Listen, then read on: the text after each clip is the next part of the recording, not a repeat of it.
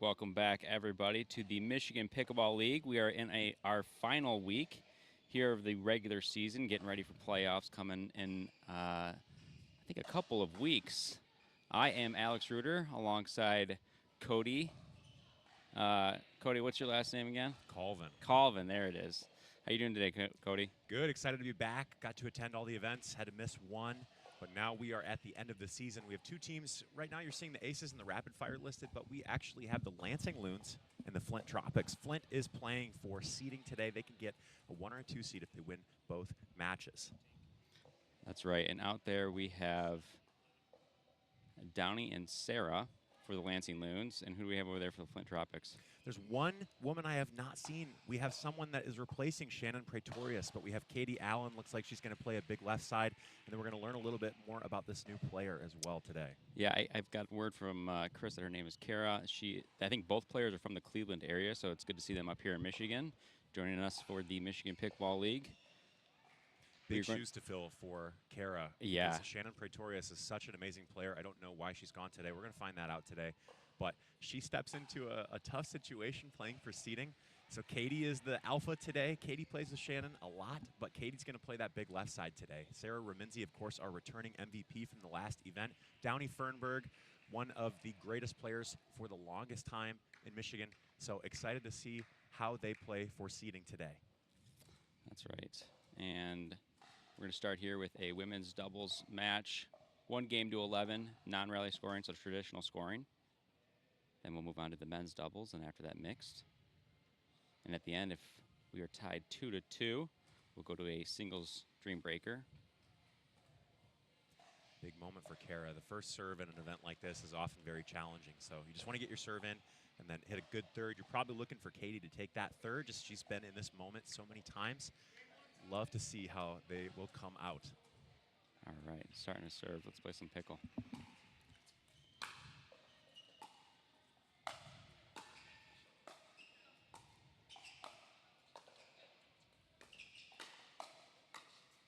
I love that start, but the nerves just get you a little bit. And, of course, when you're playing in a new situation with a new partner, who takes that middle ball?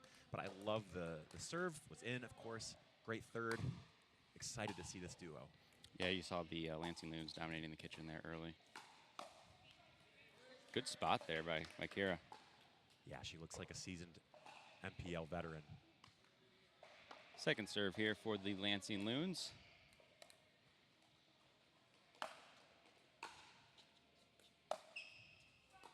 Drop. And we have our first point. We'll see who they assign it to. 1-0-2.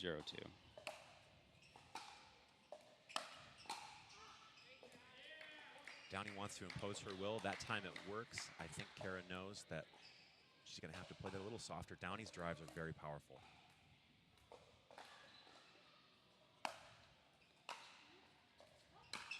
That ball was just out. Yep. Downey called it. We've got 3-0. Remember, we're playing up to 11, so this is a good hot start for the Lansing Loons. Absolutely. Ooh, really good Big deep serve. Love that job by Kara staying in there. Downey is obviously targeting her. She assumes Kara's going to be the less experienced player, but Kara is a high-level player. Flint has found a gem to replace Shannon for this day. That's right. And we have 0-3 on the one. We'll get the scoreboard figured out here, guys. And the Flint Tropics are on the board. Good point there by Kara. Yeah, running to a volley. That's a tough shot, and I love that she is taking the middle, letting Katie play a little less court. Doesn't have to play a huge left side. Love that for gender doubles today. Are they stacking, Cody? They are. Just out, another point. Yep, goes for a little too much. Good response here by the Tropics after the Lansing Loons came off to such a hot start. Absolutely. 2-3-1.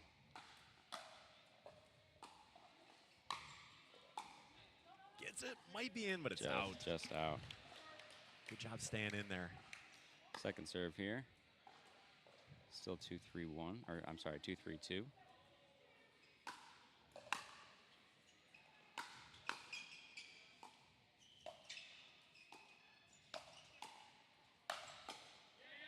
Good power there by Downey. Yeah, Downey with the big right side. Looks like these girls are going to play straight up on defense, stack on offense.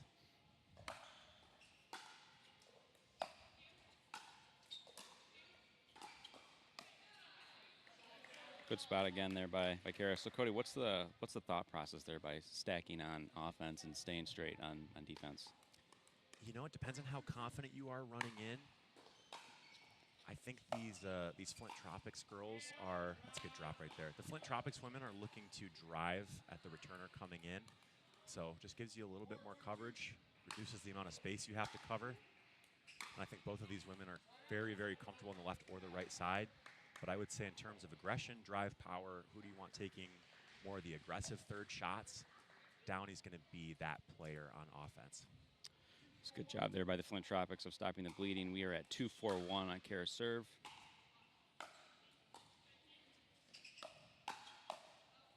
What a rally. Downey in rhythm. She is in rhythm. Yeah, the Tropics want to keep spreading the ball around. They're going to a lot of different spots, but Downey is dictating. Her point construction is excellent right now. Love that spot from Kara. Like it seemed to get a little bit lucky there with that middle ball, kind of cross each other up in terms of who was going to take that. Tropics are setting points up. Just have to be able to finish, and that's one of the challenges of a newer partnership. I'm sure these girls play together, but I haven't seen them play MPL together. And there's the ball that she wants, and she steps into it. Just like you said, if you can remove that hesitancy just a little bit, especially with Katie on the left side, this is going to go well for them. Got a tied game here, 4-4-2. Slice return. What does she do with it? Drives it. I love that slice return. I do too. It just gets you so far ahead in the point when it has that much nastiness on it. It gives you more time to get to that kitchen line. It's the MacGuffin return. Yup. 4-4-1. Lansing serving. Wow. Good defensive point there by the Tropics. Yeah, and you know, earlier we said that Kara might not be able to swing so hard against those drives when she's playing defense, and now she's kind of figuring out how much she can really swing on her two volley, so that's something to watch the rest of this game. Do you know what ball they're using? Is it the Lifetime ball? I believe it is. Good question. That ball does play a little bit faster, especially indoors. Yes, it does. And just like you said, navigating and negotiating the middle is going to be something they're going to have to figure out on the fly here. 4-4-2. Flint Tropics serving.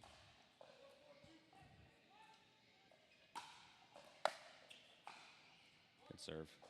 Yeah. Downey may have just been moving a little bit too much through that return. Yep, you can tell she really wants the aggressive returns, but sometimes those are lower margin. And Alex, you're a high-level player, I'm told. How important is third shot drop percentage in a format like this when you're playing to 11, no rally scoring? We'll go to that after this point. Oh, attacks. You know, I am still kind of hung up on the comment of me being a high-level player. Was I wrong? Am I wrong? It's going to help me sleep at night, the fact that you said that. I'm more of a moderate player. Okay, copy. What was the question again, though, Cody? We'll come back to it here. All right. Okay, Kara on the left. Love that choice because I think she's just getting in rhythm, and you can tell she's very comfortable with point construction, and she's looking ahead in the point. Katie can do that, but Katie's just used to playing with Shannon, and Shannon is almost like a male player and how much she dominates the middle of the court, so I really am enjoying seeing Kara on the left here. 5-5-2. That's a great drop. Really close match here. Oh, my goodness, what amazing volley space here. Oh, Wow. and who takes the Good middle there? point. Kara seemed pretty comfortable there on the right, Yeah, she's or the left rather. Yes, she is much more comfortable there. And now they're going to put Katie back on the left for offense. I would expect them to put Kara on the left a little bit more today on offense. I think that's working well for them.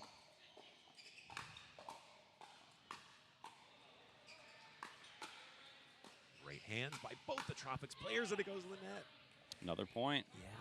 And I think, honestly, and again, I don't know Kara's game right now as a player, but Katie's really high percentage on third shot drops, and I think that's why they're putting her on the left. And Kara looks to be a more aggressive player. She looks to like she wants to volley harder, and I think it's working for them to have her on the left on defense, but we have seen her miss a couple drops, and I would guess that's the calculus for putting Katie on the left on offense right now. How long does it take for new players to kind of get acclimated to playing together and deciding who's going to be on what side and who's going to take the middle ball? Forever. Yeah. I think you watch the PPA and you see almost every pairing. I mean, Ben and Gabe are still figuring out who takes the middle, you know? Yeah. And Ben's looking to take the middle, and he'll go there, and then Gabe will snatch it right from them. So, you know, I think when you get someone like we're going to see the Vipers today, right? We're going to see Casey Cullen. When you're dating your mixed partner and you've played with her for years, then I think that's a little easier. But even then, sometimes they're negotiating that middle ball. So I think it's a lifelong process. Yeah. There are so few partnerships who have it totally figured out. And you just got to feel each other and feel where the rhythm is and, you know, not have a big ego. Whoever's hitting better, let them take it. Put them on the left sometimes. Very good. All right, we've changed ends here. It is 6-5 second serve for the Flint Tropics. They were able to, after coming out to a 0-3 start, turn things around. Yeah. Get the lead on the end change. Yep. A little bit deep there. 7-5-2. See if they can keep the rally going here.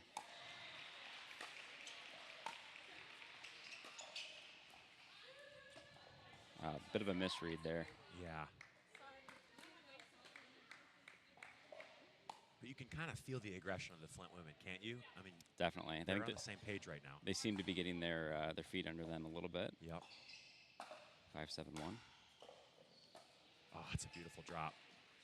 But she handles it so well, Kara does. Ooh. When you have someone like Downey, now the reason they're down, Alex, is because they are going for some of those lower margin shots, big returns, big drives. But then you get a point off of something that's such a heavy slice, and it's like you can't really say it's not working for them, you know? Yeah, I mean, and just like that, they've come back and they've tied it. It's Right. 7-7. Right.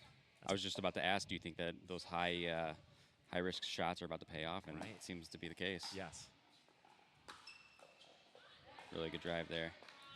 Yeah, and often Sarah, as we saw 2 events ago when she was MVP, she's going to destroy that ball. And that was just a little slower than what you expect from her. And so that's why it's hard to time that Tui volley perfectly.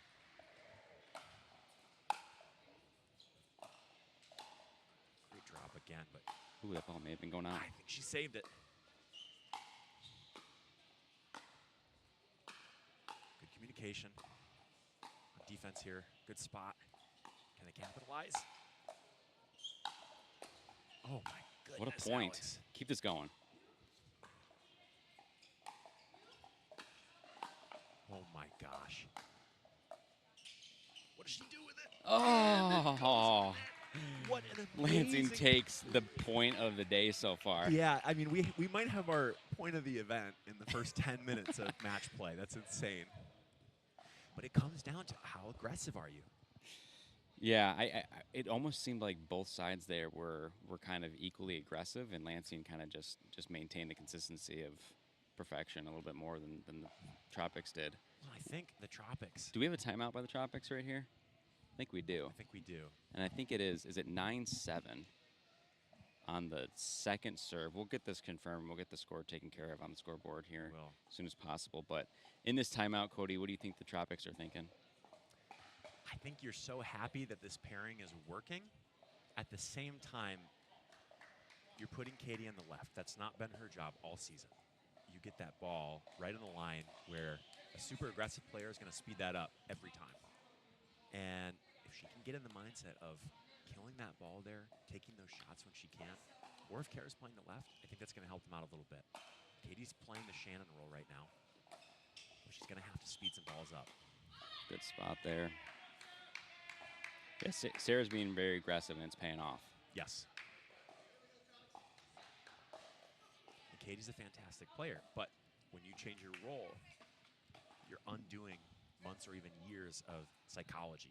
Yeah, you instantly become uncomfortable. Yep. And they've done it. They have taken Yeah. game 1 here. Yeah, the Loons imposed their will. And I think even though some of those shots were out and even though some of the aggressive shots didn't pay off for them, the chemistry they have and the knowledge that they're going to try to attack the ball whenever possible, I think that's really helpful. And I think Flint just has to figure out today, what are the rules? What kind of balls do they want to get? What do they want to speed up? It's hard to talk about that on the day of, because when you're playing these matches, Alex, I've played with a couple of these pros, they go by so fast. It's not like us when we're going to the park and playing rec play. Yeah. Even up to the 4-5, even the 5-0 level, like this is a different speed. So you don't really have a lot of time to change your approach to the game. But I think they got a lot of good information there. It almost seemed like at the end change, they got a little bit more uncomfortable. And I'm wondering Yeah. if there's a side that's a little bit easier to play on. Interesting. Yeah. Kind of something to keep an eye out here. Yeah. What we're looking at, we have a lot of courts in the background, so there's a lot of eye candy. When you're on the other side, which is where the Tropics started, you're looking at more or less a wall and us. And I'd like to think that we're very distracting, Alex. Oh, I'm certain of it. Because of our devilish good looks. Absolutely. But I think they were staring at the wall and we blended in with the scenery, so that's a very good insight. All right, we are moving on here to men's doubles. The Tropics are going to look to turn things around and tie things up, and Lansing obviously wants to keep this this momentum going. What do these players bring to the table? Let's start with the Tropics with Chris Walker. First, I'm going to say that I am unfamiliar with these two Loons players. We're going to get the Okay. names, but I have not seen them play. Now, again, I wasn't able to make the last event, so I'm catching up on some of the MPL lore from this season, and I'm sure I'll learn a lot about these guys, but I can tell you that one of them with the Perseus, they both have the Perseus, the one without edge tape, that might be one of the tallest pickleball players I've ever seen. So based on that alone, I think this is going to be an interesting challenge. We know a lot about the Tropics. The Tropics they have one of the best men's team in MPL. You have Chris Walker and you have Nick Romano. Nick is probably about a top 100, top 150 player in the world. He's played PPA, he's played APP, he's played Challengers, and he's done very well. We joke that Chris is El Jefe. So Chris runs this league. He is El Jefe, Yes, for sure. and he has kind of two personalities in the court. He has Mr. Walker, Christopher Walker, as I'll say, which is a guy who can drop and reset and dink probably better than anyone in the league. Soft game is probably more advanced than anybody's. I'll get flack in the comments for saying that, but he is just so consistent. Then you have Nick, of course, who's one of the alphas. He's a top 3 player in the state. He's one of the best players in the country.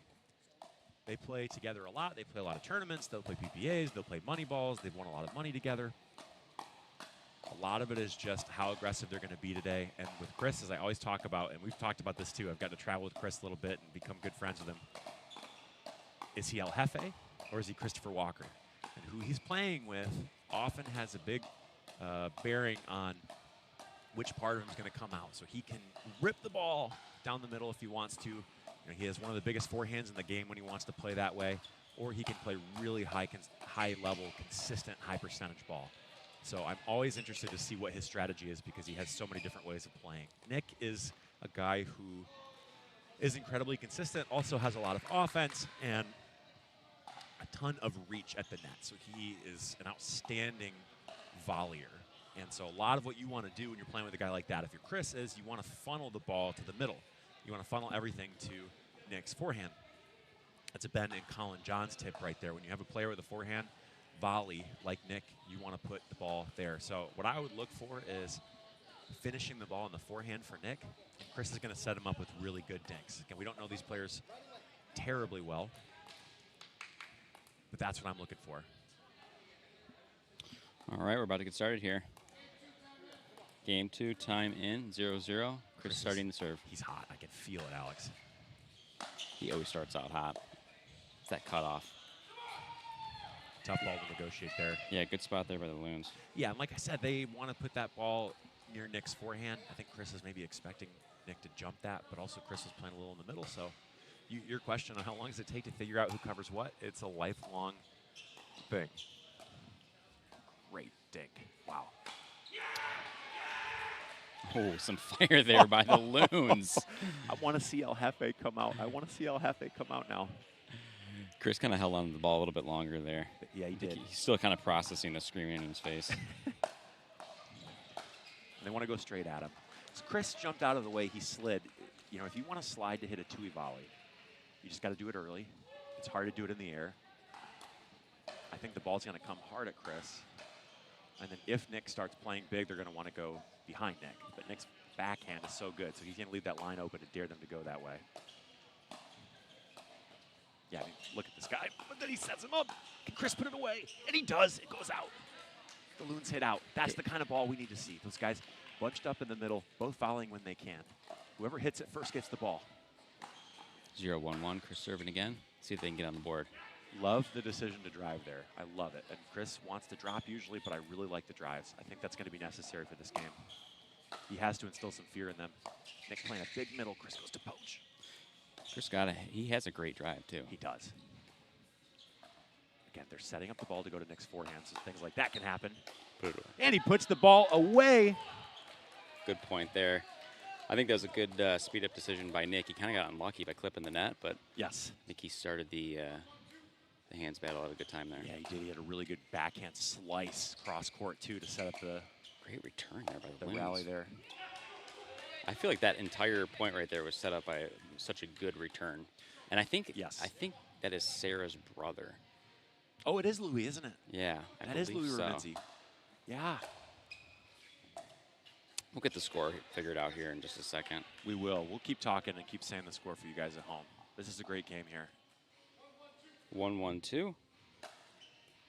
Shorter serve here. High drop. Can't give that to Nick.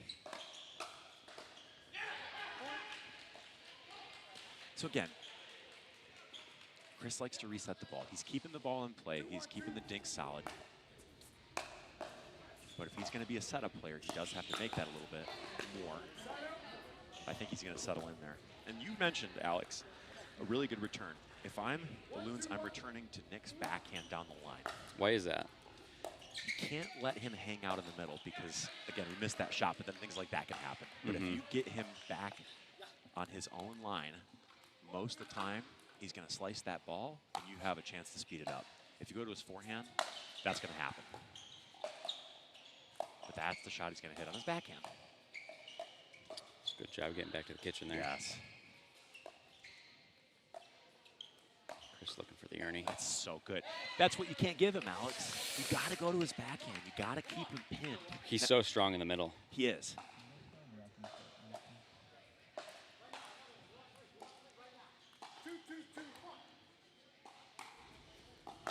There's that return to the backhand, but that slice is so good, and he knows where he wants to go. He gets it. Defensive lob.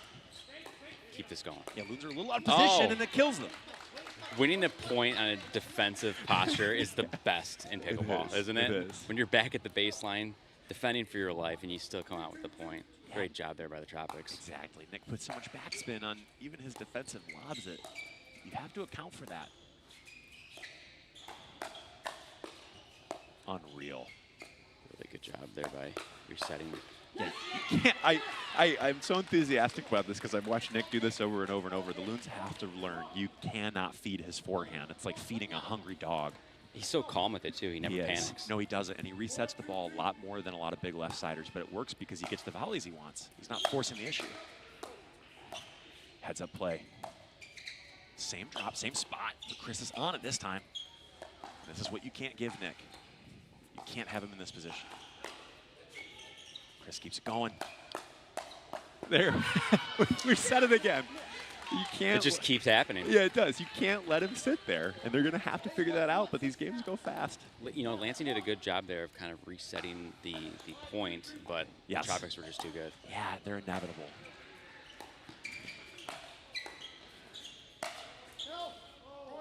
Oh, my goodness, We may have Alex. a challenge here. I don't know. Did you see it?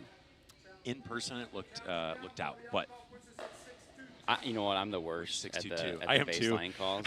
I am too. I mean, if my life depended on making a correct call, it's a coin flip. I agree. Okay, so they came into this game. We've seen this all season. Like, you get a strategy, and their strategy coming into this game looks to be return the ball to Chris. The problem is, Chris is playing aggressive in a small area. He's playing an aggressive right side, and historically, sometimes he doesn't. Sometimes he wants to reset and feed his partner. He's doing that really well today. We're going to look at this. Oh, that. Let's see. Maybe Challenge on is this going to shot. come up right here in this shot. Let's see what we have. It's challenging call. Might not be enough to overturn. That's going to be the challenge for this challenge. We're looking at it. It looked out in person to me, but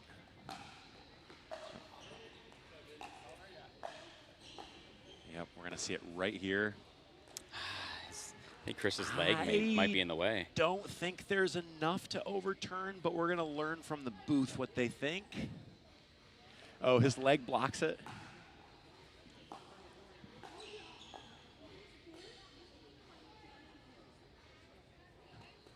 Okay, so we're going to learn from the booth.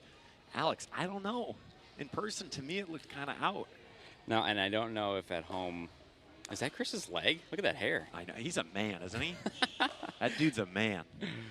Oh, man. Okay. I don't, if you guys at home heard it or not. Oh, that's, that's my you. arm. Okay. You know what? I don't know why we're looking at you right now. I'm fine with that. I knew whoever skinned that one was a real man. Okay, so me. you're the guy. That's a nice hairy leg. Oh, here we go. This is going to be the angle, I can tell. Now, it has to be clear and obvious, just like the National Football League. We had a call because we have an end change. And Nick stepped in. It's almost as if these guys know where the camera is, Alex. Yeah. We're going to have to go frame by frame, close up in front of also a manly appendage, by the way. Yeah. Another one. All right, let's see here. Nick's butt right there, too, so that's getting some showtime. Keep your butt out of the way, Nick. Guys, don't skip leg day because you could get caught like this, all right? Right? I know. I mean, that's more important. Yeah. I think that ball's in. Is it? No, you know what? I'm going to go with out. When they sped it up there a little bit, it looked out. They're going to have to go frame by frame here. It goes ultra slow. We're still waiting on the call. I don't know if people at home heard, but we kind of had a little bit of a live look in with the truck trying to track down this replay, and you could hear they were kind of struggling too with the positioning of the players and where the ball went out. I mean, this is a really tough call. Yeah, and that ball's compressing so much here that it's just hard to tell.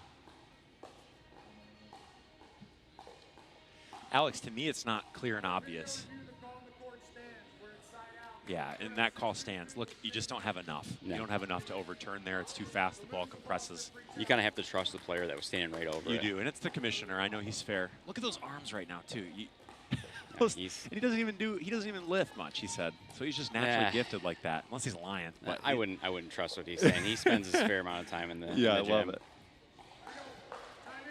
Okay, so you got to go backhand. You got to go to Nick's backhand. That's the adjustment here. 6-2-2. You can't feed. See if Lansing can get out of this. Yeah. Keep it off Nick's backhand. Or off his forehand. Yep. Good spot That's there. the thing. I mean, that speeder comes out of nowhere. It does, but you know at a certain point he's going to pull the trigger, and he's getting you out of position because he's thinking so well. Chris knows where Nick wants to be, so Chris is setting Nick up, but these guys are just so hard to play together. That's a close call, but that's where you got to go. Yeah. And the thing is, you have to return to Nick's backhand, and Nick has a fantastic backhand cut, but you have to keep him at the baseline for as long as possible. That's what they haven't figured out yet. If you keep going to that forehand, it's going to be game over. Tropics are 3 points away from taking this one and tying it 1-1.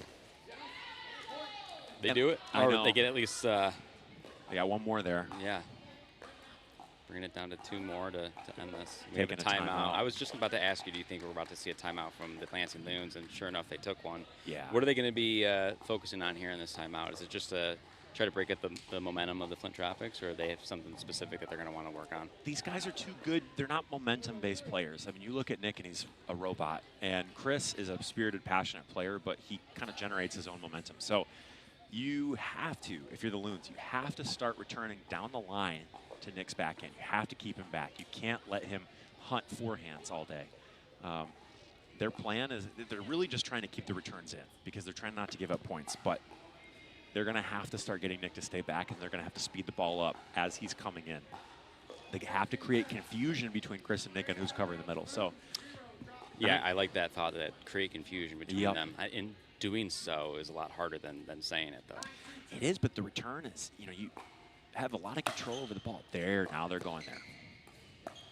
See, so they have made the adjustment. But the consistency on the two-hand dink going cross court with Nick. Yeah. Plan was right. Execution just didn't follow through. Yeah, they got ahead of the point, but they're getting behind so fast. So you got to go down the line to his backhand, and I think he might have tried to do that. We got game point here. Right, now they're keeping him back, which is exactly what they have to do. Wow. So that's the calculus, Alex. Yeah. You return to keep Nick deep, and you speed up the ball as they're coming in. That's the only way they're going to 210 here. That's the only way they could possibly claw back. Yeah, and clawing back is going to be doing so up a mountain. Yes. Because just because you can force a side out doesn't mean you can score points on these guys. Correct.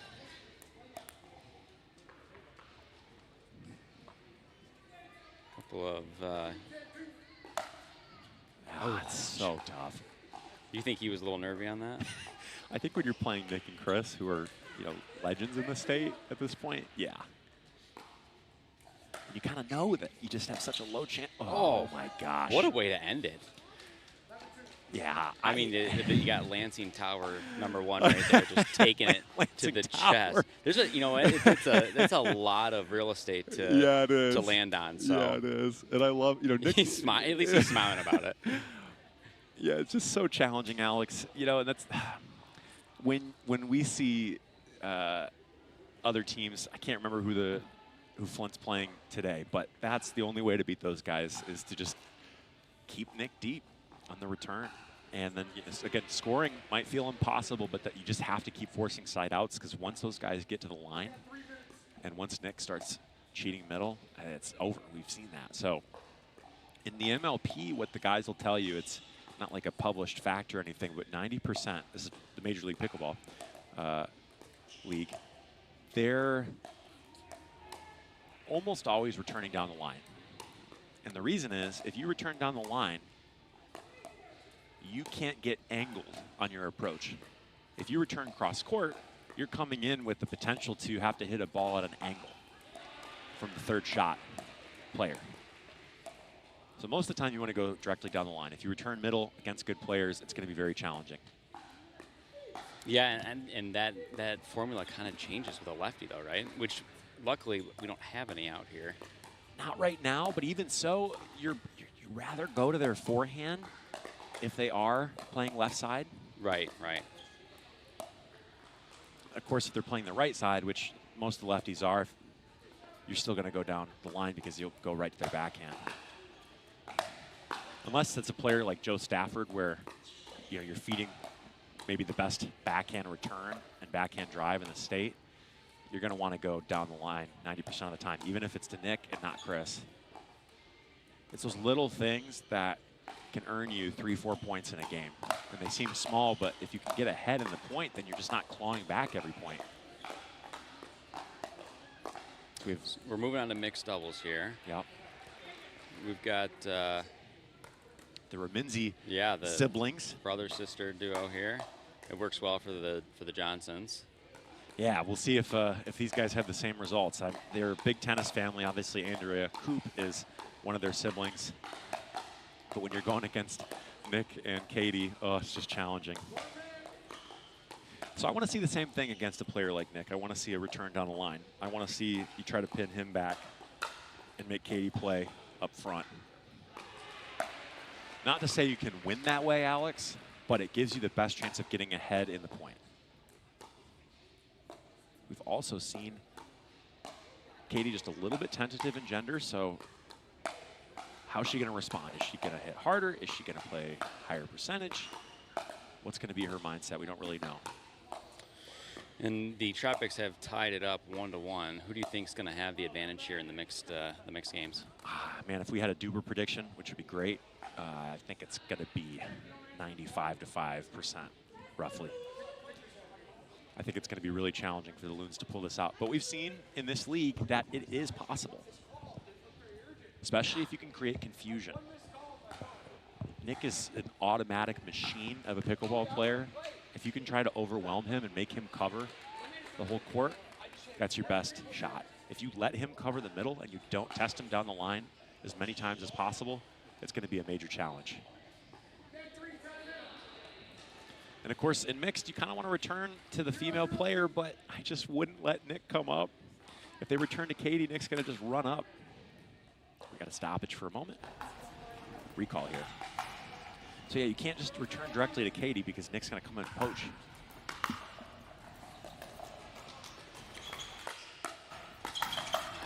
Nice So good. Katie. Yes, and she resets it. Keeps it in play, makes a move here. Good dink too. Off pace, speed up. Oh, is that gonna? Nope, that's Oh. out. Okay, yeah, this is so challenging, Alex. You have to return to Nick at this point. Probably try to go to his backhand. You can't let him come up and poach. 1-0-2 here. Either down the line or to his backhand. It's just a little too middle on that return. But they get it. So What a roll bank there. yeah, that's fantastic. It's going to be surprising and unexpected shots like that that are going to give you your chance to win this for the Loons. How do you even make that shot happen? I think you know that Nick doesn't want to. Oh, it's tough. He had the chance. He set it up. He got it. I think you know that Nick is playing so far middle whenever he's playing because he's such a good player that his backhand's almost always going to be open if you can go with pace there, but it's just so hard to hit a cross-court dink with pace like we just did. Ooh. Sarah smoked that ball. Yeah, she did. When she's on, oh my gosh, those drives are very difficult to return. Okay, now, Good hard well, serve. yeah, the middle return's tough, but you're keeping him back, and that's what you want to get here. Can you get that hard cross-court dink if you're Louis? Keeps it in play. It's in. Can't reset it. That's a good point. Yeah. These are very aggressive points. They are. And from a theoretical perspective, Alex, if you can't dink to Nick's backhand because he's speeding the ball up, you have no advantage. So there he's going to the well again. But Oh, another yeah, he great. gets that shot. Okay, so He set up that side out with that roll dink. he did. So we know that because Nick's playing in the middle, in theory, I won't say in practice because good luck trying to get it. In theory, if you hit that hard cross roll dink, that's your best shot here. But then, Nick then he was gets wise to it. He was so loaded up for that shot. My goodness. Yeah, then he gets wise to it. And he's smiling because he knows. Yeah, that shot feels good when it's successful. Oh, yeah. Especially when you got beat twice down the backhand line there, across court. Oh, I thought he was going to do another roll dink. I know. I can't tell where the ball's going when he's hitting it, which is great. Sarah just trying to keep it going. She's a very unique backhand dink. Yeah, I see that. Oh my gosh. So under control too. Amazing, isn't it? It is. I mean, that's also, just going back to Sarah's backhand technique, it's kind of the nice part about pickleball is we're still figuring out We are. what the actual right way to do things are, and it's changing. It does. Every month it changes. That's where he needs to go, but Nick's ready now. But the middle's open right now.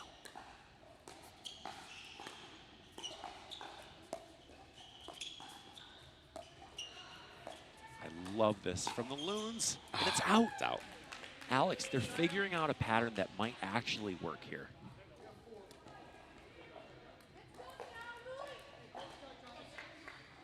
Keep Nick honest on the backhand, open up the middle, go middle, and then if you get the backhand open, take it. If the middle's open, take it. Easier said than done.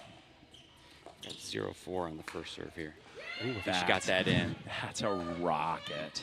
They're on the board, Cody. How important was that point? So important, but they figured out a pattern that works for them. They're neutralizing Nick's big forehand in the middle because they're making him move around every point, no matter what.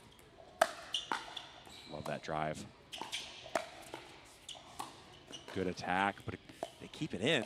That's a scrappy point. Yeah, and you can't beat Nick there. No, you cannot. It's good defense there by the Tropics. It is. I mean, Nick, his timing is just so impeccable. His fiance's a ballerina. I call Nick a ballerino because he's so light on his feet. Good drive. 2 drives in a row. Goes back to the cross court. Well, can he stay? Cross court with Nick Romano. What a speed up. Okay, so remember how I asked, will Katie play tentatively or will she turn the dial up on aggression? I think we're seeing. I think we have our answer. Yes, we do. 4-1-1. Slice return hard. Nick's seen that a million times, though. Beautiful backhand for the Loons. Man, I wonder if spending 25 years together as siblings or however old they are, I wonder if that helps. Because they have a really nice mind meld here. I don't know which one's older. I don't either. I can tell you this, though. If I had to play with my sister, one of us is probably not walking away. And everything would be my fault. How long can Sarah survive? Can Louis capitalize? Oh, tough. Good spot there on the backhand by Nick. Louis saying dumb shot. And the thing is, if you get a very slight pop-up from Nick Romano, you have to kill that ball. 1-4-2. And he was thinking reset the ball. And you don't get a pop-up from Nick. This is the first one we've seen all day. Yeah, you got to take advantage of it when you do get it. Tough. Good job by the Tropics there, keeping them back. So Alex, they have a defensive strategy that's working for them. The Tropics do? The Loons do. The Loons do. I mean, it's not working perfectly. It's 4-1-1 here. I mean, they're for the most part, it seems like the Tropics are dictating a lot of these points, but the scoreboard is not necessarily reflecting that. Correct. And a lot of it is just keeping Nick honest cross court. And that's easier said than done, as we've said. But then you're trying to open up the middle. Now Nick goes back to the middle because he's such a good player, and then you try to hit the cross court roll dink. So against someone like him, is the middle or even the line truly ever open? Not really. Can you get him maybe one step late? They have a few times. But again, scoring points on a team that is that talented and disciplined defensively, that's a different story. If this were rally scoring, Alex, this might look different. Do you think they're changing anything up here after this timeout? If it's me, I'm going to try to attack Katie hard down the line with a backhand drive. That's what I want to look for, because Katie's cheating in just a little bit, and they've hit directly to each other. I think you got to pull Katie out. It's a good serve. Yeah, you got to get returns in. I mean, that's obviously number one, but you got to pull Katie outside. Try to open that middle again. That's twice now they've come out of a timeout and lost a point. Yeah. I think twice. Got to pull the trigger if you're Louis pretty quickly here. So I want to see, yeah. Oh. Just push that lob out. Yeah, if I'm the Loons, I'm not hitting down the middle hardly at all the rest of the match. The rest of the game, rather. That was one of those interesting offensive lobs. It didn't work out, but I'm a fan of the offensive lob. I think it can work, and oh, what a drive, my gosh. Oh, and he gets the cross court. Can she put it away? And then they don't finish. He goes for too much and he misses the line, Alex. Oh, that's so challenging. They're getting themselves an opportunity, but they're not finishing. Yeah, it's those finishing shots. We have 6-1-2 on the end change. Tropics are dominating here. What do the Loons need to do to turn things around? You got to start pulling Katie out on the line. You really do, and you have to keep pulling Nick to his line, and then you have to try to go middle. And if they cover middle, then you go back down the line.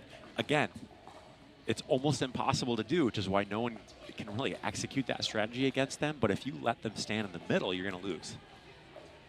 Louis' cross-court roll dink is incredible, but he's got to use it not as a survival strategy. He has to use it offensively and then speed the balls up that he can. And he's putting the ball away okay. He's got a couple misses, but it's about speeding the ball up when they're out of position. I've noticed Nick also taking that backhand roll thing from Louis and putting it back on on Sarah's paddle, so he's not giving him an opportunity to really get in that cross-court dink battle. Right, and so if Louis gets 2 or 3 balls in a row, he's got to do something with it, right? Yep. All right, 1-6-1. Let's see if they can get something going.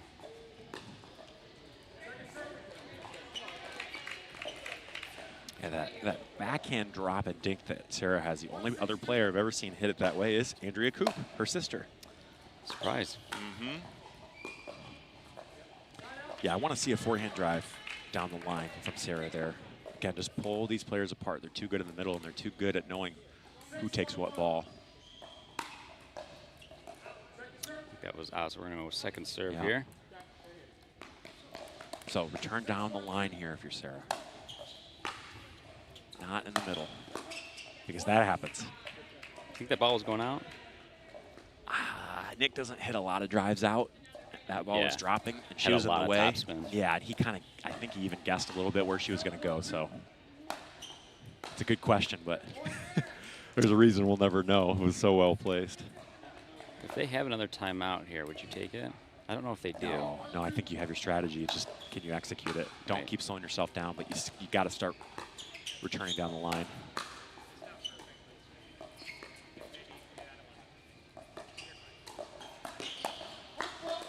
Oh, my that's so unfortunate. I was about to say great effort there by Louis, but then he foot faulted. Yeah. Let's see if we can see it here on the replay. We see the recovery. Don't skip leg day if you're on MPL, by the way. The reverse downward dog. Yeah, yoga, I love it. Yoga move. Okay, down the line, finally. Wow. That's going to get them the advantage for a bit. Okay. Yeah, you were spot on there. Thank you, thank you. Hey, you got to do it, and it works, but are they aware of it, and then do they feel confident going for it? I'm telling you, if you can hit that, you might not win or even get close, but you're going to have the best shot. Oh, what a good overhead, my gosh.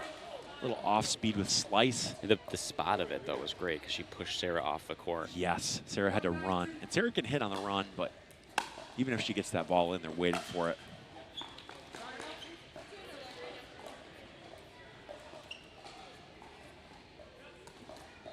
Okay, again, the return game.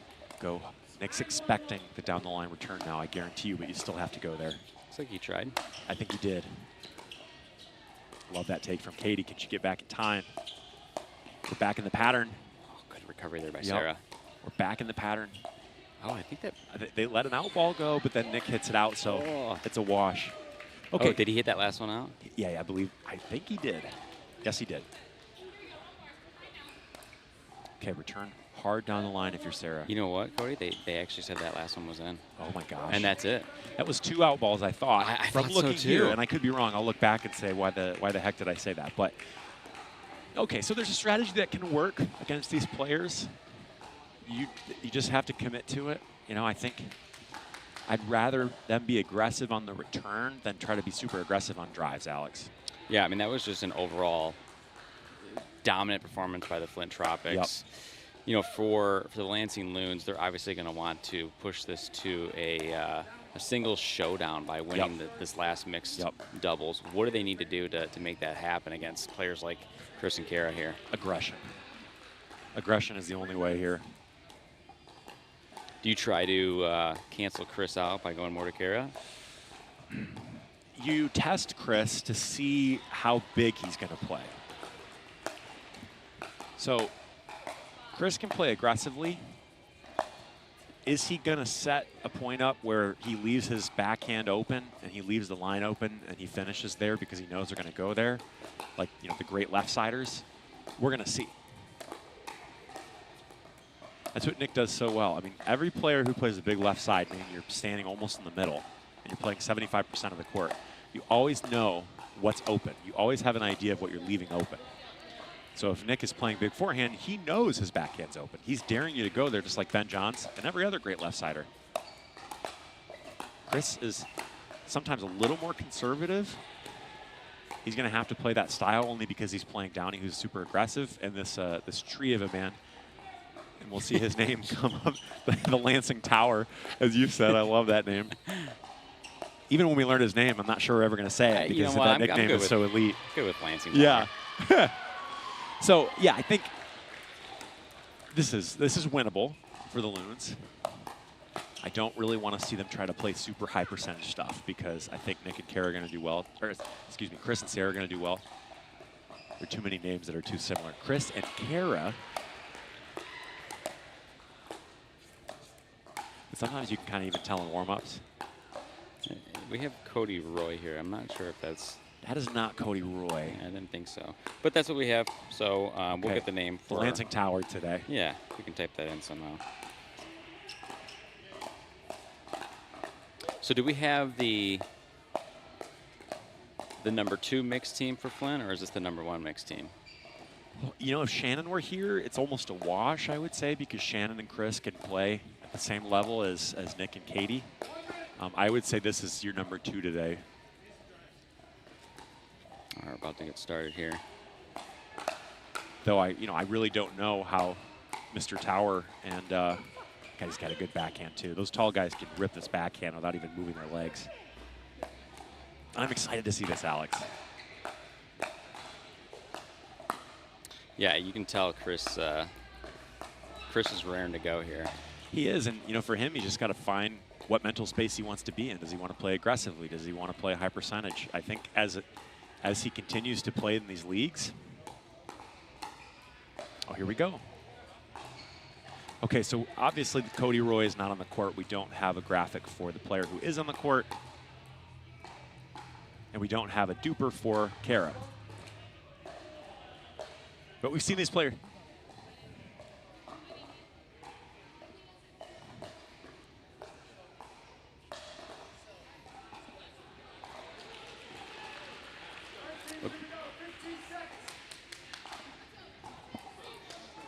Looks like the Tropics are going to be starting on the Booth side here, and I've not seen necessarily a pattern with one side being easier to play on than the other. No. And being indoors, obviously, we're not dealing with weather, but this is more of a vision question with all the courts being in the background. I do think it contributes. It does. I know for me it does. I'm sure with these higher level players it can, but they're able to play through it. Right. Okay, so when you get an immovable object like Nick Romano, you have to play. You get maybe one strategy that could work. When you're playing players who are great but aren't playing PPAs every other week like Nick sometimes is, sometimes you can bang the ball and hope for errors. So I'm assuming. Oh my, Lansing Tower. Yeah. Oh, did he foot fault him? Oh, I did not see a foot fault. But they're calling. It looks like they're calling a fault. Wow. I mean, that was a very aggressive Ernie there by the Lansing Tower. Oh my gosh. Kara is undeterred. She goes, oh, the fence. Get those fences out of here, Alex. I was playing with somebody recently, and I told them that we should explore putting sand pits on the side of pickleball courts so players can just dive right into it. Like beach volleyball? Yeah. I love it. Oh my gosh, my legs would be done after doing that 3 times. I love Kara's attitude. She seems so cool. We have 0-1-1. We'll fix that score here in just a second. Okay. Chris playing big, gets a good drive. Yeah, good drive. Good spot, going cross court, and it's out. Okay. So if you are the Tropics, there are a few strategies that could work. I think you're probably expecting your team to make fewer errors. So you can play a lot of different ways. Good eye, good leave on that. I mean, that ball is hard to leave because it's not necessarily going up when it's passing you. It's still going down. Yeah, exactly. Tower's going to have to start pulling the trigger on speed ups if he wants to stay in this. It's 2-1-1. Oh my goodness! That stays in. It's like she didn't even have a plan for what to do with the ball, but hit the perfect shot anyway. Well, and her hand stayed soft that if the ball stayed Crazy, in. Right? Mine would sail if I tried to do that. Me as well. I'll ask her for a lesson after this. Good slice drop. Good reset. Good dinks. Going toe-to-toe with the Tower, but he gets her back. He put that in a tough spot, too. Yeah, he did. Yeah, so if he can make her guess on which way to slide and she tries to go to the backhand and it actually should have been her forehand, then it's a good way to win a hands battle. It's 3-1. Good spot by Downey. Downey talking her. I can't say that word, but I think did she give him a C? Which I is think usually she Chris's did. thing. I think she did. And he's not happy, but Downey was playing such a big right side, Alex, that she was literally standing in the middle of the court. She knew exactly where to put that, Yeah, too. she did. Good drop. Oh. Okay, so what did we say? Be aggressive if you're the Loons. Make them play high percentage. Get them out of their offensive aggressive rhythm. 2-3-1. That's how the tower is going to have to play, but that's a big foot fault. Foot fault again. When you're 3 miles from the ground, Alex, sometimes it's hard to tell where your feet are. Yeah. We have Mike there on the call. He is from the APP. He's doing a great job so far. We love Mike here. Oh, what a return. Yeah, gave Chris a lot of good time to get back to that kitchen line. Yep. Okay, I love seeing Chris play aggressively. But then it shifts Kara's responsibility to be more of a reset player, and she's also aggressive by nature. So, again, they're navigating the psychology of this partnership, and you saw it right there. How aggressive? That's the question kind of we all have to ask ourselves in this game. How aggressive do we play from shot to shot and from point to point? And game to game, because it sometimes has to change depending on who you're playing. Oh, the tower came over and took that right from Downey. Yeah, he did. There was a like lunar that, eclipse, or a solar eclipse there. Yeah. Ooh, that's a good dink, but Downey's seen it all, Alex. She barely has to move. She's so solid. Oh, what a shot by Kara. I love to see it. What a time to pull the trigger on that. So you can't replace Shannon because Shannon's one of the best players in the Midwest, but I would love to see Kara be a fixture on a team next year. I would really hope and expect that she is a starter next year. Yeah, she's impressed me so far. I don't know where the MPL finds like an infinite roster of amazing players. Yeah, that's all Chris. I mean, the guy just... He's a networker. He's a Well, salesman. he's been in the game so long and he's highly respected that people want to play with him. Yep. And he's just such a good guy. Yeah, he is. All right, let's stop glazing, Chris. No. Chris knows if he makes a bad shot, he'll hear it from us. We'll let him know. Yeah. Oh, what a slice drop, though. Oh, my gosh. Good lead there by Chris. What a setup there by Kara, too. Oh, I love it.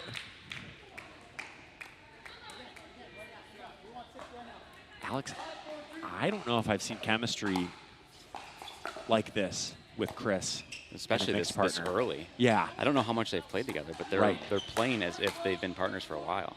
That's a third foot fault, Cody. I mean, at what point do you take the shoes off and just play in your socks?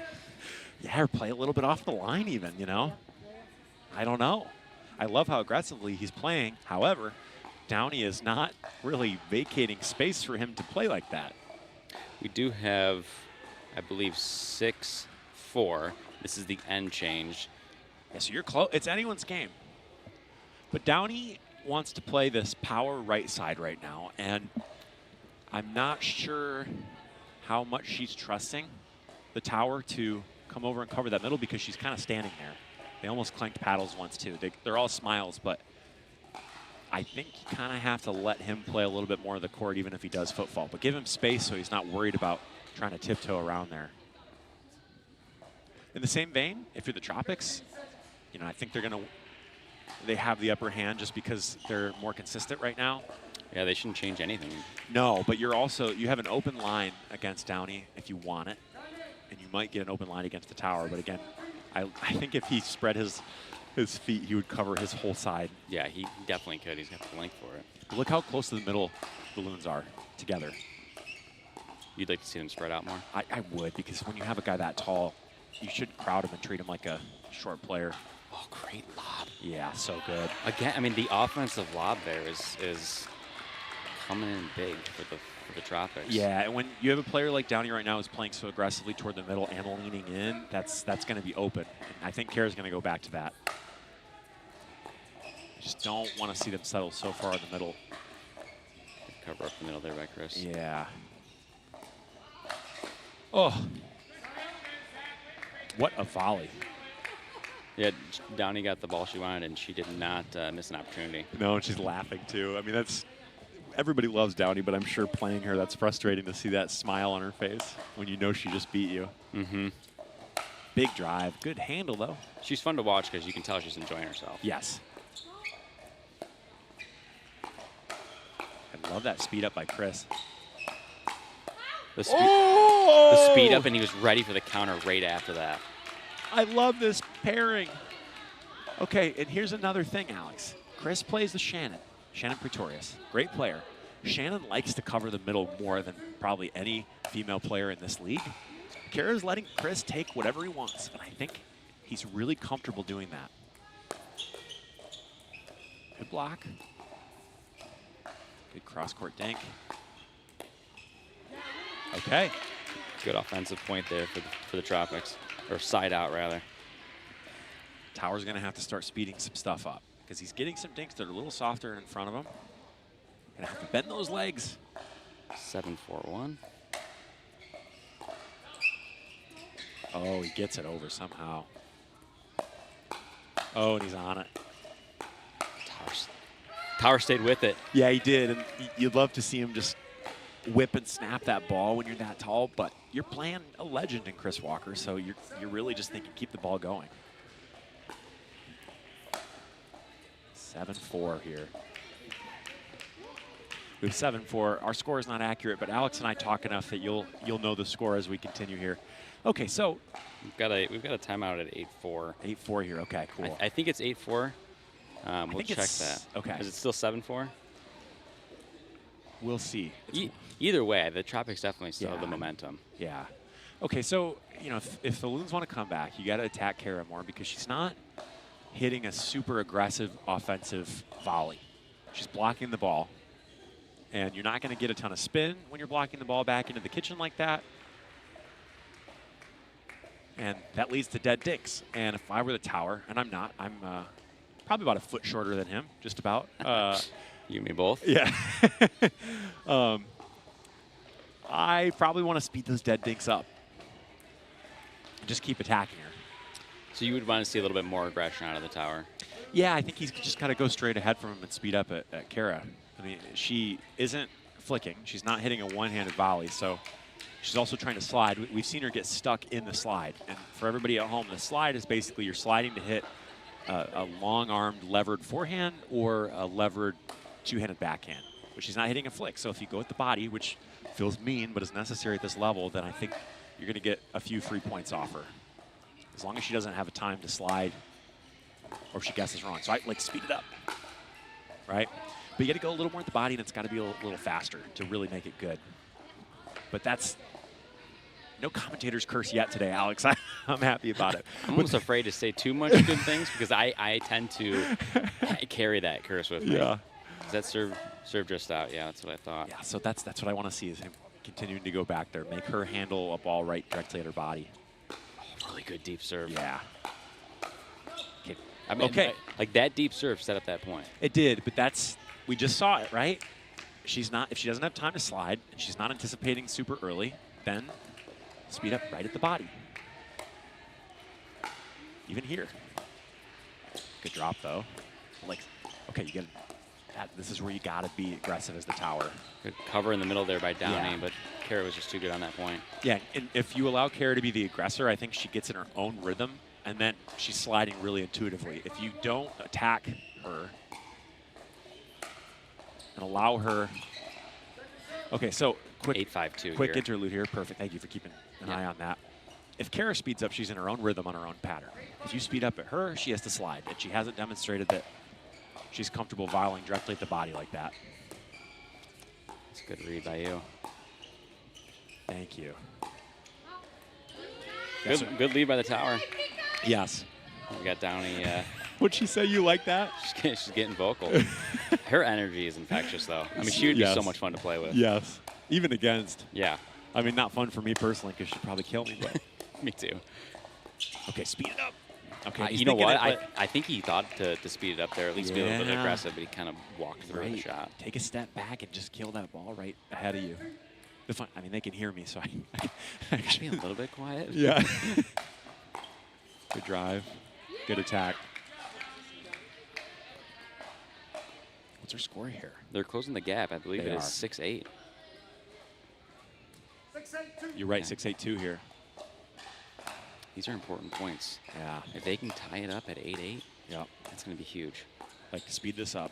I mean, that's a little short, but. Way to stay on it. Yeah. By the Tower. Finish it. And he does. Okay. Great point. Yeah, so you have your pattern here, Alex. Yep. And like I said, not to be disrespectful, but free points if you can initiate that speed up.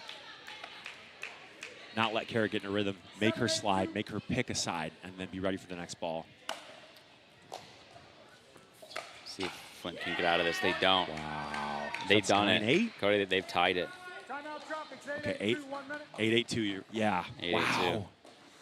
Okay, so now. And they forced a timeout by the Tropics. I mean, I didn't did. think that this was going to be this close. It looked like the Tropics were running away with it after the end change. But the Loons have stayed focused. They've put up some points. They've chipped away, and now we have a tied game. Yeah, and I'm going to say something, too. It's very hard to figure out what's working and not working when you're in the game. And if you have a coach sitting there, sometimes they can figure it out. But right now, they have captains. And so you're going to a fellow player, and is the player super confident in what they're seeing? Psychologically and socially, do they feel comfortable saying this is what you have to do? All these different team dynamics come to play in a moment like this, and I think the adjustment was made in-game, which is so challenging with how fast these games go and how fast this ball is flying at this level.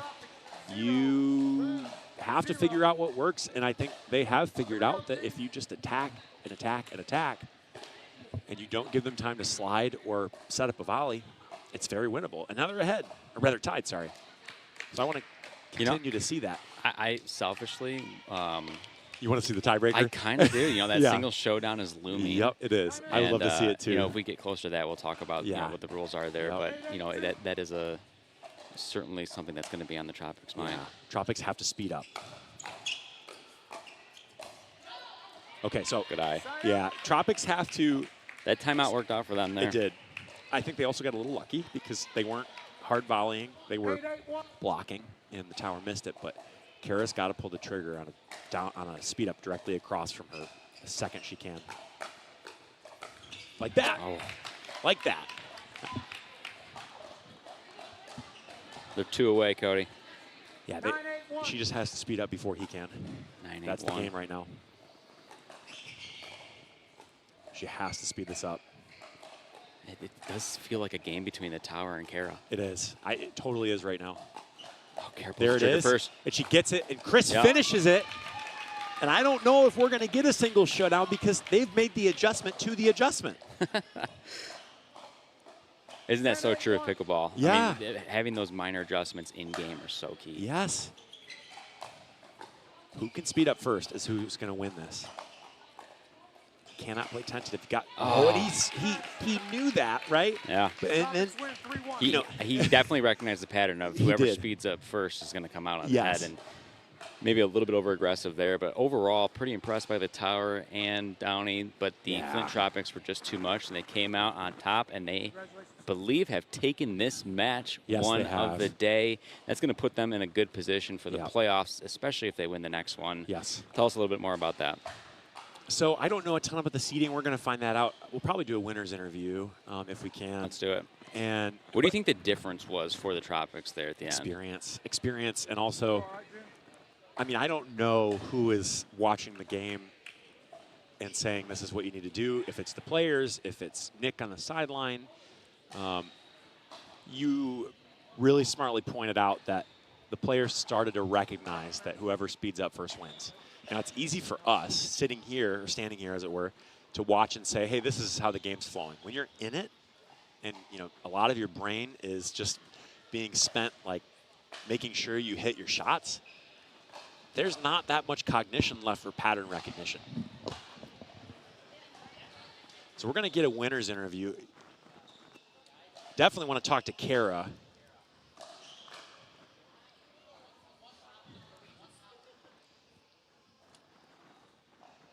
Okay, and Booth, we're gonna put a headset on Kara momentarily, so we're gonna ask you to come to the booth cam.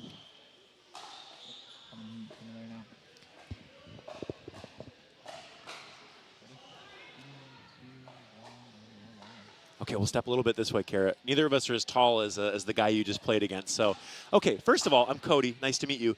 Is this your first MPL? It is, yes. Okay, do we have, making sure your mic is on. Go ahead, talk. Yes, this Perfect. is my first one. So what happened? Okay, first of all, how did you come across this opportunity?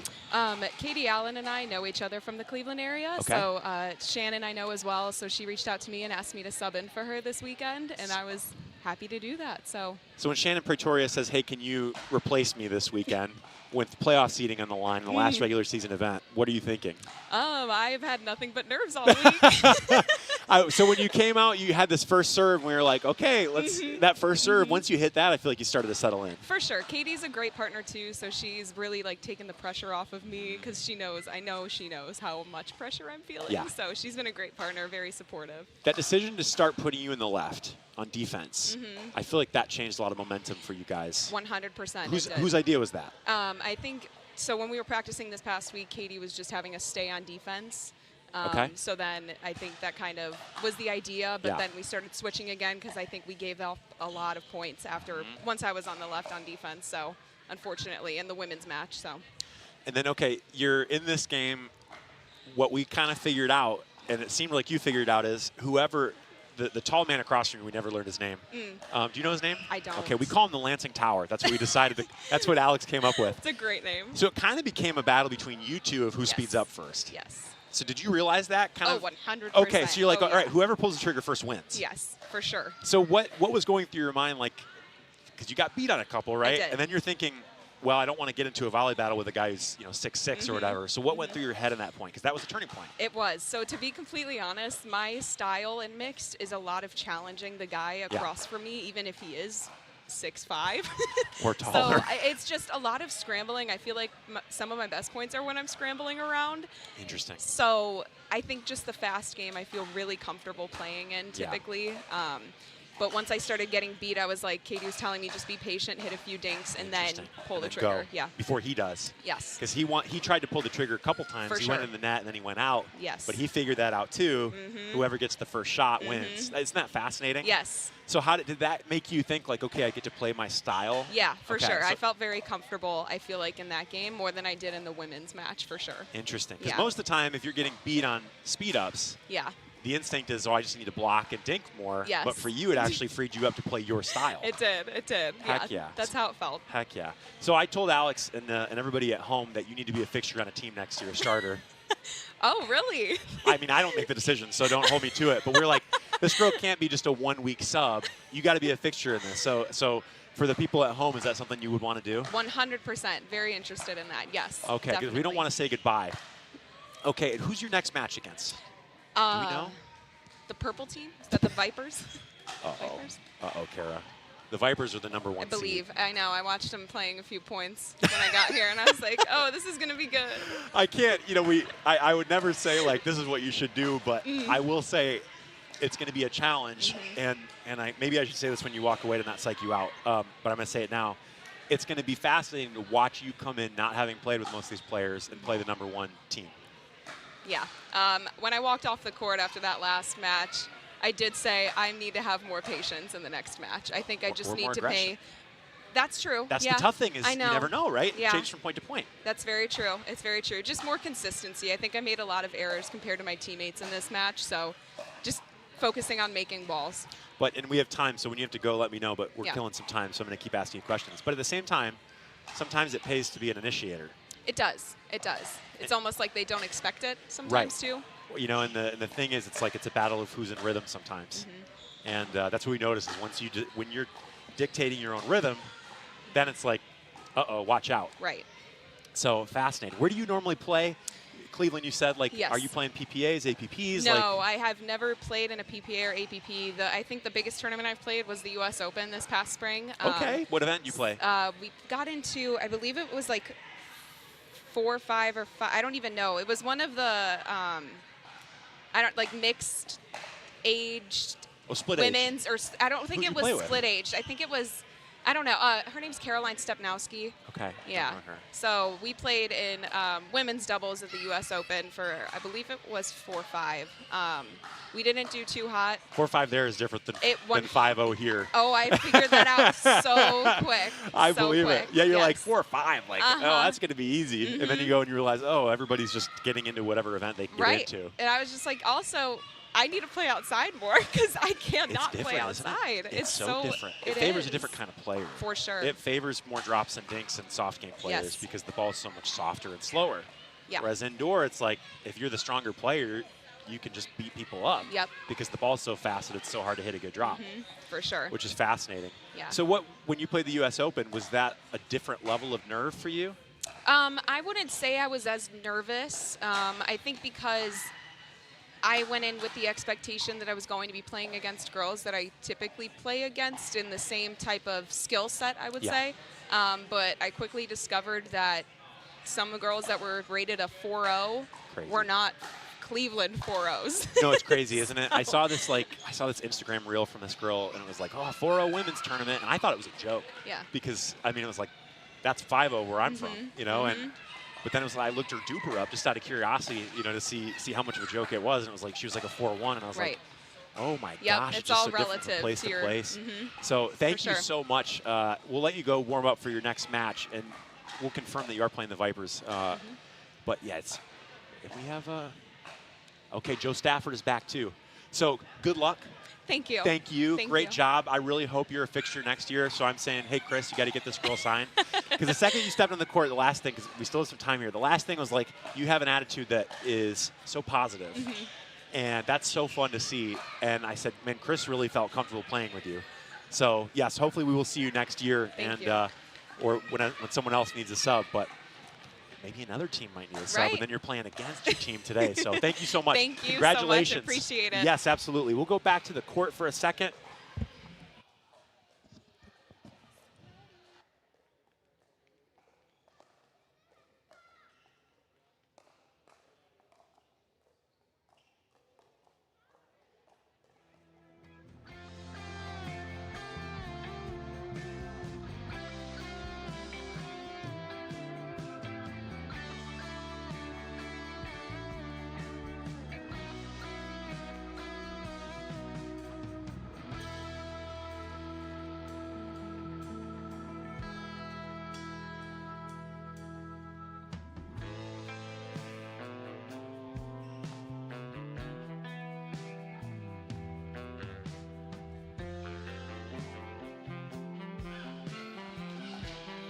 On the, hopefully you guys have me on the talk back here. We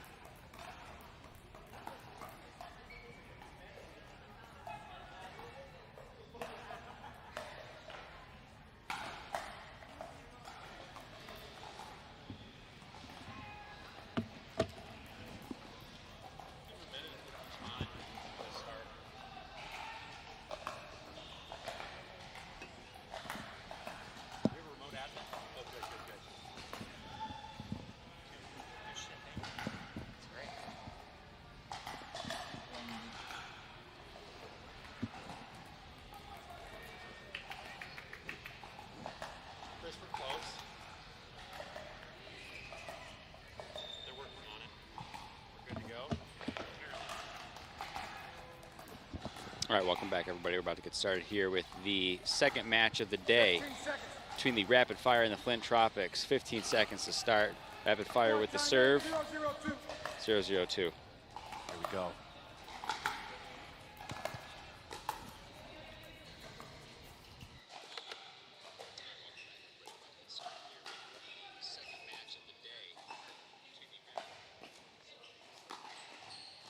Point.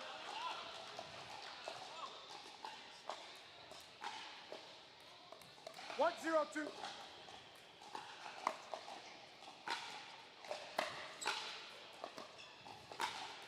Big Tui volley. Okay, so we are back. We just had to get some technical stuff cleared up there. Rapid Fire, technically Lake Michigan. They have a Chicago player in Alex Wen. 0-1-1. Otherwise, everyone's from Grand Rapids. You have Kim Tran and you have Monica Nguyen. Monica is probably she's a top player in the state. She might even be the top duper for any woman in Michigan right now. She's a up there. really solid player. Yeah. In all disciplines, too, not just in women's doubles. Correct. Very strong. Kim is about a 5-0. MPL new for her.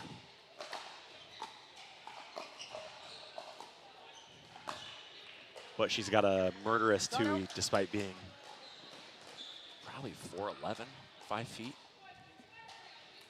I talk about that every time because it's fascinating. She can speed the ball up from anywhere. So how will Kara respond to playing these folks? And she almost had it. But don't you love that decision from her to just like kill that ball? I do. And the Rapid Fire have come out to a quick lead here. Yep. 2-0-1. Rapid Fire with Monica might be the favorites here. That's a Did deep they return. catch? It did. It didn't look like it was gonna, but it did. No, that was a great return. 2-0-2.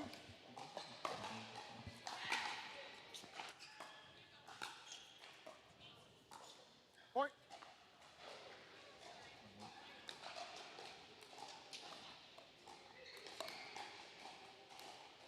3-0-2. 3-0-2 here. Yep.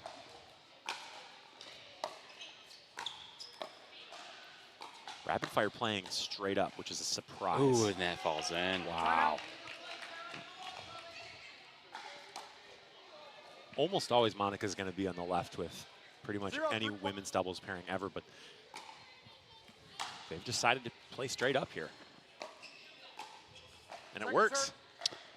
Is that a comfort thing for most players, or is it a question of who's more dominant, who has more power? Usually it's the latter, but I am sure today, with how strong Monica is, that it's a comfort thing for Kim. Yeah, that return was just out. They're both very aggressive players. 1-3-2. 1-3-2. Killer return. Yeah, I love this straight up formation here. On paper, you would never put Monica on the right in gender doubles, but in this case, they're both playing to their strengths.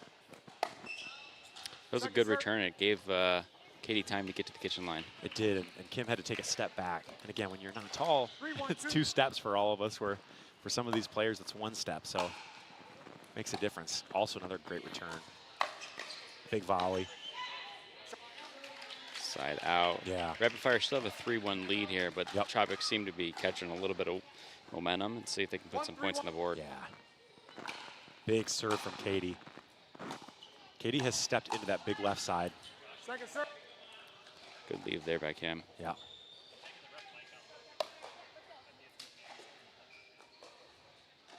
I like the talk there, too, between the players. You heard Kim go, let's go, to Monica, just kind of reminding her, they're out there together. Yep. Yeah, tough. Another point for the Rapid Fire. Yeah, you can kind of tell that the strategy for both of these teams was to come out firing. Are they switching here? Monica's on the left now. Wow. I think it's added pressure when you start on the left and you know that Monica can jump on the left at any time if you miss a shot, you know? Do you think Katie saw that on the return? I don't know. I wasn't. Oh, my God. Good aggression. I'm sorry. I'm just, you don't really see that in women's doubles, especially one-handed. My gosh. Excuse me, guys. Out of Annalie Waters, maybe. But, yeah, but even then, she's two-eating that ball. It's weird to see a woman hit you know, that one-handed combo. That's like the guy in mixed. Oh my gosh. Monica's gotta use that. The Flint Tropics have come back to a timeout here. I think this was, we'll get a score here from the ref.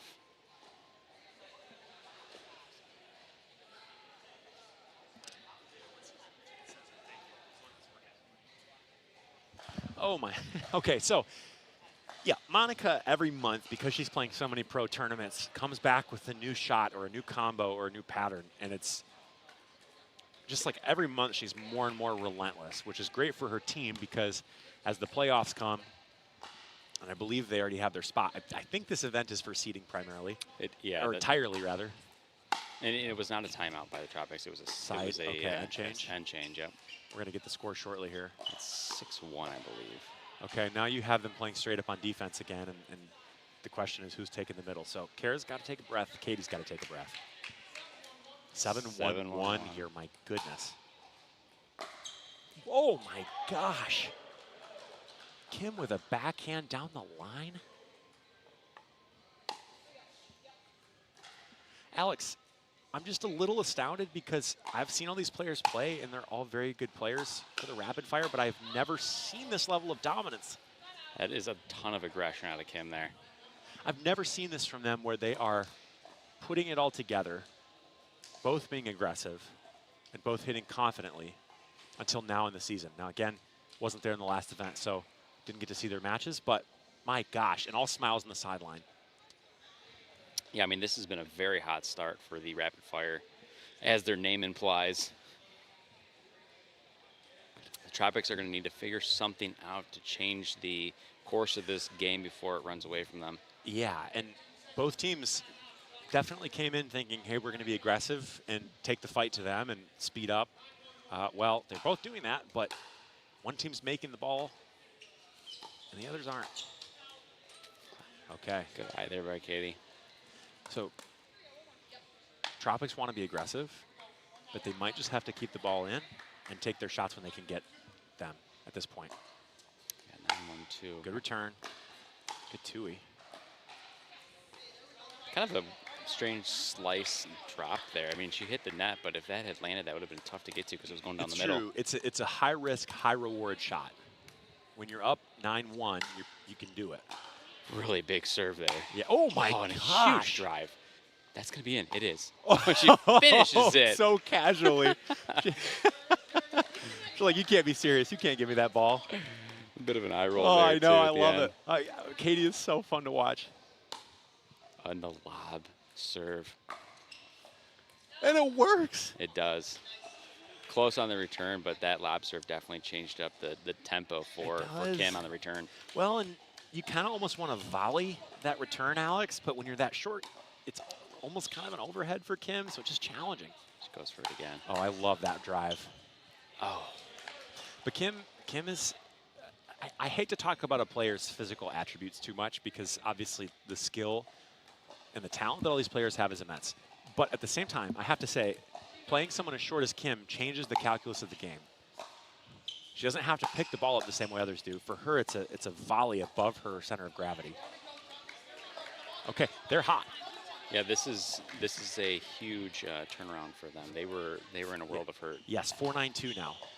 They're just making more balls. And the missed return puts them at 5-9. Alex, that's massive. If I'm the rapid fire, I might take a timeout. Are they feeling it right now? They are. They're feeling the fire. Pun intended. Yeah, I was going to say that looked a little bit deep, and Yeah. it was indeed. So back to the rapid fire. That was a huge stop. I do agree. I think they were about to call a timeout if they had lost that last one. Yeah.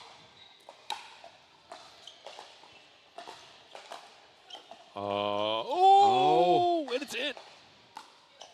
Smart, high percentage. Keeps it going. And Monica can't make the ball. Okay. She kind of just mishit that overhead. Why do we love the Michigan Pickleball League? Because we don't know who's going to win. Ever. No. It can go either way. It can, every time. Good return, goes to Kim's backhand. Same pattern they've been in. Kim's really comfortable with her backhand. Yeah, and she's keeping the... Ooh, that's out. Oh, Good idea going that angle, but love it. just out. And I hate to say it, but that is a huge point for this game. Huge. And this is game point. Slice serve, kind of a lob return. Speed it up or keep it going. Out. Okay, so Monica's being a little over aggressive here. Alex, this is one heck of a game. They need to put up some points here. They do. Smart lob serve Yup. there. Worked the last time. Good drop. Great And point by Kara. The sub. She was feeling that from the very beginning, too. Oh, she set that up. That point construction from the right side is so hard, but she's so dang good at it, my gosh. And I loved her energy after getting her partner Me pumped too. up. Killer drop. Challenging Monica down the line. What can she put together now? Okay, and there's the thing with Kim's height. You hit a dink that for anybody else is a ball they have to pick up out of the air and try to lift with topspin. Kim just can volley that. She can hit a swinging volley on what others would have to hit a dink. She's loving that slice return, too. Yeah, Kim's a big slicer. serve. I mean, her dad is a tennis coach in Grand Rapids. Slice is very natural for her. Again, high risk, high reward, but 10-6. Do whatever you can to put this away. And there it is. Tough. Gosh, what a great game. Anyone could have taken that one. A couple points that could have gone either way that really decided the flow of the game. Because once you're 9-6 and then especially 10-6, you do, in theory, you might not want to change your play style. You know, dance with who brung you when you get your points, and aggression is how the Tropics got their points. But when you have that kind of lower margin, high risk, high reward play style, you're not at an advantage, really. It's hard to come back. Because if you don't have that really strong defensive soft game grinder mentality and style as a team or as a pairing, when you're down 10-6, it's like, what do you do? Do you go back to your aggressive game? Do you try to keep the ball in play? It makes it really tough. Whereas, you know, if you're a team that's all about making balls and not hitting errors, then not making errors, then it's different. You can come back a little more. Yeah, and I mean, with pickleball, it's so streaky, too. I mean, you can get on a run just with unforced errors. Yes. And we saw that Monica missed a couple balls that generally Monica's not going to miss. All right, we're switching over here to men's doubles. Cody, who do we have out there for the rapid fire? Okay, so we have Chris and Nick. We've seen them. We've talked about them ad nauseum. Now we have Alex Wen and Jace Landier. So Alex told me that he discovered pickleball by taking a wrong turn to a Domino's Pizza and ending up at Wolverine Pickleball in Ann Arbor. When I asked him to expound upon that story, I did not receive a reply. So if he wins, guess what I'm asking him in the winner's interview. Then we have Jace Landier. I think Jace is 17, 18. Wow. From Grand Rapids. He's got a really high ceiling. He's a big athlete, a really good athlete, and he can take over. He can take over. Alex, another great player. Alex has some of the nastiest drives in the Michigan Pickleball League. Again, he's not from Michigan, but Monica got to choose her players, and she chose to expand and take Alex over some of the other Grand Rapids guys for a reason. Guy's a killer in mixed, and he hits the drive like that we just saw in warm-up. Jeez. I know. I didn't even see it. It's a really difficult shot to handle. And sometimes he's wristy with it, too, which is kind of my game. I find it easier to control the more wrist I use, which is contrary to kind of what they teach. You know, the wrist is tough because you get a lot more speed on the ball. Nick's the same way. I mean, he can be pretty wristy with it, and it works for him. With It's his true. game, he's very tricky. He's got great dwell time. I would say Chris has a little bit more of a tennis swing with his drive. Here we have some duper predictions. So by duper, 61 to 38. I don't know. What do you think of that? You know, Chris has played some tournaments where his duper dropped. He plays at a higher level than his duper. I think he's about a 5.0 flat. If we're going by picture alone, I'm going to give the I'm going to give it to Chris with a cutoff. You know what? Do you think he's flexing in that? I don't know. I mean, we have this video that we haven't found a use for where we were in Vegas, and it's Chris shirtless playing pickleball. Perfect. And he's all sweaty because it's like 90-something degrees. We haven't used it for the MPL yet. You know what we need to do? We need to have an MPL calendar where they all play shirtless. Honestly, I think we would sell a ton of calendars. As this continues to grow, then that's an untapped revenue source. Yeah, so Duper says the rapid fire are going to win. I don't know. I think part of Alex's style, and Jace's is kind of the same way, they are also that high-risk, high-reward play style. So it's, you know, we just saw those drives that Alex hits in warm-ups. When they're in, which is most of the time, and they're in a controllable spot, like, really hard to get that back. But he will hit them long sometimes, and he will hit them into the net. I understand because I like to drive the same way. And have not broken that habit. Yeah, I mean, the question is going to be, is going to have an opportunity to use that drive? Also true. That's a good point. We'll see if they try to take that away by going to Chase. Yeah. If Jace can make those drops all day, Alex, then it's going to be a long day for the Tropics. We'll get the score here going, guys. Oh, what a killer Tui. Yeah, and that's the question is, we know they're going to go to Jace a ton. How many of those can he make? Can he make them under pressure?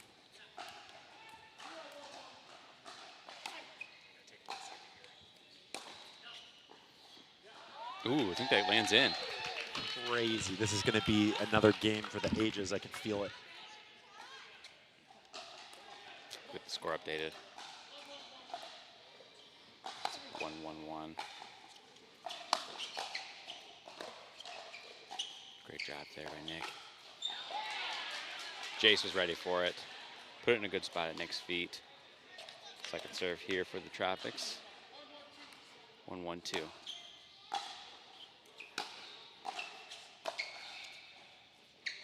Oh, Alex almost got back to that. Bit of a net cord there, and good hustle by Alex, but the ball was just rolling a little bit too top heavy. That ball is out. Little rally here going for the Tropics, 3-1.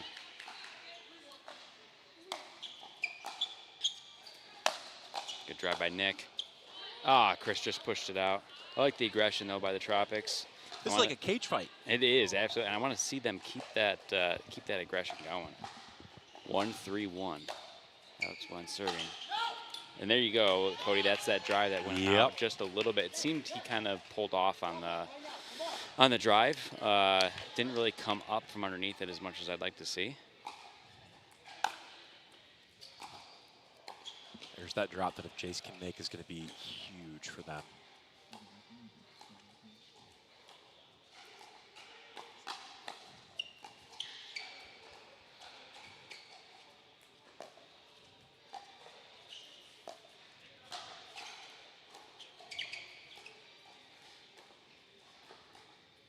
Look at this point, Cody. Oh, I thought a speed up was coming. Right there. Oh my gosh. Oh. Who can do that to Nick Romano? Who can do that to the Tropics? Not many people, but this team might have a shot at defeating these guys. You saw there at the end, Nick kind of redid the shot without the ball, and you saw him look down at his feet, and I think you recognized that he didn't move his feet enough on that.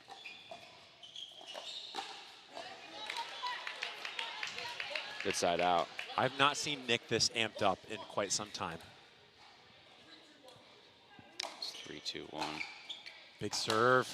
Oh, what a drive. Gets Good in. Good job by Jace. A little tentative to get in, though. Had a drop that he could have gotten in on. You know he's going to make that mental adjustment there. They are challenged in a way that we did not see with the Loons. Big serve. Big drive. Another drive. Oh, it stays in. Wow. Attacks it.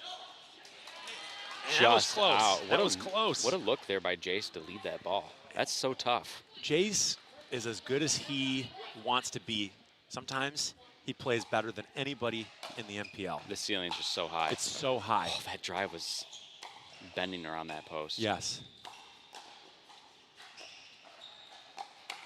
Oh my goodness! Chris A leaping Ernie. Walker with the point of the day. El Jefe. He read that a week early. Look at him get into position. Oh.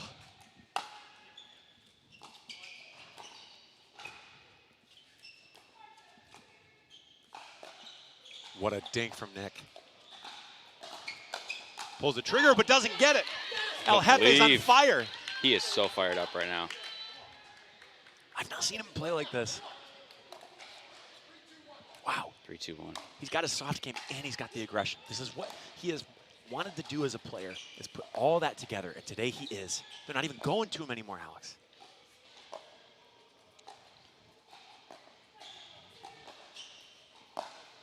Oh my gosh. And there's a little Yola sign that Nick is upset at and that he almost ran into there. Yeah, they're going hard at Nick's backhand. But that's allowing Chris to step up and take over. Yeah, and Chris seems to be totally fine with doing that. 100%. Good spot there by Wen. And Nick's got to get in on those. He can't play time. You got to go in when you get a drop like that. And Nick's drops are so good. For some reason, he's not really trusting it.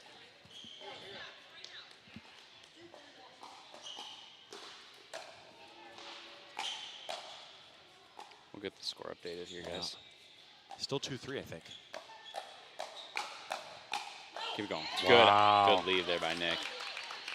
Okay, so Alex is so good from the baseline, but doesn't look like he really wants to step in and volley some of those shots. He wants to end it from the baseline. So when they're speeding up at him right now, he's just been a hair late on a couple of them.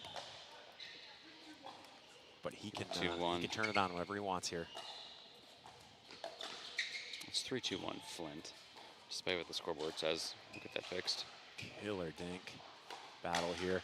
Yeah, and that's where Jace is so good, is he can step in and take that volley. And that's just the skill that so few players have on the men's side as a right side player to time and snap that two-way volley at the right moment. What'd you think of that shot by Nick? Did you like him stepping in on that? He's just he's not trusting his drops. He's getting a perfect drop every time. Just got to trust it. I think he's trying to light a fire under himself, and I like to see that.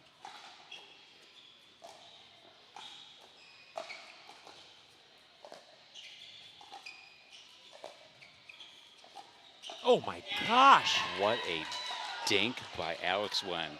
Alex is cocking his wrist so much. He's getting so outside of the ball that he's able to manipulate that ball in a way that really none of these guys are used to. And he's holding it just long enough that it's forcing Nick to stay middle. Also true. Very good observation. Offensive lob. Great cover there by Nick. He had a cup overhead, like he cocked his wrist, and you just don't see shots like that. The creativity on the court right now, Alex, is incredible. I mean, we got super athletes out here. We do with 3-3 here. Big drive goes in. Yeah, that's the cannon Alex has. I mean, I can't imagine he's more than 145 pounds at the most. It's all wrist. He's got the cannon of a 220-pounder. 4-3, they're up. This would be an upset. Not by Duper, but by our own metrics. Yeah.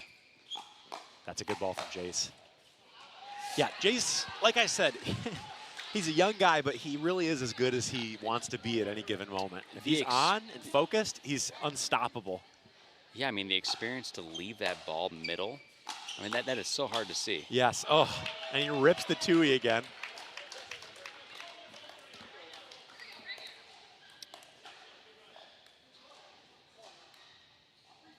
Three-five. Huge serve.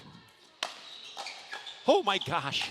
Oh, the battle of the backhands. Jace may have played an out ball. We'll see if it hurts them. Back in the dink rally.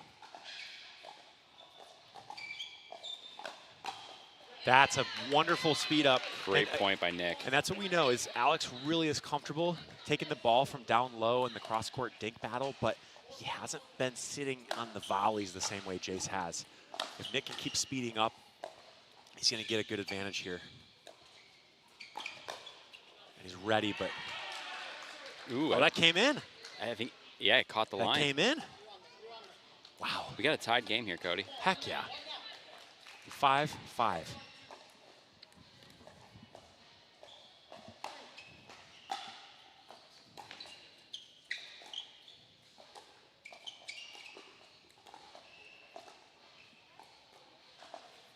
Forehand to forehand now. And he gets the speed up. Okay, so they have a pattern that's working. They have a pattern that's working. Alex is going to have to sit on that two-way volley and his forehand volley. He's going to have to sit on it. See if Nick goes back to that. And he does. And I think he's going to go back to it again.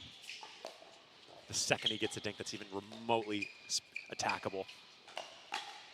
And he does, but he goes to Jace. What an intelligent shot that was, too, to change it up and go to Jace. Nick is one of the smartest players I've ever seen on a pickleball court. if he ever loses, like in a position where he shouldn't, you know, or where he's not the favorite, Yeah. and he's almost always the favorite when he's playing in Michigan, it's only because he's like overthinking his strategy. It's not that he has a bad strategy, he just kind of overthinks it, you know?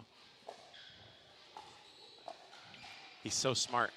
Did you know, I don't think anybody knows this, that Nick Romano was a Make-A-Wish kid? No, He is a cancer survivor. I did not know that. Yep, 8 years old, he had cancer, and he got to make a wish to go swim with the dolphins in the Bahamas. I had no idea. I had Wow. no clue either. But when I was asking for random facts from these players, that was his, and I was like, I thought he was kidding. Oh my gosh, that's an amazing story. Yeah, and when you get to know him, there's this relaxed nature that he has, and maybe I'm imposing my own view of what I would have to go through in that situation, but like he, in some ways, just has a relaxation from, I don't know, being close to potentially. Kind of that wise beyond your years. Yeah, I don't really know how to situation. say it, but exactly. No, I know. I mean, that's amazing. There's this freedom that he has in life and in the game. And he cups Did it. he bend that in? He got the wrong depth, but Ah, he yeah. somehow bent it in. I haven't seen spin like that on the 2E ATP. My gosh. Bent it like Beckham. Yeah, exactly. Yes, we need a new nickname for Alex.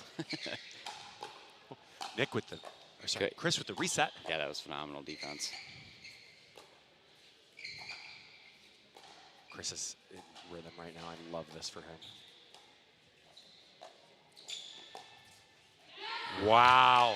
So Nick just has this kind of innate understanding of where to go and when. It's just so fun to watch.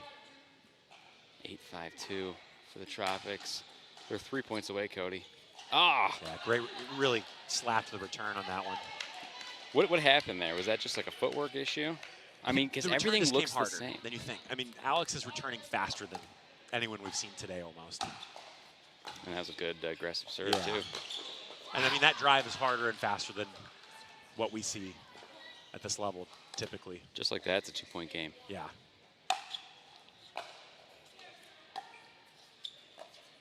Oh, he gets it. Good job by Nick staying with that. Oh my gosh. Oh, Wow. he's frustrated, you can tell. The focus is there for Nick to stay with that off the left cord.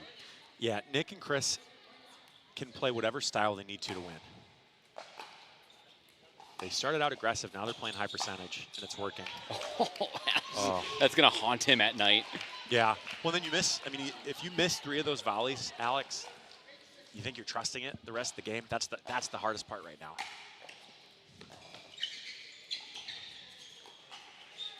Unreal.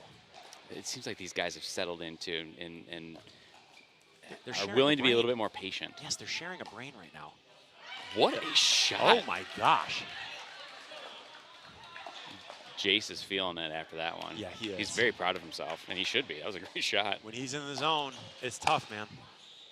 Ooh. Good drive. Chris has 10,000 split steps. Yeah, that was a James Ignatovich. Oh, when he Ask. pulls the trigger, Alex somehow gets it. And Alex is finally sitting on those volleys. And if he can sit on the volley and not get attacked, that changes the calculus for this game. It almost looked like his footwork was better, too. He kind of slid out and gave himself more room to hit that Yeah, backhand. exactly. He wanted that volley all day. Killer dink. But they're back. Good spot there by Wow. Nick. Yeah, dinked. Instead of going hard cross court, which has been the pattern, he went straight between his legs. And that's a really tough shot to anticipate when you haven't seen it all day. 6-8-2. Rapid Fire going to want at least one more here. Now we're back in this battle. Oh, that goes my in. Goodness, that's Oh, a no, tough. no. He's calling it out. It looked in and then it looked out. So we're going to get a challenge. All right, we have a challenge here. You know what? I kind of lost view of it. It looked like it was going to go in, but I'm going to trust Alex's call on that one. He's the closest player to it, so we'll see what the replay says. Yeah, if ever a ball has been both in and out, Schrodinger's ball, if you will, that was it. Because I literally said, oh, that's out. Oh, and that's in. So I don't know. It can be both at the same time. Yeah, I mean, from that angle, I always say this too early, Alex, and then I get overruled. But, oh, that's an in ball. That is an in ball. Yeah, I think that one's pretty clear. What a hard ball, though, to call, too, because Yeah. It was kind of mishit a little bit by Nick. Yeah, that I would say that's 100% in, right? Yeah, we're going to have the booth confirm, and then we can give the signal.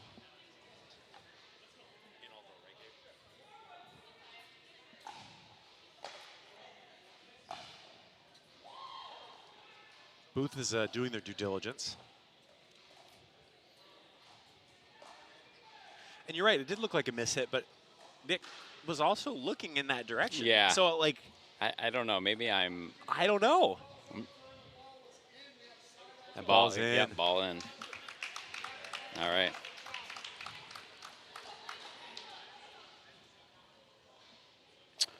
Call overruled. Ball is in. We have Tropics serving. We'll get a score here. Should be 8-6, I think, still. Was that side out? Yes. Yep, 8-6-1. Chris serving.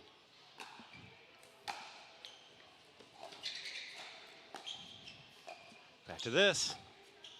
The show of the week, the cross-court dink battle. What happens? Where do they go?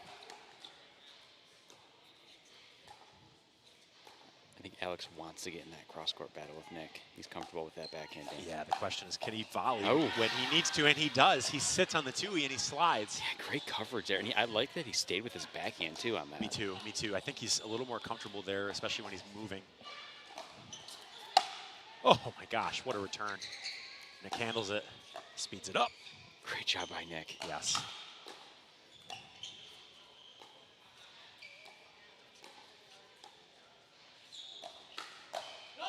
Wow. Jace was sitting on that. Yeah, and the thing is, Jace kind of got off balance. Do you think Nick telegraphed that a little bit too much? No, I think Jace got off balance, and you could kind of feel that Nick had to speed that up just because he saw that, and then Jace knew that he was speeding it up. So Just if that was intentional, then that's instinctually. like 4D chess. If not, then it's just really, he has really good hands. Let me act like I'm off balance. Force you to speed up Look and at him, then like counter it. he's kind of pretending to be flat-footed sometimes. Or maybe he's, I don't know, maybe he just is flat-footed. I don't know. I don't understand the mind of Jace Landier. 6-8-2 here. Huge drive, but Chris is all over it. Yep. Just got praying mantis out there with that wide stance. Yes. We call him the mantis. Chris Ignatowicz. Oh, Yeah. hands battle. Here we go. Back to dinking.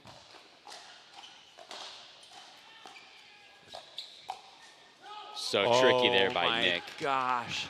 He looked, I mean, he put it up there. Was it a pop-up? Probably, but it had so much spin on it that Well- Alex hit it straight down and it went out. And the way he flicked it, too, I think put a different look on it for Alex. Yeah, you wouldn't even expect that ball. We're getting closer here. Yep, 9. 2 points away. Tropics need this win. Yep. Don't mind that. Good talk there by the rapid fire, too. I don't know who said out, but they are on it. Yeah. 9-6-2.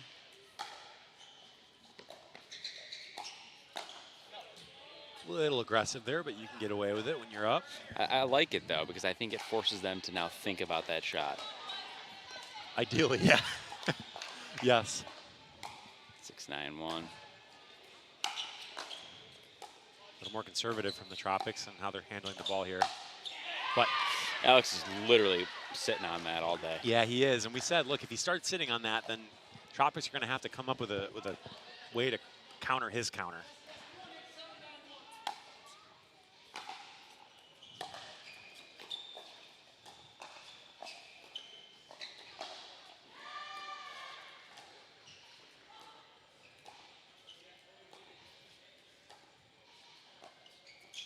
There's that battle again. Wow. High level shot there by Jace. Yeah, Jace Yellen, come on. You don't see this intense passion from him all the time. Are we going to get a timeout? 9-8. I think for They these guys, they still have the lead. I think for these guys, they want to just keep it running. In their minds, oh my God. I think you got to take a timeout here, don't you? You have to, right? They've the Rapid Fire have come back and tied it. Yeah. And this is a game that the Tropics absolutely need to win. They're already down 0-1 Yep. in this match. Big Nick. Nick. Okay. Oh my gosh, Alex. Game Timeout. point. Timeout, but We do have the unfortunately it's a timeout. couple points later than probably where they should have taken it. So these guys, it was 6-9 and they've clawed back all the way to 10-9, and it shows you why you cannot be tentative when you have the lead. Yeah, it looked like Alex kind of cleaned up some of the stuff from early in the game, Yes. and Jace kind of elevated his level a little bit, and that may be the difference. That's a perfect summary of it, and that's why we say Jace is, not to say he's choosing, but he is as good as he wants to be. I mean, if he's really focused, He's got that limitless ceiling. he does. His hands are so incredibly fast, and he has a really wonderful intuition for the game and for the soft part of the game. And he's also been very disciplined both in his drops and his dinks. You know, he hasn't pulled the trigger on speed-ups a lot, but that's not really his job when you have someone as aggressive as Alex playing the left side. So now, if you are the Tropics, what are you going to do? I think you just got to focus 1 point at a time. Try to get that side out. Do you, right, because they pulled the trigger a couple times on big volleys and speed-ups, and it hasn't really worked for them. So you kind of want to go high percentage, but you don't want to just let them tee off. Right. It's also still the first serve, I believe. It's still this first serve, so Yeah. it's going to be tough for them.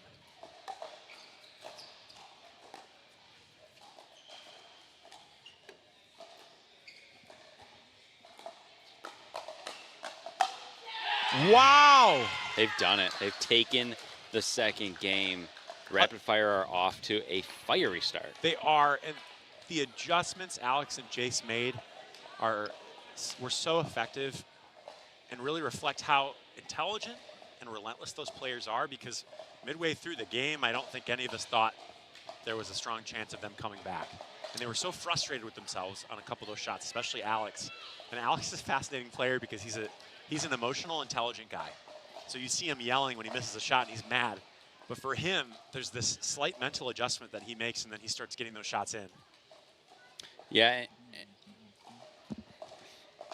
And I think for the Rapid Fire, the difference may have honestly just been a what we said earlier with Jace deciding to increase the level of his play and Alex fixing some of the unforced errors. Exactly.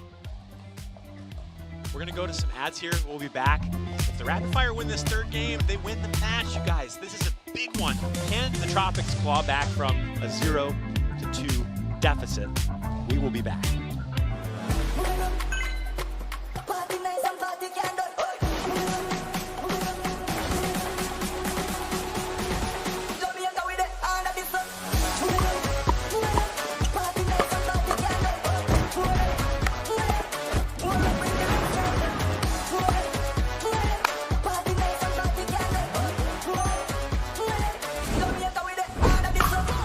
What's your duper?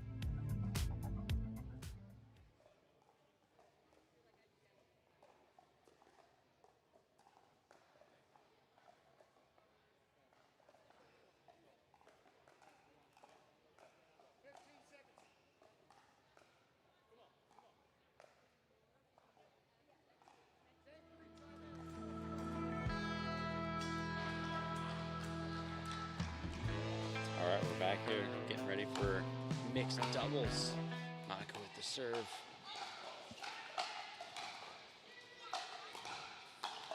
Huge aggressive dink, and she gets caught. Okay, so these players all know each other decently well.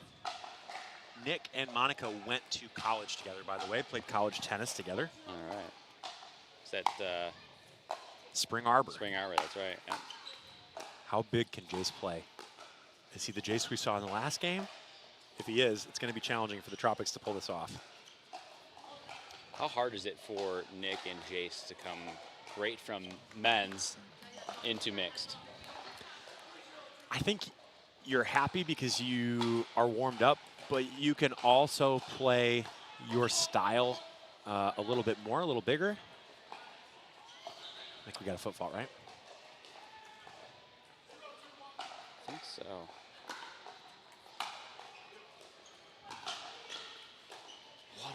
Yeah, that's insane. And Monica stayed with that great. Katie Allen. Good aggression there by Katie. All right, we have some duper predictions here. 38% to 61%. I would say Big Mo, which is to say momentum, is on the side of the rapid fire right now.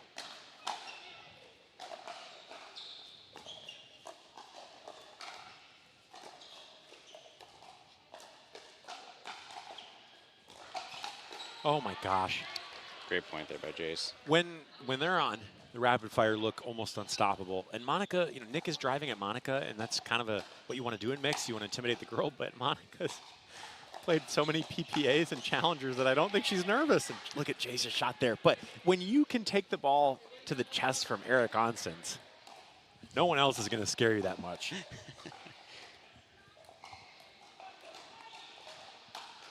But Monica's going to do her thing. The question, oh my gosh, what a drive. She's going to do her thing. The question is, can Jace stay elevated? All right, we got a side out. Oh no, we have second serve. Yep, 2-0 here. Can Jace stay elevated? That's a great drive. Unreal. And I love the scream from Katie Allen. Yeah, I think from what I could tell on the court, it looked like there was just a little bit of miscommunication between Monica and Jace. Oh. A swinging volley from near the baseline. You don't see that very often. He followed it right out, too. Yeah, that serve is rocketing. Oh, my goodness. Okay, Katie's so entertaining to watch. I'm sure she'll be more entertained when she makes that drop.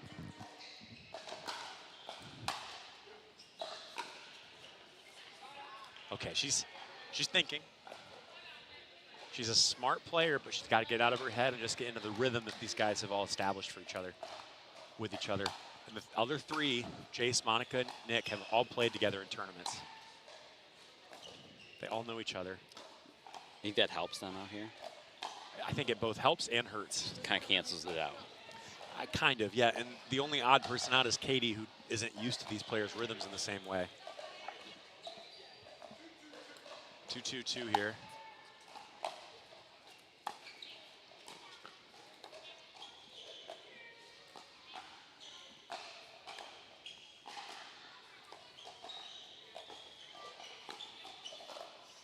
Good reset, Dan. Patient point. Who's going to pull the trigger? Exactly. Oh.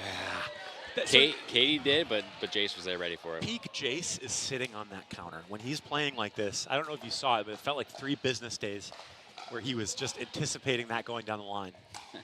With a weekend in the middle. Yeah, exactly.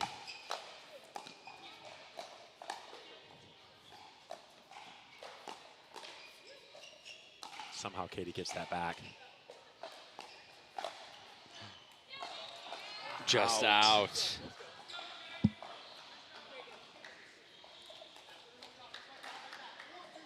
Or 2-2.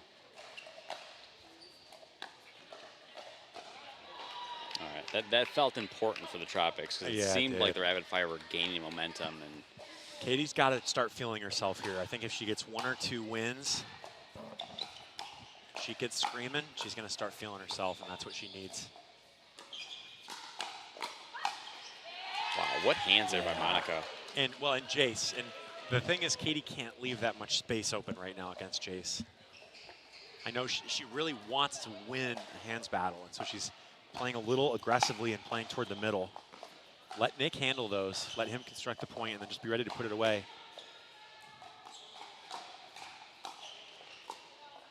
Good reset, Dinks. Jake's doing a good job of. Oh, gosh. Wow, he was doing a good job of keeping Kate back, and then he went to Nick, and Nick was not ready for it. Wow. 4-2-1. Yep.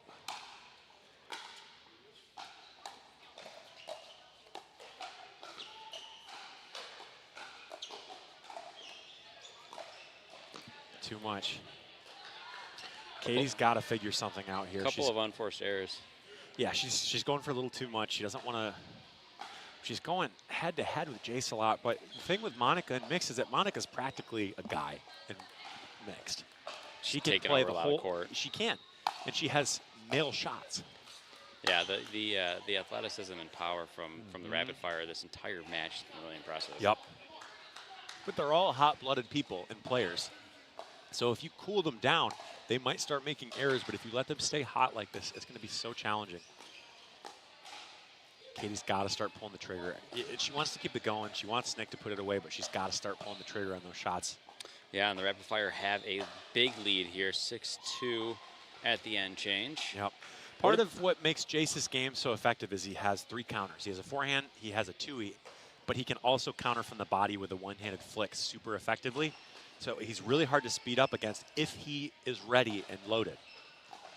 If you're the Tropics, are you talking about changing things up here? Are you saying just keep your game going and do your best out there? Are you trying to stay positive for Nick and Katie? If it were me, down 6-2, I would abandon the high percentage style for a bit, and I would play as aggressively as possible. Okay. Give rapid fire a different look, maybe. I think you have to. I would start driving, and I would speed the ball up. Maybe drop to get in and then start speeding it up. But the drops are so spinny from Jace that, that it's just challenging. Unlucky, but lucky for the rapid fire, and everything seems to be going their way so far. 7-2. And if they take this, they're going to win the match. They are. Good. That's what we want to see. Katie's got to just start stepping into these shots and playing aggressively. I know she's missed a couple, but you can't get timid against these players because they're going to speed up at you first. She gets a good serve. Go, get in, get in. Keeping him back. Yeah, go, go, go. That's what I'm telling them. Get the advantage.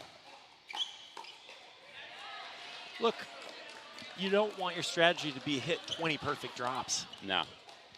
Hit one or two and then get in and start speeding up. They just could not get settled at the kitchen line. Right. Because they're afraid of getting sped up on or getting hit like that. Jace is something to behold when he's playing like this, isn't he, Alex? Would you try to cancel him out or to keep the ball away from him? No, not really. I mean, you got to keep him honest, but you have to start hitting hard. See if they can fix what hasn't been working for them. Right. He's too locked on all his shots right now. Good backhand, overhead. Good athletic play Yeah. there by Katie, but just couldn't follow it up. I haven't seen a speed up at Monica yet. Another timeout. It would be good if they took one. That would be really good. Yeah, I mean, you got Rapid Fire, who are 3 points away from winning the match. The Tropics, who are looking at a monumental uphill battle if they're able to make one. Yep. I want to see another Chris and Kara game. Yeah. But it doesn't feel like we're going to get that. I think for Nick and Katie, they need to do something that just gives the Rapid Fire a different look. Yep. Get them a little bit off balance because they're looking too comfortable out there. Yeah, I'd love to see them speed up down the line at Monica. I'd love to see Nick do that. I know her hands are really good, but giving them a different look is going to be important.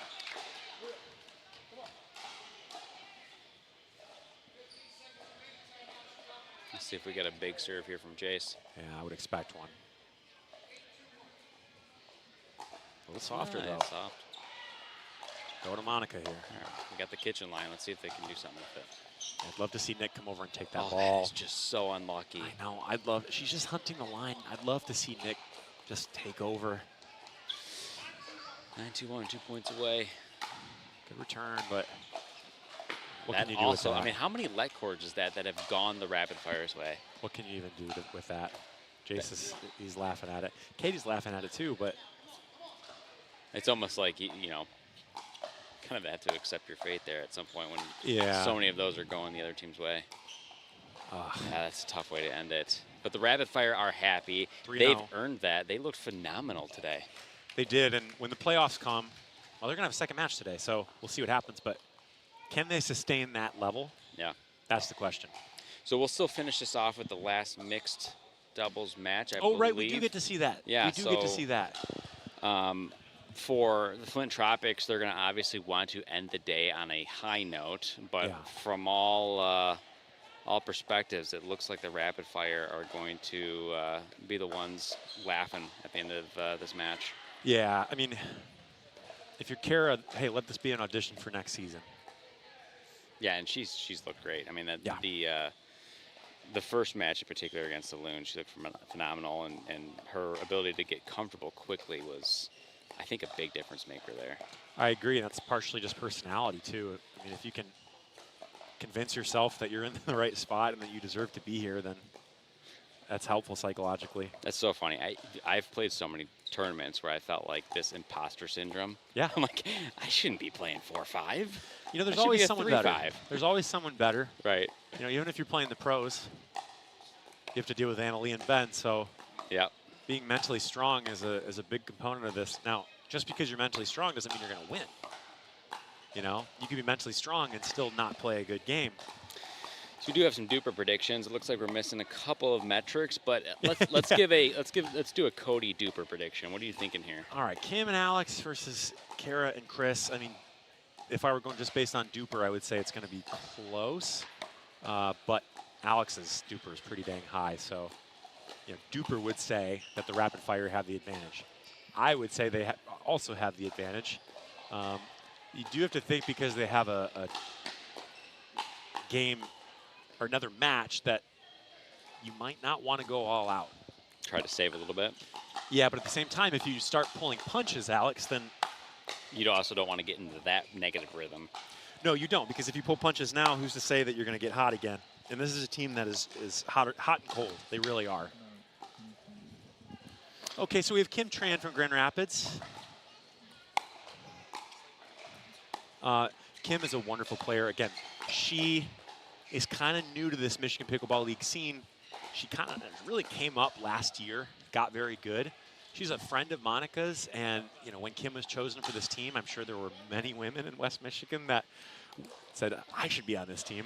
And Monica saw the highest ceiling in Kim. And every month that we see her play in this format, we see more shots, more aggression, and more confidence. So looking forward to seeing what she does now. Technically, she doesn't have to go hard because they've won the match. But I think for them, psychologically, they want to win this. Because if they don't, this will affect their confidence going into the next match, just given how intense these players are psychologically. Alex Wen from Chicago, Illinois. Okay, there he is. He's almost a 5'6". You see that. His adjustments and his intelligence, those are big factors.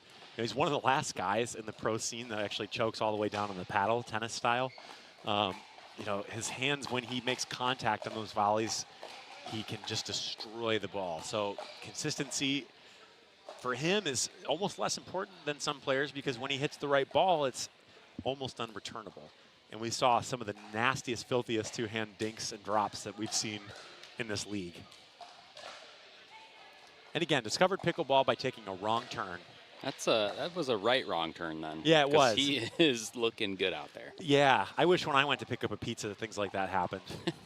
I either just get the pizza or I don't. That's funny.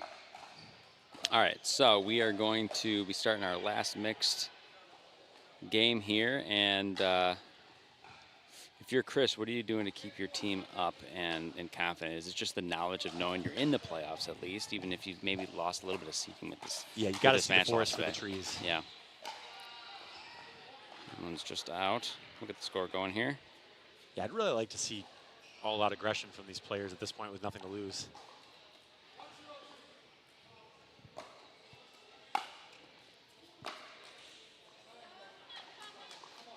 In a way, Alex, you're almost playing to just get the rapid fire off of their streak, because they have to play again. You can maybe influence the outcome of the next match. Smart shot choice, just Heard a little bit of wrong timing. little, Yeah. Oh, from Kara there. Yep. Good return. Great drop. Yeah, and if they lose this, will it carry into the next match? That's a storyline to watch. Just 1-1-2. Good drip. There's the Chris that I've wanted to see all day. Yeah, you know what? The big thing there was his footwork. You could hear his shoes kind of squeaking along the court as he took those little mini split steps. Yeah, he anticipated. Yeah, he set himself up good there for a finish. That's the Chris we want to see in mixed. Killer drop. Oh, my gosh. Great drop. Alex, this reckless abandon we see from El Jefe, if he can access this all the time, just imagine what can happen in the playoffs. 3-1-2.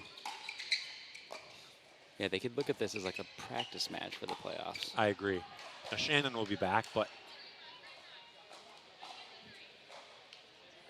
in terms of, go ahead. Yeah, and just in terms of going into the playoffs, you definitely want to feel like things are on the right track. And Very winning this good could be point. huge for the Tropics to get that feeling.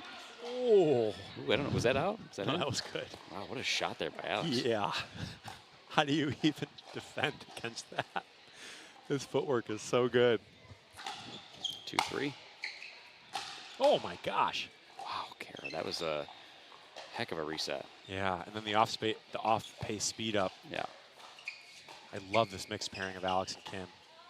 I also just haven't seen Kim play like this ever. I mean, this is a new level for her, and I think it also rewards Monica's trust.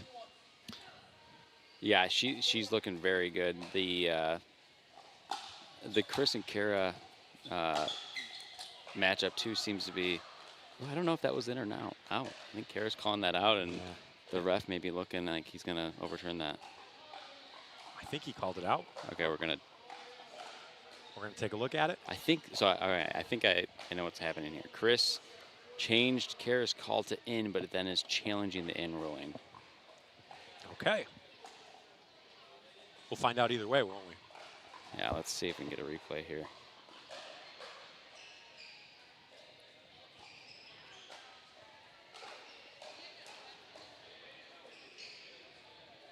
Yeah, Kim's funny. Her paddle's about the same size as she is.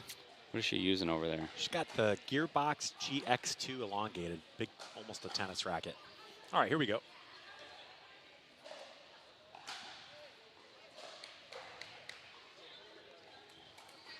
You know, just because we're going so slow, look at Chris's anticipation. I mean, he's prepping for that shot so early. That's in. Okay, so we're looking at our next shot here. It's got to be the next one, right? Guys, if you want a master class in a pickleball drive. All right, wide we go. view. Oh, my way gosh. out. Way out. Yeah, it's a good call there by the Tropics. Yeah. Or good call by Kara, I think. Yeah. Yeah, good distinction. Yeah, she knew right away. Chris wasn't so sure. Yeah. Well, it was a fast drive, so it's hard to tell when it's coming at you that fast. Look at the line angle here. Yeah, definitely out.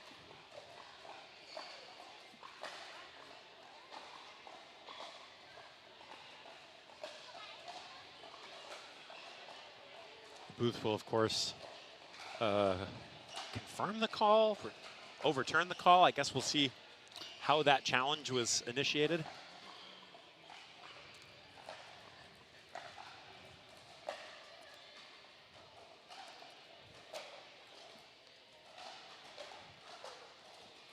So that ball is out. The question now is to how.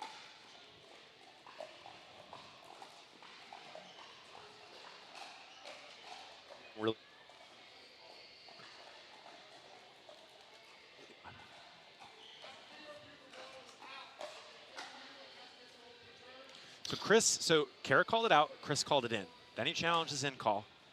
Then it was out and overruled. So I don't really know how that works, but the ball's out. I've tried to understand that, but I just don't yet. We've got the right call, at least, at the end of the day. We do. It was an out ball. Yeah. And Chris will trust Kara going forward on those calls because she's right.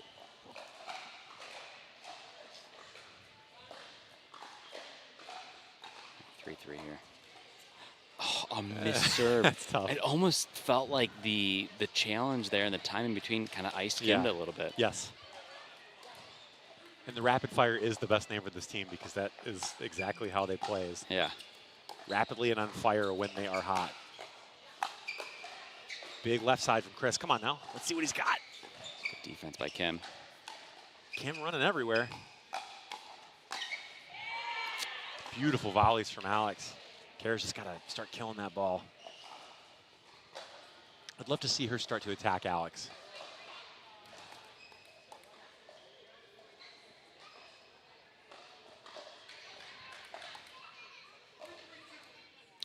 Let's see if somebody can get ahead here.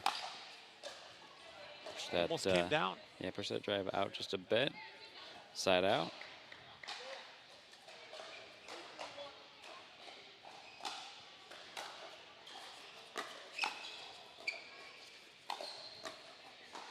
There's Chris.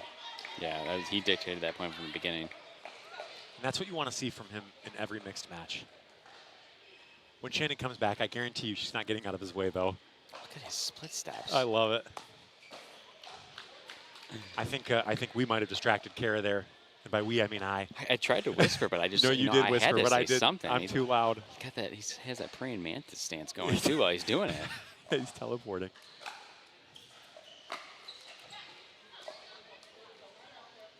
Do we still have 3-3? I think we do. Let's see.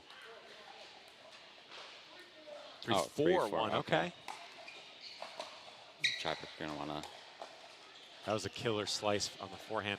So we asked, could the rapid fire potentially slow down and have it impact the next match? Well, Alex isn't really slowing down. Kim's slowing down a little bit. Yeah, pretty aggressive there on that one too, Yeah. but it is working. Yes. 4-3-1. Kim serving.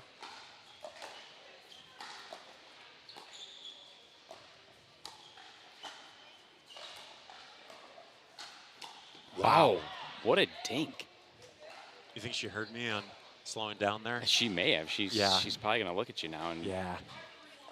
We have beef. Yep. Totally. Good cover by Chris. Yeah, I love that shot too. Oh, what are they saying? He pushed off. Must have been.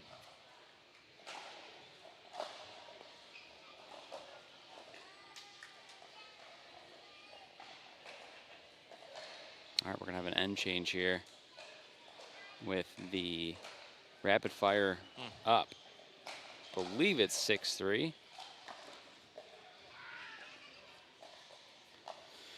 All right, so we've talked about what's at stake here. In terms of the Flint Tropics needing to change things up to get a win here, what do they need to do? And before we get into that, let's talk about our sponsors. First up is Gator Strike. Yeah, they make all sorts of stuff. They make paddles, they make accessories. Bash Pickleball Club, that's where we are today. This is like an airport hangar with a ton of courts. Yeah, this is sweet. And I know that a lot of the biggest pros in the state, this is their home court. So thank you. 2044, that is Brandon Contrado, who is the captain of the Border Battalion, who are eliminated, sadly, and also on bye right now. Selkirk TV, we do so much with Selkirk TV. This is probably my 12th show with them. Love them. They support everything we do. All Dental. If you need dental work, go to All Dental. And if you're a pickleball player and you take a ball to the tooth, you know where to go. I'm sure it happens. Pickleball Dental. Yeah. That's a good one. Ooh, big, Good defense big today. right side from Kim Tran. Just keeping him in it. Good job, Kara. That's crazy. Wow. Wow, Kim definitely turned up the heat there. Yeah, she did. Again, pun intended or not intended? I'm gonna go pun intended. on Okay, that. love it, Yeah. love it. It's so easy with a name like Rapid Fire. Too easy. Big return, but that's out. Oof. All right, they are extending the impasse here between the scores, and it is 8-3, getting closer to that finish line.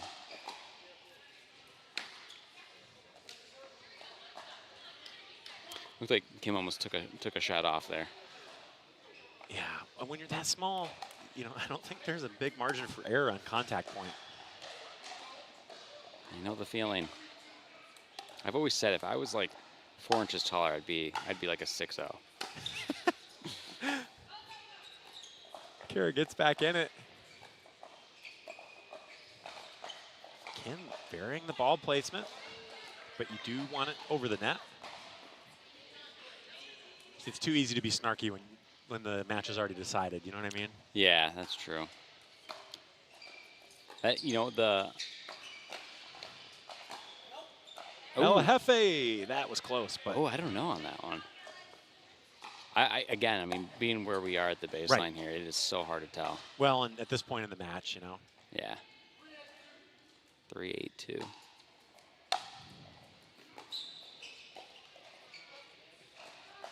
Good effort, but not enough to get that over from Kara. Love the addition she has been to MPL. Yeah, the nice part is she seems to be enjoying herself, too. She does. Which is great to see. Yeah, a lot of the time the subs come in and there's just terror on their face. Big right side from Kim. Great point. Gosh, she volleys like a 6-foot woman, doesn't she? Well, she was jumping, I think, on at least 2 of those, so she Yeah. added like a foot to her height. Wow. I'd love to see her play with the Lansing Tower.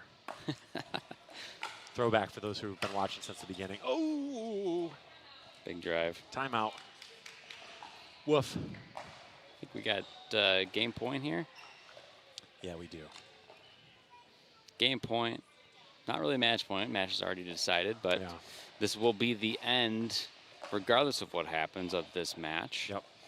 And for the Flint Tropics, I think they're losing a little bit of seeding, but they're still going to move on to the playoffs, Yeah. as are the Rapid Fire. Yep. I think all these teams playing today are. Yeah, it's going to be interesting because they're kind of feeling each other out a little bit, kind of adjusting themselves for seeding, and they're going to be looking for that playoff in a couple weeks in Brighton. Yeah, and you know, I think because these players, we're the Michigan Pickleball League, but these players live all over. Yeah. So I don't know how often Alex and Kim get to play together. These reps are incredibly important. Of course, seeding's a big piece of this. It's the major piece of this, but chemistry is developing. These reps are just so valuable for every team here. Kim trying to go down the line there, the clean winner. Just pushed it out.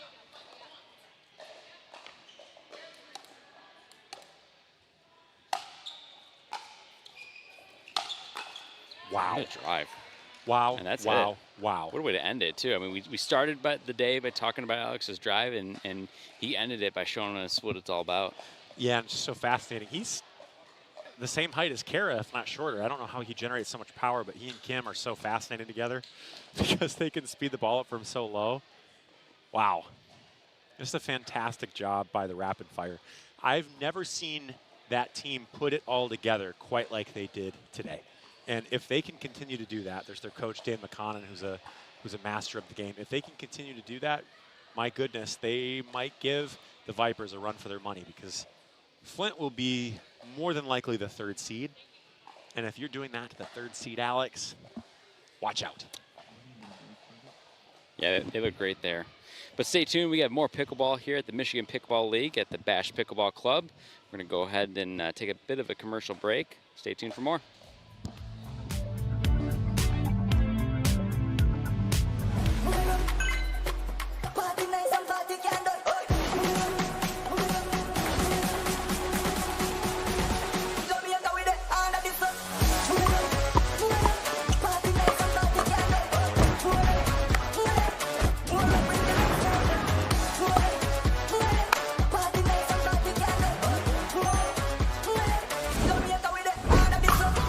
What's your duper?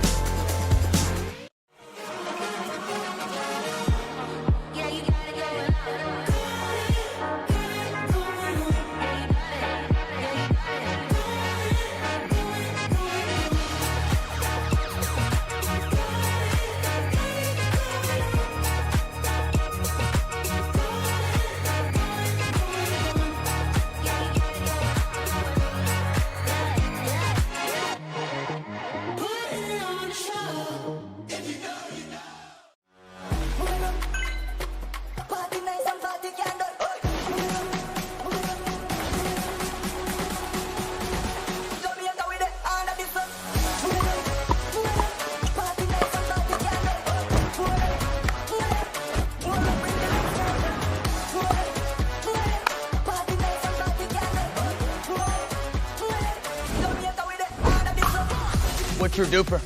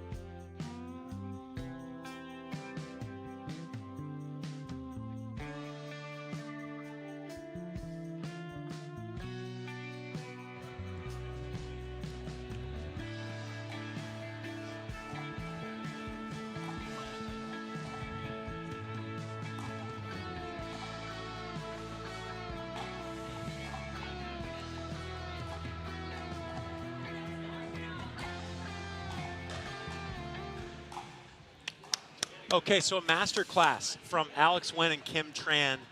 Talk to me and the viewers about that match that you just played against the Flint Tropics. I think we were just, everything was working for us. We like to hit the shots that we got, so it was just perfect for us to play what we want, and it just turned out well. Yeah, I think staying aggressive has been working out for us really well for our last few matches. To say the least. The funny thing is, you two step off the court and you're like, hi, you know, I play the Michigan Pickleball League. And then you get on the court and it's like, I'm going to kill you. Yeah. So how do you flip that switch? Is that something you both learned in tennis? Or like, developing that mindset, how have you done that, especially as the season progresses? I think the tennis part is important. Like for me, I've always been that way to where it's always like no business or no nonsense on the court. I think pickleball was actually harder because everyone's friends, so everyone loves to make small talk. So I've actually become more accustomed to that, but obviously it does come from tennis where I'm like, yeah, I don't want to talk. I don't want to like smile. Yeah, but yeah. Same here. I think competing for tennis, like 15 years of tennis, just really drives home a lot of the competition, traveling for tournaments and stuff. So even though pickleball is kind of our retirement sport, but it's still good.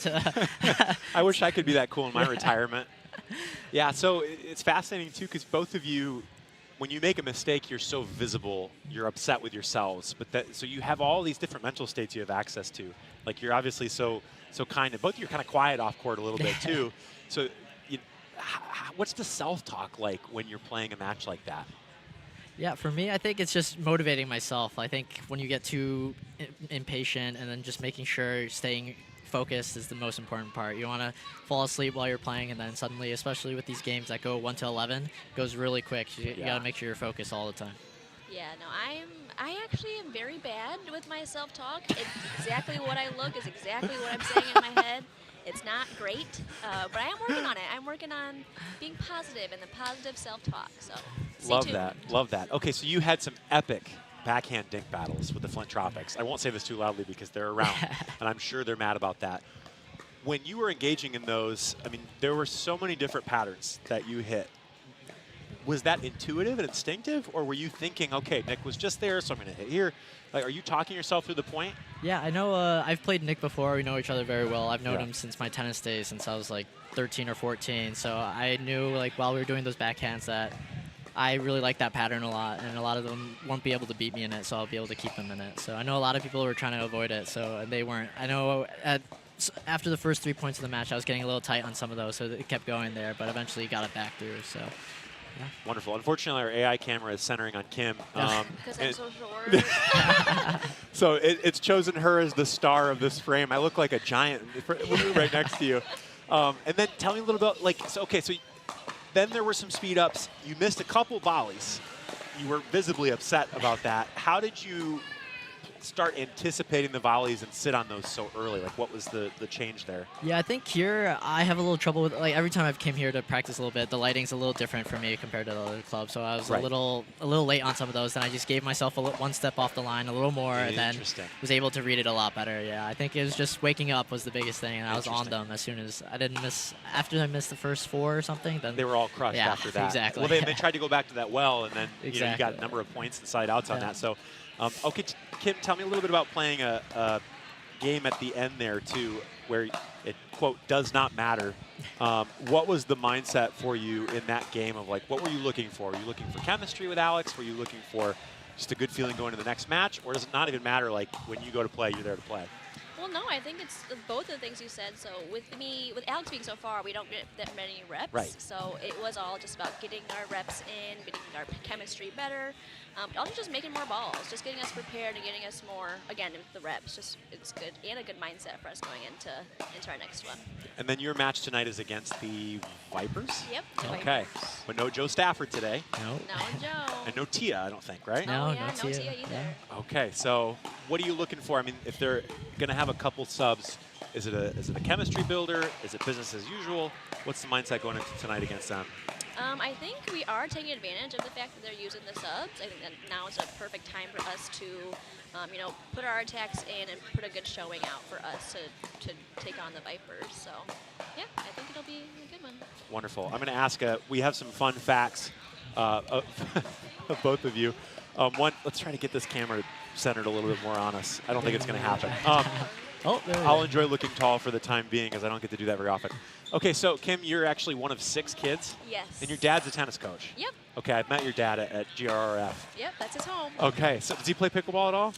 No, he is very much staunchly still on the tennis is better side. So I remember maybe when I met him. eventually, but for now, no, very much tennis. Does he watch these broadcasts? Is he? He does like to tune in when he remembers or if he has time. Okay, but he's so if pretty he's busy there, with the tennis. yeah, so. if he's there, then we'll talk to you, Mr. Tran, a little later. But I remember talking to him when I started playing pickleball maybe a year and a half ago. And I was like, do you play pickleball? He's like, no, Yep, exactly, no. But my daughter is very good. And I'm like, oh. And then I got to meet you. That was great. And then, Alex, tell us a little bit about how you discovered pickleball, because it's a bit of an atypical story.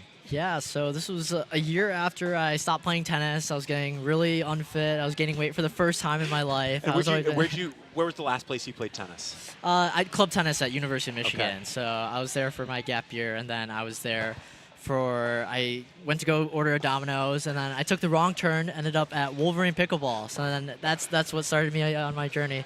I started meeting a lot of my other tennis But what friends. happened there? Like, so you just took a wrong turn, then you went in? Oh, yeah, I went in. I was Did like, you, oh, like, let me check did this you bring out. the pizza Oh, in? no, yeah. You left the pizza I went in to the the car? pizza after. I was like, Oh, okay. oh, let me check this out. And they explained to me, like, yeah. So Wolverine was one of the first, like, clubs around here that were really big. It was still back in when it was at a warehouse instead of the big building they are at now. So, Wow. yeah. Heck yeah. Awesome. Well, actually, do one of you want to stay and commentate while we watch this match for a moment?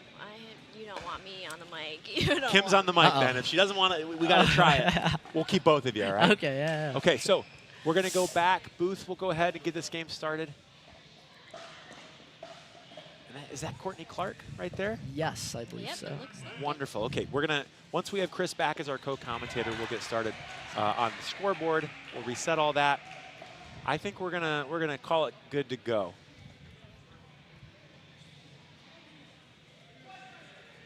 Okay, so Courtney is stepping in for Tia. Have you guys ever commentated before? No. Nope. I All right, haven't. step up, step Here up, we step go. up. I'm like nervous. Yeah, we're good to go. Do you watch the replays of this on YouTube? I do. Okay, so every time I say something negative, you clock that. All right, Courtney's replacing Tia. That's a good ball by Sarah.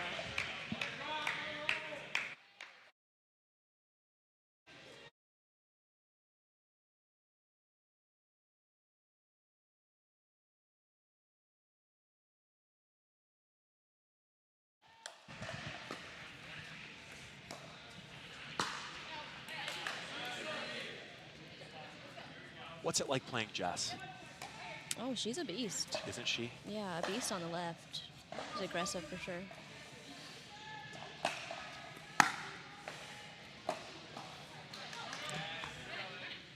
Okay, tell me what you're seeing right now, immediately. I think they just need to get some points in just to get settled into the game. Yeah. Just looks like a little initial unforced errors. How hard is it to come out not having played a match and then play a team that already played a match today? Oh, it can be quite tough. They already have that adrenaline going, and it's hard to match it in the warm-up versus in the game. Yeah, 100%. I think the first couple points especially matter the most. They can dictate a lot of the match, especially at the beginning. And you two are probably quiet because you're looking at the patterns that the Vipers are hitting right now too, I bet. Studying, yeah. Studying. That's a good shot. Nice aggressive. Chris Walker's going to come in and commentate here with me soon.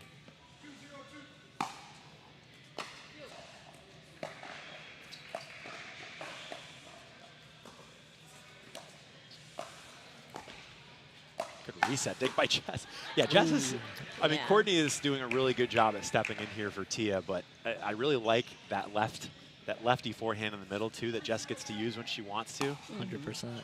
She can play the good court she weapon. wants to play, yeah. Can't go at Downey like that though, Oh, can no. you? Nope, Downey's on it. Downey's one of the OGs of Michigan Yep. pickleball. So. When you, now Kim, you've played Downey a number of times, right? Yep. When she's chirping at you, how does it make you feel? See, that's one of the ones I struggle with because Downey's so nice. She's so nice off the court, on But- the court. But when I'm on the court, I don't want to hear anything. Does she ever get in your head? I mean, I try to not have Yeah. it in my head, but maybe sometimes. Ooh. That's a good ball. That's a good ball by Oh, Sarah. my gosh.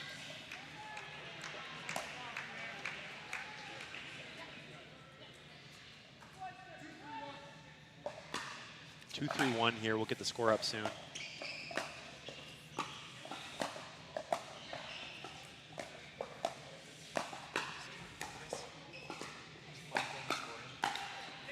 Oh, great defense from the Loons.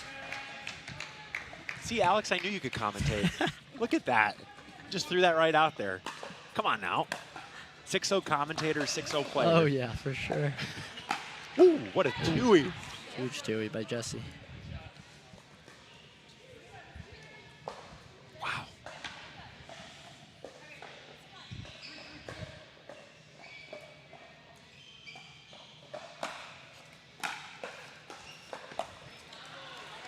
Now, is Jessie a frustrating player to play? Because she's an alpha on the court. She can be frustrating just because of how steady she is. She's so consistent and so steady. So you really got to be matching her in those long dink battles. Oh, a little communication. Right. Looks like the middle's open. Yeah.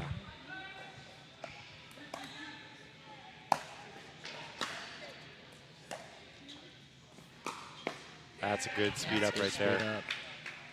And you know, we know Sarah can play at that level. When she plays aggressively, I think her results are much better than when she plays tentatively. That's her personality and that's her game style.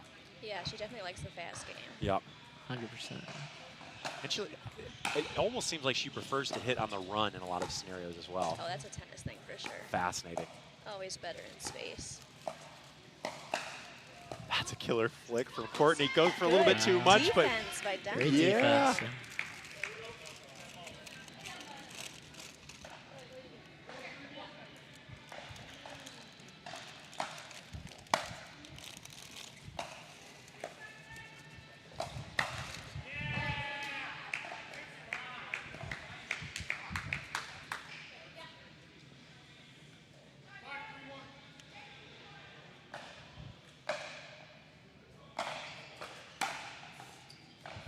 big switch there. Let's see what Courtney has on the left. Oh, and she has a lot. That's a cannon. Yeah, that's Alex, that looks like your flick, kind of.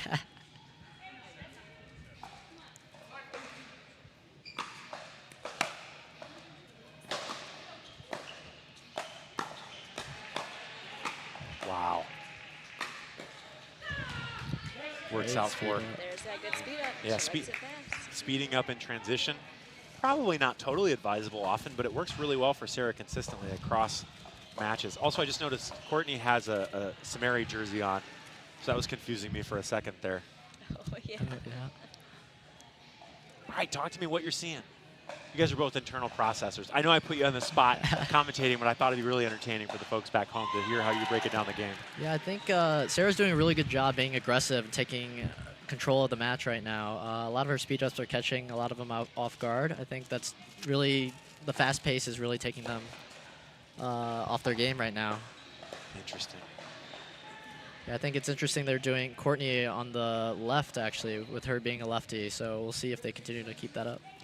Guys, I've stolen you for long enough. Your captain is calling you back, so thank you. I think you're keeping some of your observations close to the vest because you're about to play this team. Thank you very much for joining us, and if you win, we'll see you back here afterwards. Exactly. Thanks, Alex, and thanks, Kim. Thank you.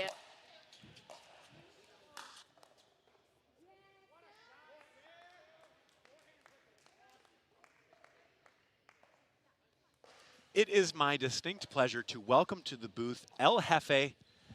El Jefe is a little sad because his team dropped that last match, so we're going to see El Jefe in the booth now. He has to come back from that. He doesn't have any time to process what just happened. He's taken a load off. He's got that movie star smile, and he's back. Welcome back, El Jefe. We're back, baby. You got to put on a happy face after that. That's tough. Tell me a bit about what happened there in that last match. The rapid fire brought the rapid fire. They did. They were on fire. They really, really played solid as a team. So, you know, all the credit goes out to them. We got the rapid fire logo on demand. Real that's mature rubbing it in. from the truck, throwing the logo right in our face. Of course, the producer of the live stream is I believe one of the part owners of the Rapid Fire. So every time we say Rapid Fire, I suppose we might get that logo in our face. Well, they're a well-run club out of All In Pickleball Gym. They got a great team behind them. They do. So Good coach and Dan McConnon. yeah, they really brought it today, and so credit to them. So we have the Loons up 6-3 on the Vipers. Of course, we don't have Tia Mukherjee, so they're down a player. Courtney's playing well, but the Vipers are not used to being down, especially early. Cross-court rip isn't in. But you love to see that, right, Chris? And I know it's hard if you just played two hard-fought matches to jump in as a commentator, so we thank you for doing that. No, absolutely. Sarah's got a great forehand, so I really like that look for sure.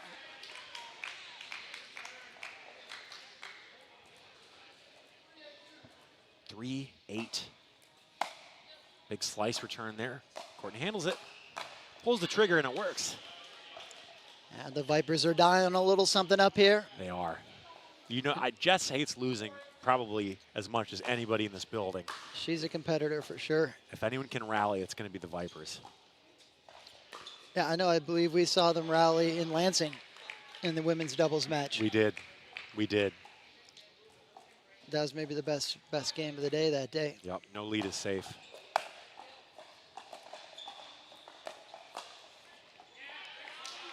Now ball back to the Loons.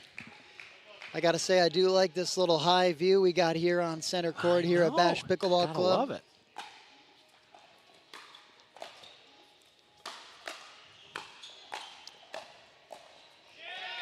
Yeah, Sarah's not in the drop business today. No, she looks to be aggressive on her forehand, and if she's cooking, I mean, watch out. Yeah, when she wasn't earlier and she was trying to play more of a soft game, it didn't benefit these two as much. When she's driving, it's unpredictable.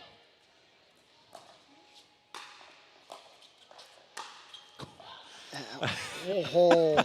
Right depth, but not the right spot. It's just, it's so close every time.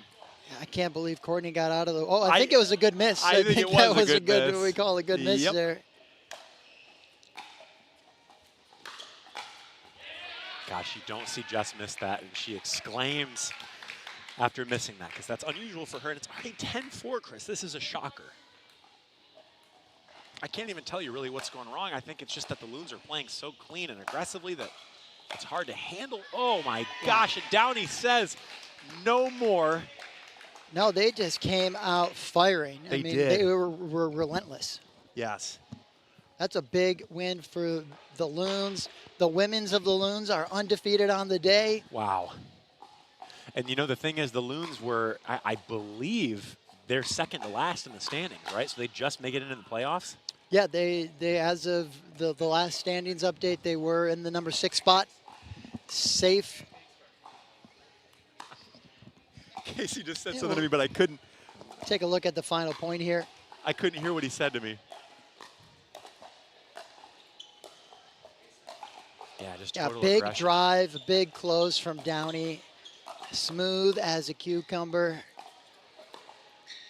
Great stuff from the Loons women today for sure. Yep. So Casey just came over. I don't know what he said to me, but he has got a crazed look in his eye.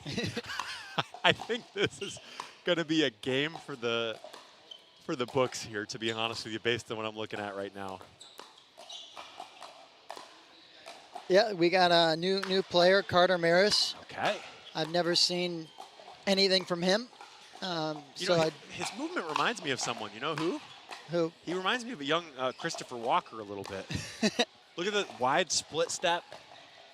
Using the take back. Well, I guess there's hope for the young fella.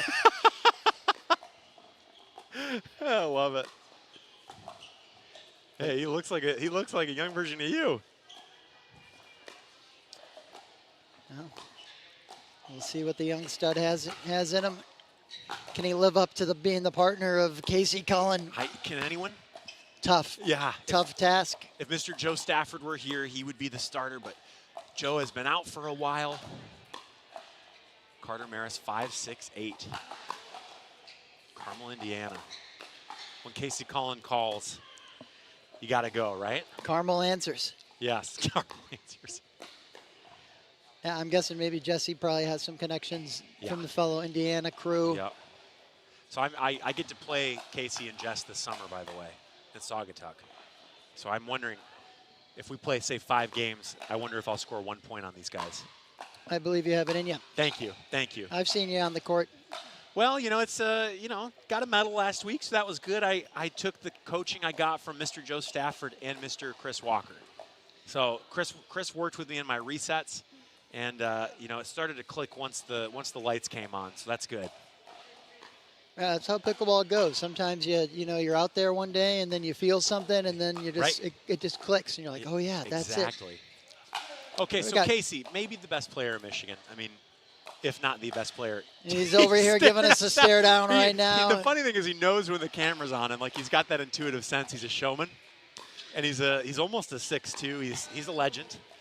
He's really the unquestioned, I hate to say this because there's so many good players, but he's kind of the unquestioned king of the MPL. Yeah. You know, he's got the throne. He's undefeated on the season, I believe, right? I believe so. Yeah. Louis Raminzi. So we saw Louis play earlier, really high IQ player. He's Louis is a great player. He's Yeah. got a really good backhand counter. Yes. Good hands. If he heats up, he can keep up with anybody. Yeah, and he was doing really well in cross-court dinks today. So yeah, he can be a scary player for sure. Yep.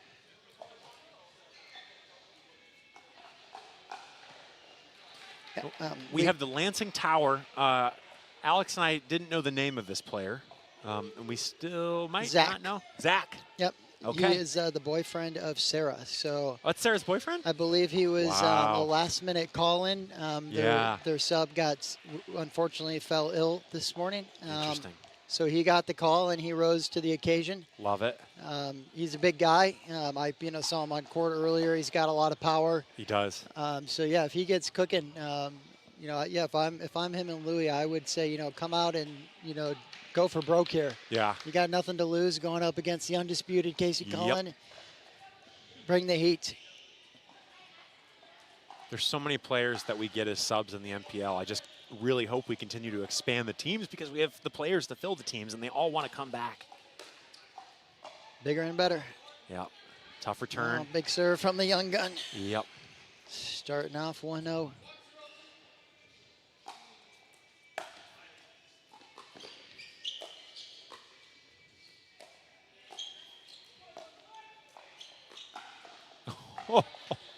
Wow. Oh. It looked like he was going to pull it, and he just kind of slowed that swing down. Got Zach to jump just a little bit. Super smart shot from Yeah. Casey. It's hard to tell over the video, but Casey is so intimidating to play against. He also really doesn't miss drops. So everybody thinks of him as this really aggressive player, and he is, but his soft game is incredible as well. He's got all the shots. He does, every single one. That's a no-go zone. He even waves it off with the paddle there. No. Oh. He is the Darth Vader of the MPL. Yeah, very fitting. He's kind of got that Ben Stiller dodgeball vibes. If we could just get the guy to grow a handlebar mustache, Yep. I think he'd be in business. Runs around to hit the forehand. Not even breathing hard.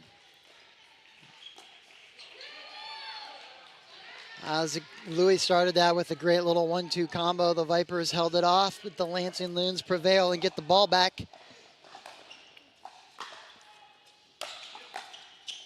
And Zach's going to have to take those big drives.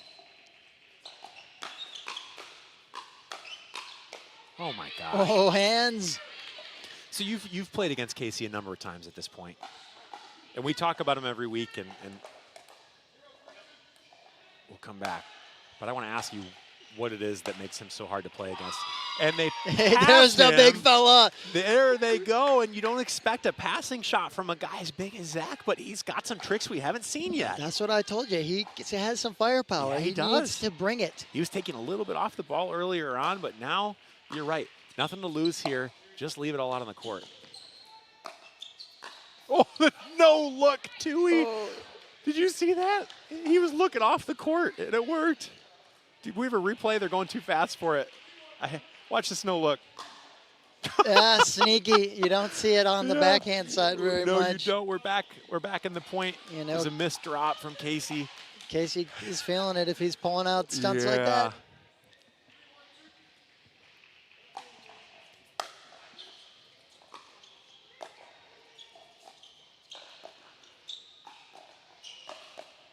Patient dinking.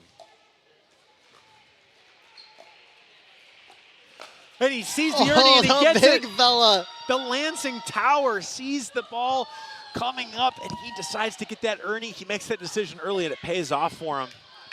Clean. He had a couple of foot faults against us. He did. But he's clean there. He has cleaned his game up and he is playing huge out here. Gets a little lucky. What did we get there?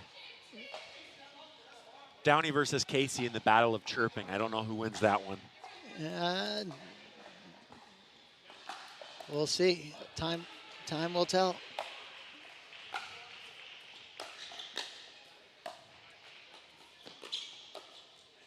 Just so good. So what is it that makes Casey so dangerous? I mean, obviously the consistency is there, the offense, the aggression, but is there a transcendent quality in him that you see that other people don't have? We'll come back to that. Wow, what a drive. Yeah, great low ball there.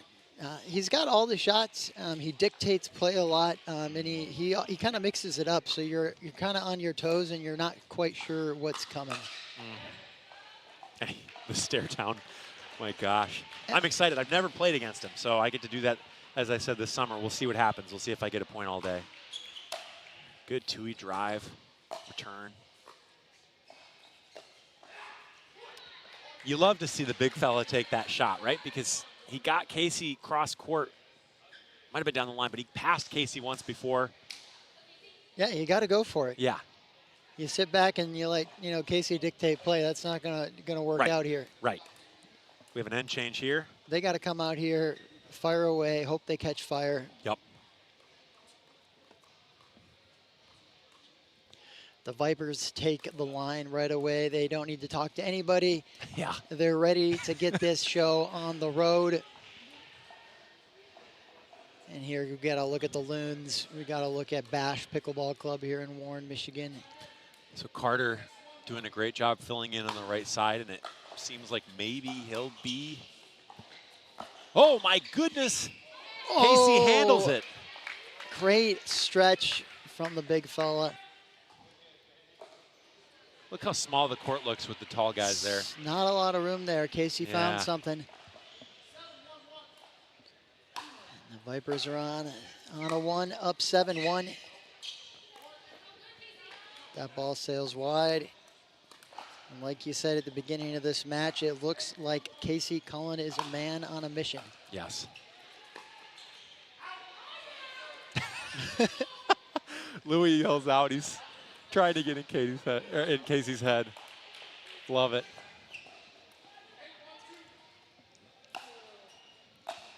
Big slice return. Casey handles it. Wow. Carter with the heads up. Dodge there. So Carter, maybe Carter's auditioning to be the guy for them in the playoffs. Since Joe hasn't played an event, they're going to have to pick a new right-sider for the playoffs. Yeah, they've had a different guy every single time. Every single time. So it's who's going to be the guy. Yep. So outside of just seeding, with the Vipers and the Aces vying for that one seed, I believe, right? Yeah, if the Vipers win both their matches, they will be the one seed today. And that is, that's game, 11-1. Light work. Lightweight, baby. Yeah. Casey also is disarmingly charming on the court because he smiles at you too, and so you kind of gets in your head a little bit, I think. Yeah, he yells at you and then he smiles about it. It's an abusive relationship that everybody has with him. Yeah. We're going to run this last point again, that finisher.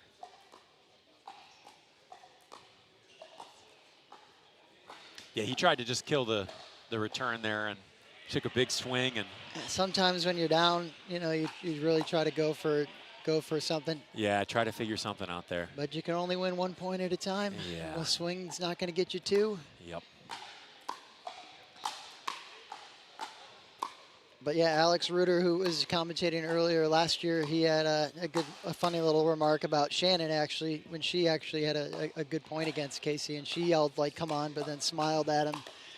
So he called it the cut and the salt. Oh, I love it. That's kind of what Casey does. He gives you the cut, and then he smiles at you. Yep.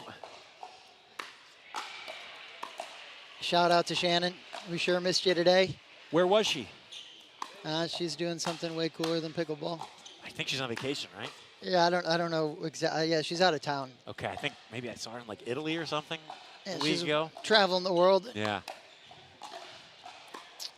Now we lost our video here on the computer.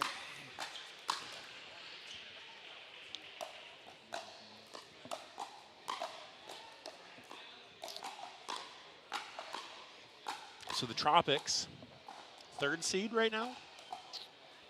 Or the Rapid Fire might take the 3rd seed tonight, right?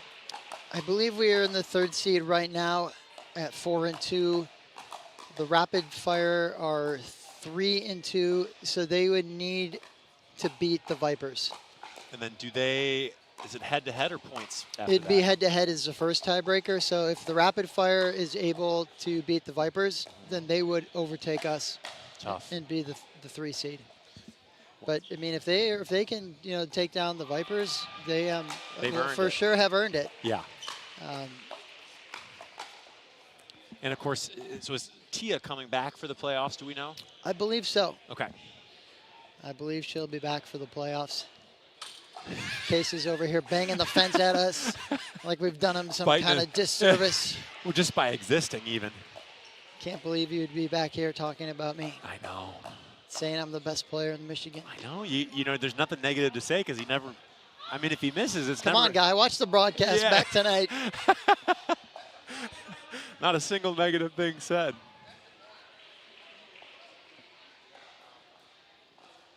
So then this will be Rapid Fire versus Vipers after this match. Aces are on bye. Border Battalion are on bye. And the Brighton Barrage are also on a bye. Okay.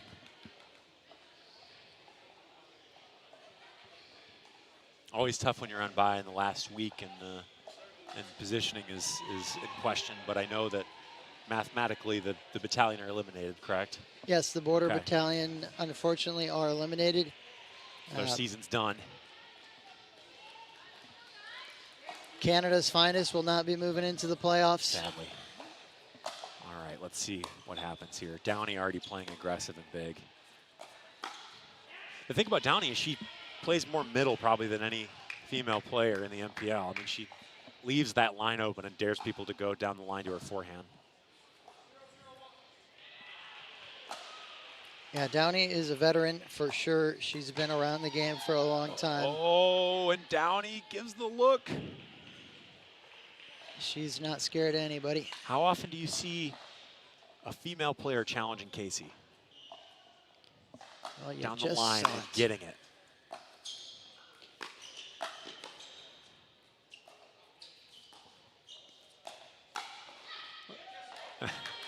That's what Jess does so well.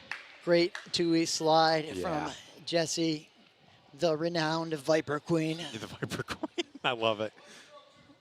This is their home club, too, guys. Gotta remember. Home club, Court 18 at Bash Pickleball Club. Of course, these two are a romantic item. Yes. I'm sure that helps. Partners on and off the court. Yeah. So date or marry your partner, guys, your doubles partner, and maybe you can have the results these two have. And the PPA has a partner show. We should probably have our own. Yeah, exactly. Selkirk TV will send us the order for that series tonight, I'm sure. It's coming through. Yep. Killer serve, but just out. And Louis feeling it. He's fired up.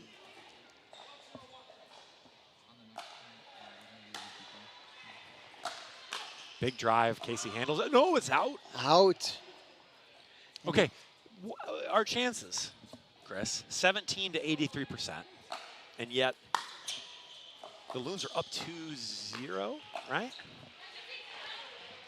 Yeah, we got big favor for the Vipers. I mean, rightfully so, undefeated on the season.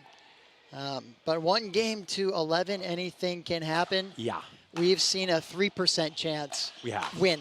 We have. That's a close It ball. looked wide It did. in real time. It did. We have a challenge. We're going to take a look at that. The fellas in the booth. Ooh, the minor league is firing up. You can hear that. Why don't you tell us a little bit about the minor league, Chris? Minor league is brand new this year. We have 6 teams mirroring a pro team league, and they're in their last week as well. Looks like we got the Flint Tropics playing right now. My brother just hit a 2E winner, half Oh, I love earning. it. Shout out to him. They should have that feed up and running on YouTube as well. So if you're looking for that, tune in there. And we are back live. And there is the slide backhand from Jesse again. That's a no-go zone It is. on the Viper Queen. It is. See ya.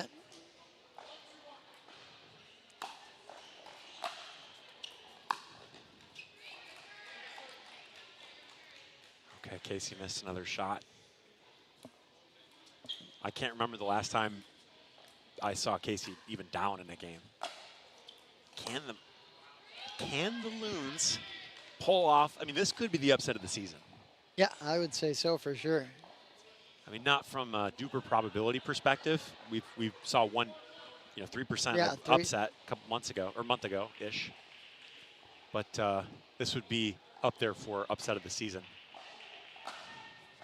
And give the Loons a lot of momentum going into the playoffs as one of the later seeds who might face off against the Vipers.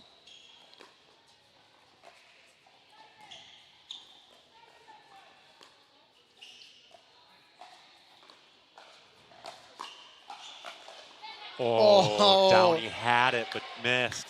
Great. How often do you get that? Great setup from Louis. And yeah, it's when you get that opportunity, it's those ones hurt, but that's a good strategy. Yes. I'd like to see him keep doing it. Jess on the left side where she is comfortable. They do this often. Unfortunately, she did hit it out. But Louis and Downey's playing how she always does, which is consistent, aggressive, powerful.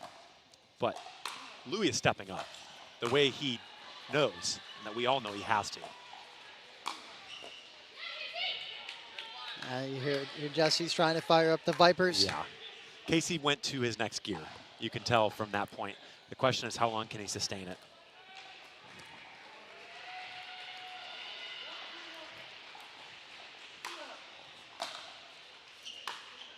Oh my gosh. Great drive, great handle, a little bit out. Yeah, really tough ball from Louis there on the switch, being able to grab that. And you see they're going to mix it up. We got left side, Jesse.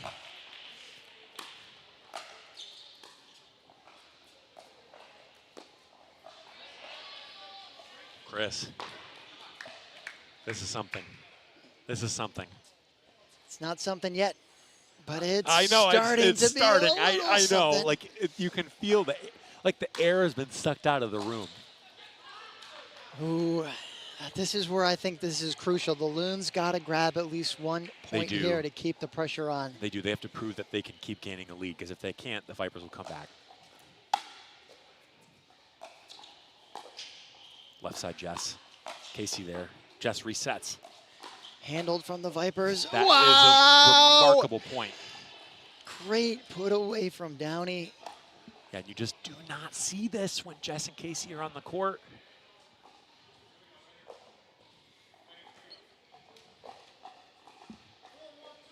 Four 4-1 to the Loons Wow. on a 2.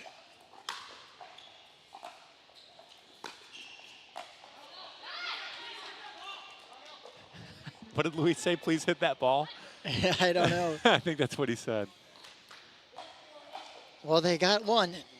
Can the Vipers answer?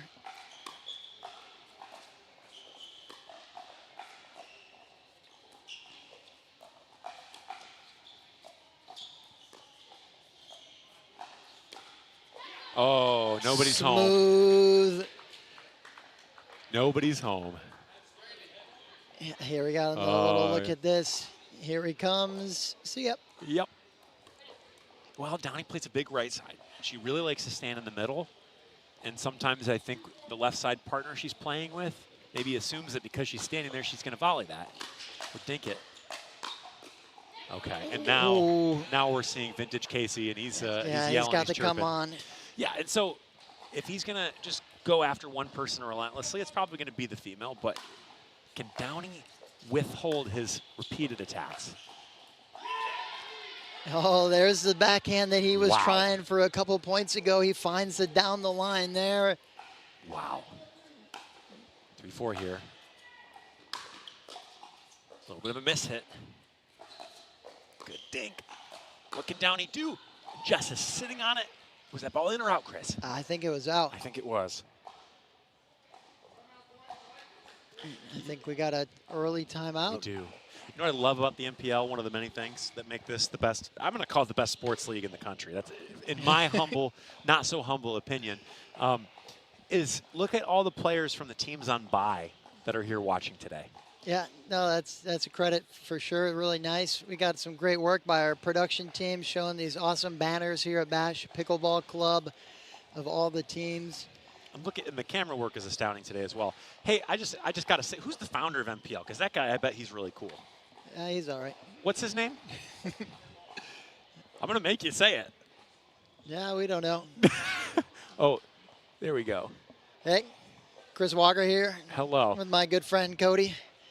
I was telling them earlier today that I have a video of you in Vegas that has not seen the light of day yet. No. And we haven't really found the right occasion to share it.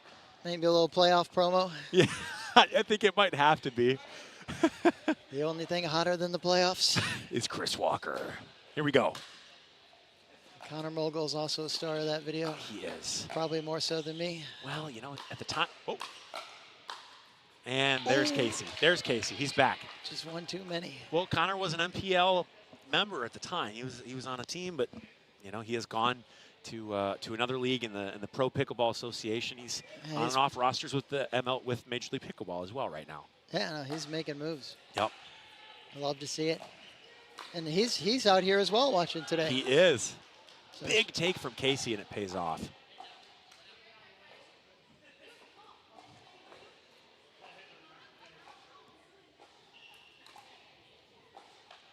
Okay, 3-4. Big serve.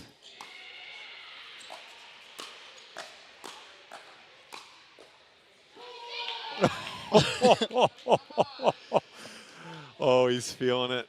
And that's the thing, like if the patterns aren't working, then Casey can just hammer a player. I mean, Downey's hanging in there. He's just got the one extra ball. Right, the mano-a-mano, no one's going to go toe-to-toe with Casey, so if that's what it has to become, so be it, right? At some point, Downey's going to have to start hitting to Jess in those hands battles. Yeah, she's got to get out of it. Can't just stay head to head. Casey telling Jess, make balls, move your feet. That's always got to be tough because he's really her coach, partner, and doubles partner. Yeah, they've been playing together for well over a year now. Yeah. I think she's well accustomed to it. She's a stone cold competitor herself, so she's unfazed. She is, and when Casey is feeling off, she will be doing the same thing to him. She keeps him hyped up. Yeah, she's a great hype woman for sure.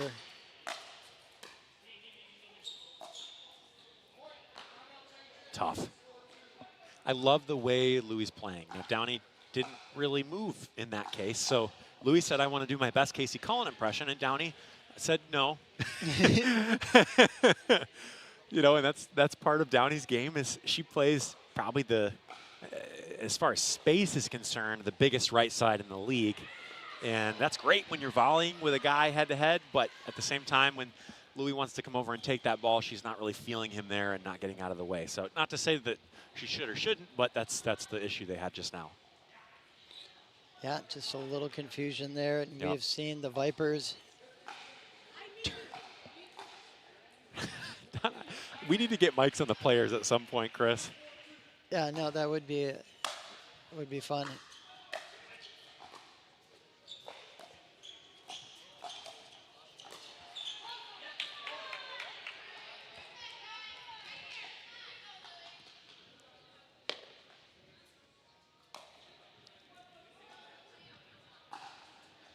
We just got a fun fact from the truck. Usually we have a wireless mic to capture the volume on the court, but Bash Pickleball's club proximity to a military base does not allow for that wireless signal to work. No available frequencies. And we are in what looks like a military hangar right now, Chris. I don't know what Bash was or is, but this looks like a plane hangar. Yeah, I think it was like an old warehouse space at some point. I think there was 2 different businesses in here. Bash started in one half, Interesting. and then the other half opened up, and they seized the opportunity and expanded, and now they have 18 awesome indoor courts here, the biggest indoor facility in Michigan. Love it. And look at this, the minor league. We have our Bash logo Great. there. We also have a good game in the minors. Great camera work from the crew showing us the facility here. Yeah. Big return from Downey. My gosh, that's tough to handle.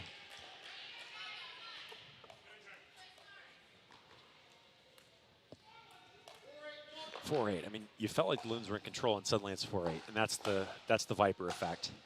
The king and queen. Big drive from Louis. He's going to have to go there. Oh, the no look. The no look, Chris. Yeah, he holds the forehand there. Kind of looks like it's going to go middle, and nope, sneaks it right behind you.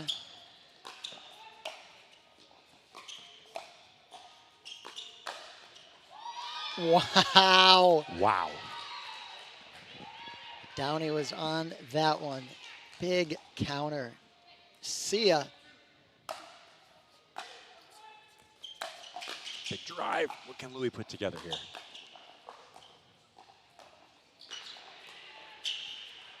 The love, and it works, and he gets, oh my goodness. What a sequence. Yeah, just good court awareness from Casey there. Just, you know, soft angle there. Chris, Finds the that's opening. more than good awareness there. That's a stone cold first degree plan there.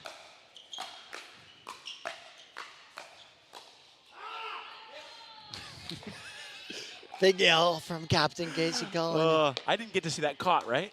It was in. Okay, yeah. I mean, Yeah, well in. there are shots you see playing against Casey that just do not exist with other players.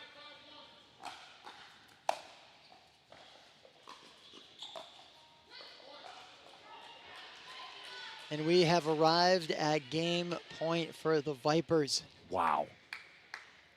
There is an inevitability in this duo. Even if you feel like you have them and you get up, it's just so hard to beat them. No, the Loons have been playing great. They've been Fantastic, making Chris. a lot of shots, putting They a lot of have. pressure on them. Fantastic, but it's just not enough. It's hard to sustain it over the course of a game. Yeah. Especially just with the amount of experience that, you know, Casey and Jesse have playing Yeah. together.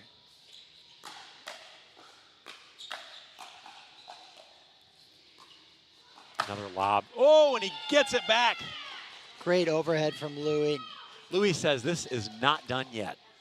Not done. The Loons are still here. They are still in flight, as Louis was there on that overhead. Yeah, but the serve is out, and that's so tough. Yeah, I like going for the big serve there. I do too. They still got the ball. We Left got side, Jess. right side, Casey. And it's enough to make him think about the shot because Casey's standing there in his face. Yeah, it gives you just a little different look. Sometimes you're thinking of, you know,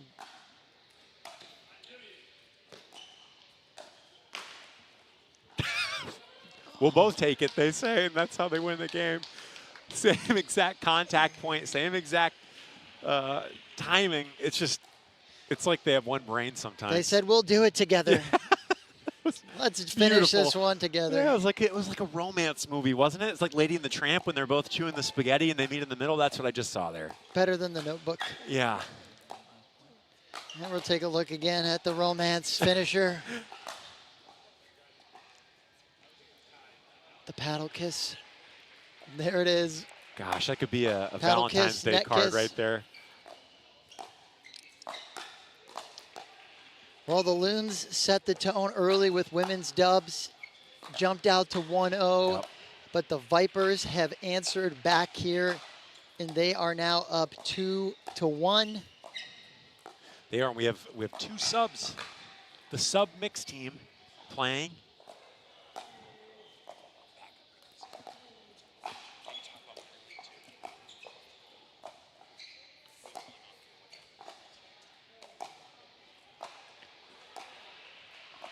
We got a mix-up here of the Loons.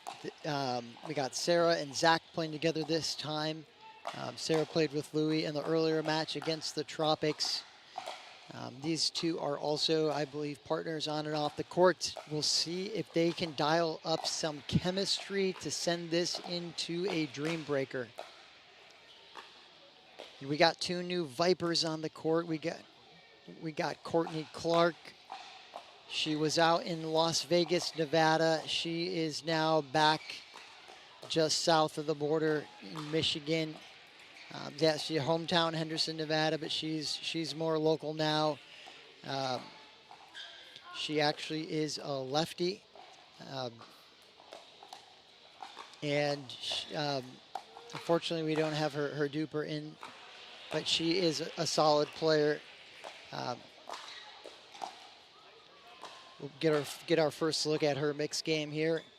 We've seen her a little bit at some of the all-in events out at All-In Pickleball Gym at the TPN Thursday night premiere nights. So she's got some game for sure. Got our first look at Carter Maris in mixed, coming out of Carmel, Indiana. Looks like he's got the new Yola Pop paddle for summer. 5'6", so yeah, he should be a solid player. Yeah, we got Sarah Ramenzi, hometown player for the Loons out of Lansing, Michigan. Her forehand really is a weapon. If she can get that thing cooking, I think that could be some success for the Loons. And then we got to look at Zach here. Zach stepping in as a last-minute sub today for the Loons. He's a big guy. We've seen him hit some big drives, seen him have some big earnies, and I think he's going to need to pull it all out here in this match to see if the Loons can send this into overtime to a singles showdown. Oh, there's Courtney with the Ernie flexing in warm-ups.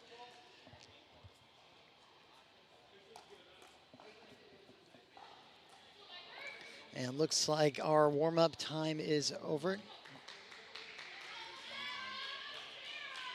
Take a quick look at some of our sponsors. We are here live at Bash Pickleball Club. Shout out to Selkirk TV, All-In Pickleball Gym, 2 locations out in the greater Grand Rapids area. Brighton Pickleball Club will be there June 20th for the playoffs. And here we go. Let's play pickleball. Wow. Oh, great out wide dink. Zach with the Ernie, but the Vipers fight it off to win the point.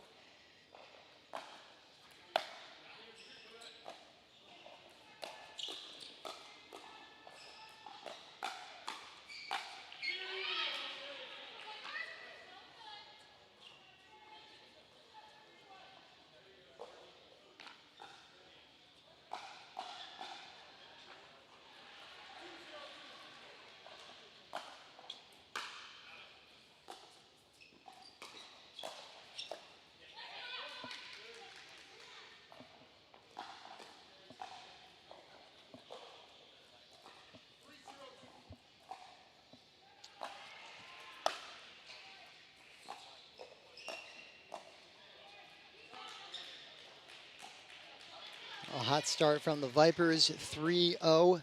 Ball back to the Loons. Let's see what they can do.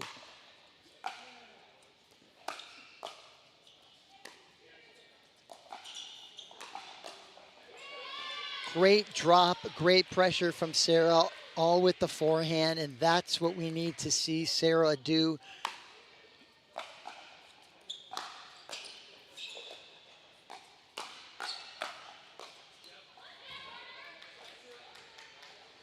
Good pressure again from the Loons, handled from Carter as he finds the open court out wide here. Great angle into the fence.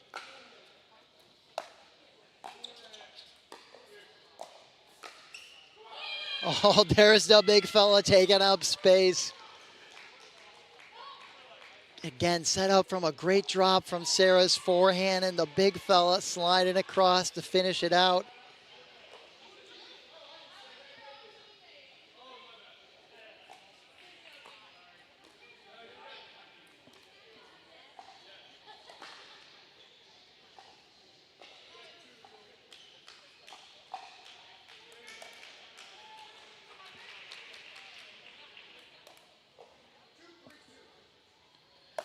Two, three, the Loons got a little bit of momentum here. Another big close from the big fella. We're all tied at 3. This is what the Loons needed.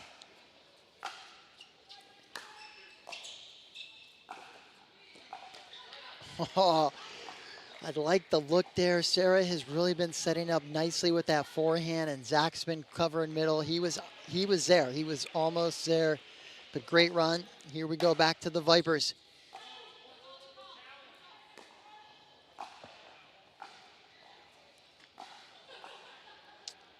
Looks like that ball was just out.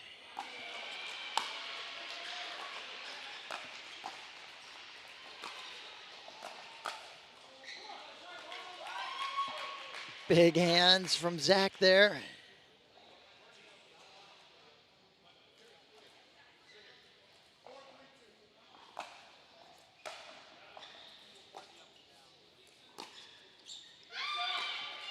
Oh, slippery backhand from Sarah. Clean winner down the middle.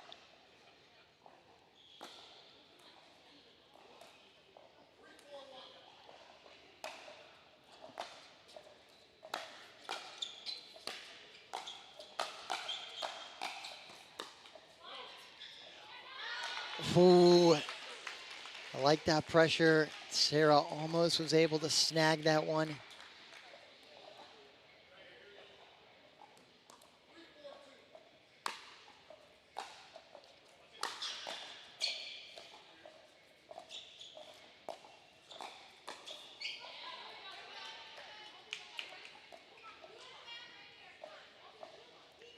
Vipers fight that one off. No damage done. Ball back 4-3.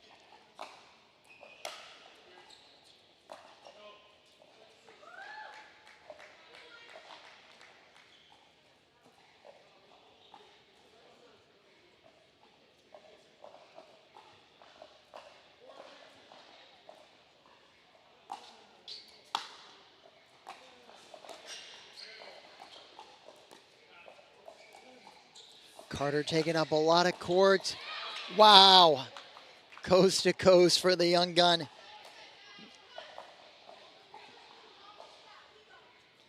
All the way back over.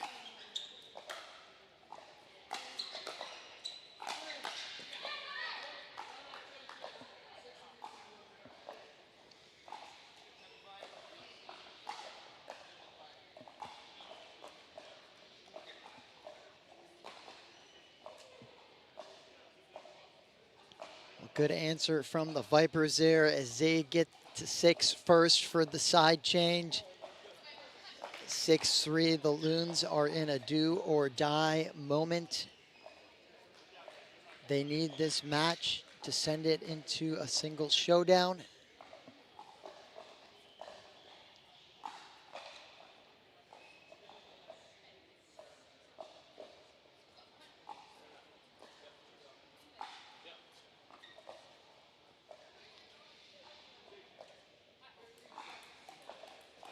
All right, here we go. Carter to serve.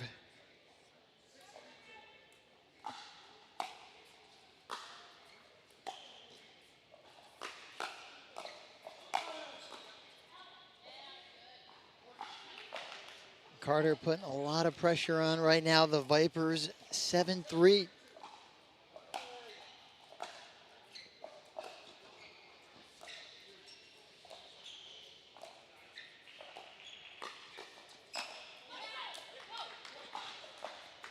Well, I like that poke from Sarah. Handled from the Vipers though.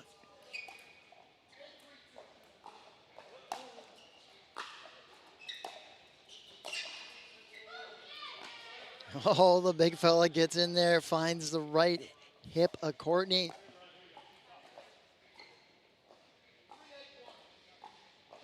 Sneaky little shot there from the Loons.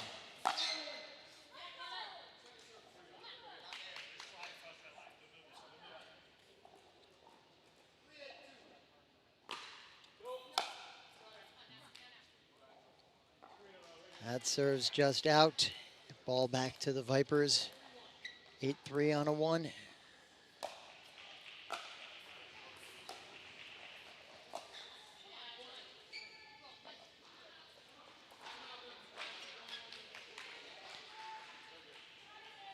Nine 9-3 to the Vipers. The Loons call a timeout and huddle together to see if they can stop this momentum.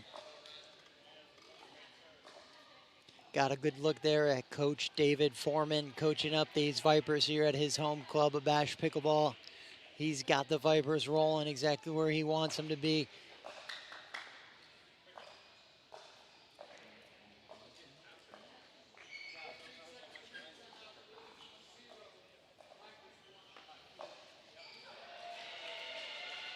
And shout out to Brighton Pickleball Club. Will be there June 20th for the playoffs. Court 1 Athletic Club's out in Lansing, Michigan, home of the Lansing Loons.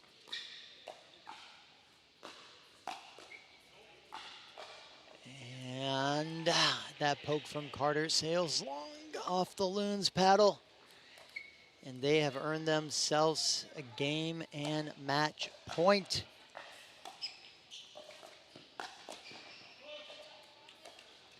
Oh, Courtney covers the court well to keep the Vipers in it, 11-3.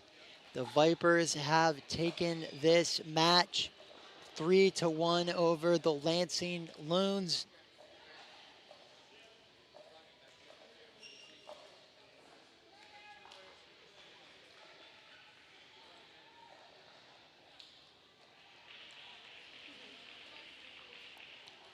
Well, the Loons played great that match. They really showed up today. The women were undefeated on the day. Really good stuff from them. Unfortunately, the Vipers were just a little too much firepower today. And we will have another look at the Detroit Vipers. They are at their home club, Bash Pickleball. And they are going to be our last and final match against the Lake Michigan Rapid Fire. We're going to take a look at this final point of the match. You're going to see a great drop in Ernie from Carter. And then Courtney covers the court so well here. Back to the middle to keep them in it. And good stuff from the first two timers in the Michigan Pickleball League making their debut appearance. And here we go. We got the Vipers versus the Lake Michigan Rapid Fire coming up next. We are going to take just a short break here, but we will be back for our final match of the day. Don't go anywhere. This is the Michigan Pickleball League.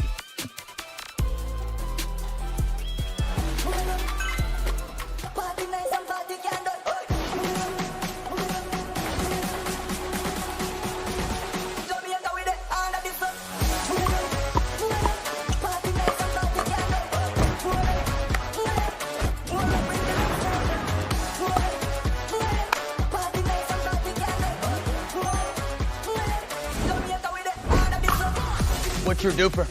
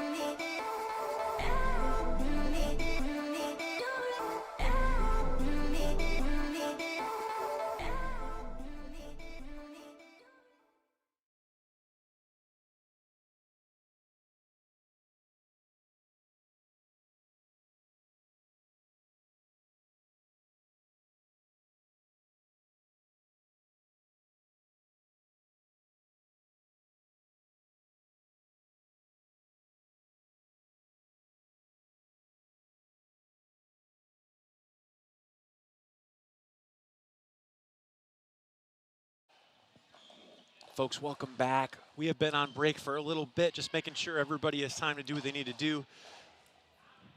I had to take a break. It's hard to talk for 4 hours. Had to get some caffeine. Had to drive in for 3 hours today. Again, this is Cody Colvin. We're watching the warm-ups of the Vipers. Guys, they want this one badly. They want this one badly. It's going to be the Vipers versus the Rapid Fire. I will tell you there's a feeling of tension because the Vipers felt like they could have been more efficient in that last match against the Loons. And the Rapid Fire are looking to kind of cement their status as one of the contenders. And this match will go a long way in doing that for them. Again, there are two players who are not here. I'm going to shout out Joe Stafford. Joe would be ordinarily the other male player, and then Tia Mukherjee, who is the other female player. Tia will be back for the playoffs. Joe, unfortunately, has missed the season. He's not going to be able to play the playoffs because he didn't get to play an event this year. Joe's dealt with just a little bit of injury issue. So we're going to see him back next season and see him competing in other leagues. We're going to broadcast a Thursday premiere night as well this winter, and you'll see Joe there taking more medals and checks home. But he's a big part of MPL, and sad to not see him on the court. But that is how sports work, guys. You can't always have what you want. And the Vipers on paper, almost undefeatable, but they never had their full team this year. So now they have to adjust. Now Casey and Jess will carry the load. Tia will be back, but then they'll be playing with a sub in the playoffs. Who that is going to be, I'm not sure. A lot of good players who want to play with the Vipers, though. There's a shot we don't get to see today because he's not here, but it's the Stafford backhand. Joe hits his backhand in a very unique way where he counter-rotates the hips. I was fortunate to get a little bit of an overview on how to hit it from him. Then I studied his tape, hit it, and I'm telling you guys, that's the best shot at pickleball is a Stafford Tui. So keep watching Selkirk TV this year. You're going to see it a number of times.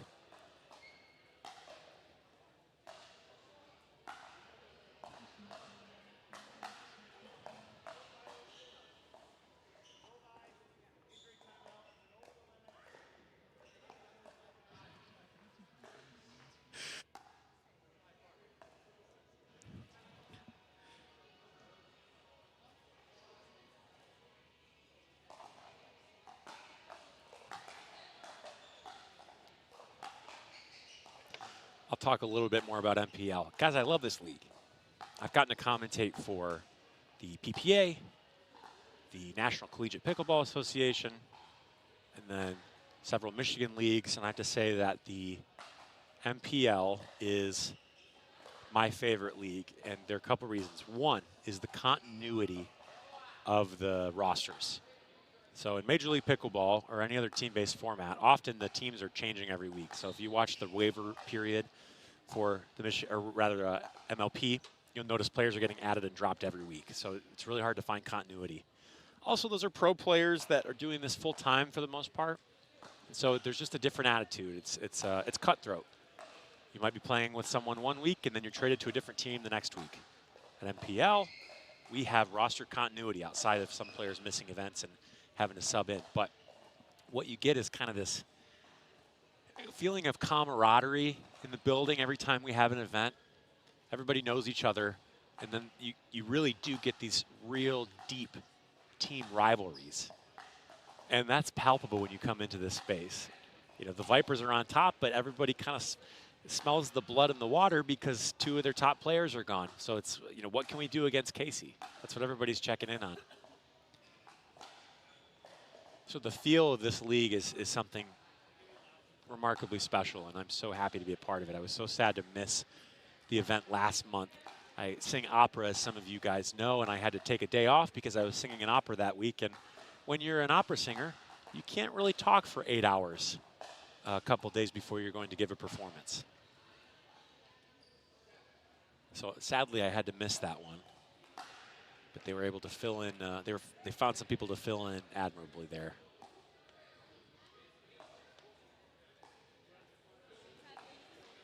So Courtney has competed in Michigan. She knows Jess. She moved from Vegas a few months ago, actually.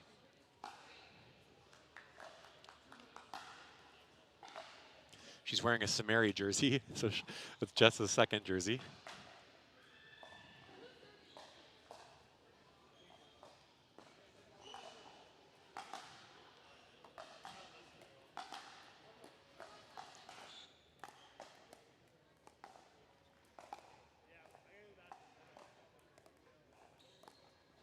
I asked Casey to come talk a little bit. Again, he's kind of the king of Michigan pickleball. How do you become the king, you might ask? Well, when you win every game you ever play, for the most part, that's kind of how you become the king. All right, now we see the rapid fire on the court. I don't know if it's translating over video, but there's a feeling on this court. And I just get the sense that this match is going to be an absolute bloodbath.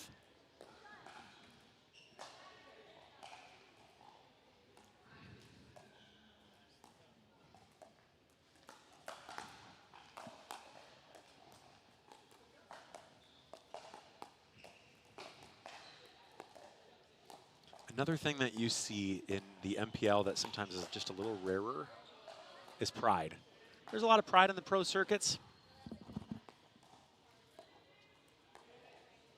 But often because they're playing every week in the PPA and the MLP, if you lose, if you have a bad game or a bad match, you know that you're going to be playing against the same players 1 week from now.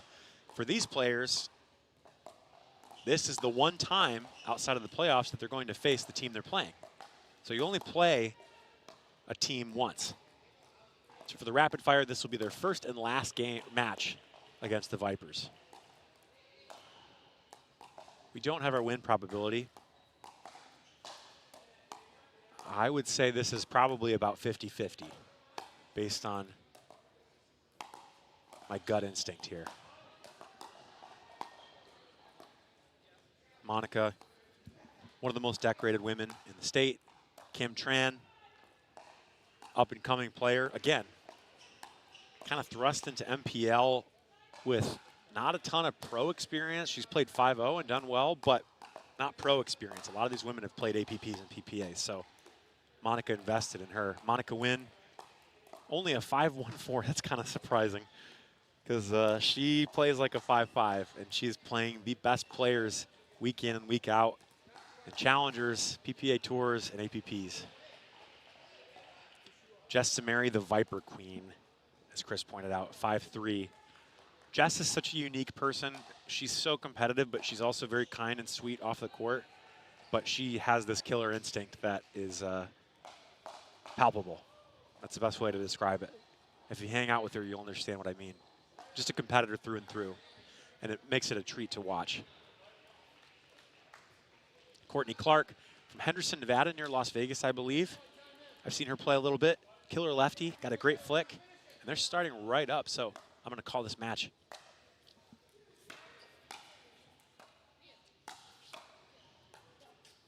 Kim staying in there really well.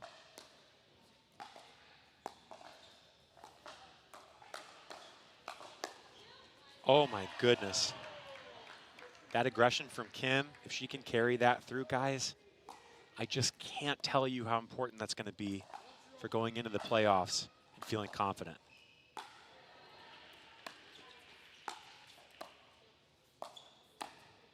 I love the decision to put her on the left side. I really do. We'll get our score updated shortly here. She is going after Courtney. Oh my goodness. And already it's 2-0.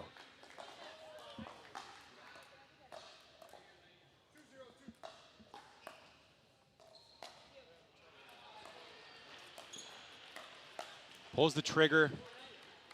Might have gone in, but Courtney decides to play it safe and overheads it.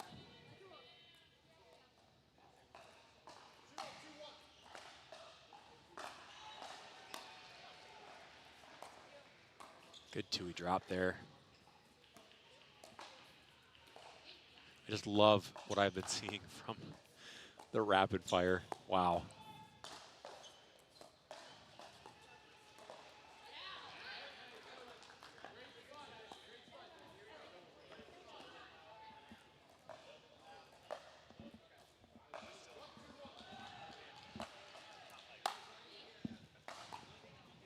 Guys, we're going to have Casey come in.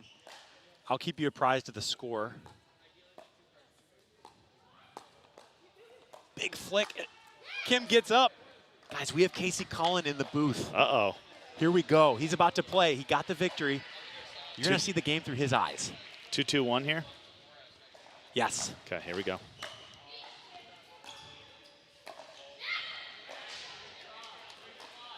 Three, 2 here. Different energy than their last match. A little bit louder. Yes. Faster start. Kind of shocking what we're seeing from the rapid fire. I mean, they've been executing so well and playing so aggressively. It's like something clicked for them this event. Yeah, 4-0 win over the Tropics. That's a good result.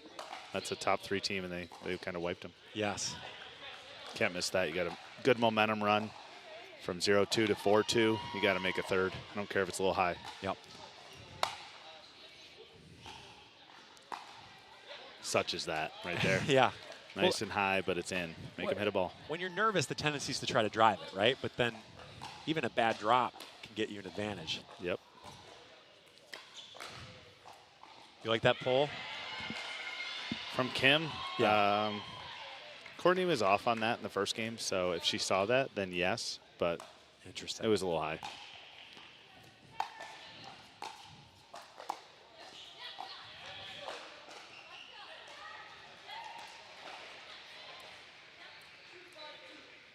2-5 here on the second serve. Oh, that's a good drive. Gosh, and if she were 6 inches taller, she could do stuff like that. Great backhand. I'd like to see Monica scoot up 2 or 3 steps. When Kim gets a backhand, it's like that's game on for the rapid fire. Monica's kind of looking to let Kim finish that, but she should probably go poach that, right? Yep. Thanks for being here, Casey. We got the king in the house. Yep, this is my club. This is the original Southeast Michigan Pickleball Club here. Love it. Just staying in there. Might have saved a long dink there, and she gets it in, so it doesn't matter. 0-2 to 6-2. Crazy, isn't it? Only the Vipers can do that. Truly. I expected them to be feisty after losing that one earlier. The Loons, I give them a lot of credit, but yeah, I feel bad for the rapid fire. They got to play a team that's definitely going to be chippy and angry, going for it. Yeah. Yeah. When Jess loses, I mean, it's like an earthquake. Yeah, they don't want to take any time on the side change here. Yeah. If you're winning, you go fast. Right. You're losing, you go sit down over there and you take as much time as possible.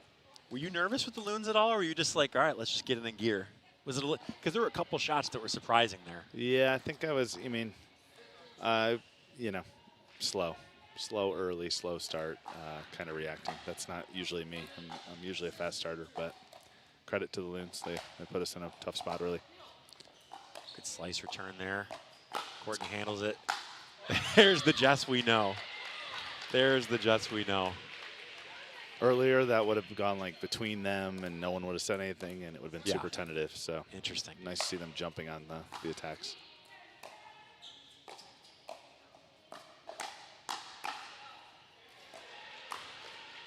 Gets it somehow. Monica ready. Kim gets it. Great point. Oh my goodness. Point of the day. How is she? How are they still in this? And they're back to dinks. That's a great point, though. Wow. Got to angle off one of those high balls. You got them in trouble. Went through them, and they got it back. Good defense by Kim. Really, really good. Well, and yeah, you want to make Kim step probably, right? Yep. Great shot from Courtney.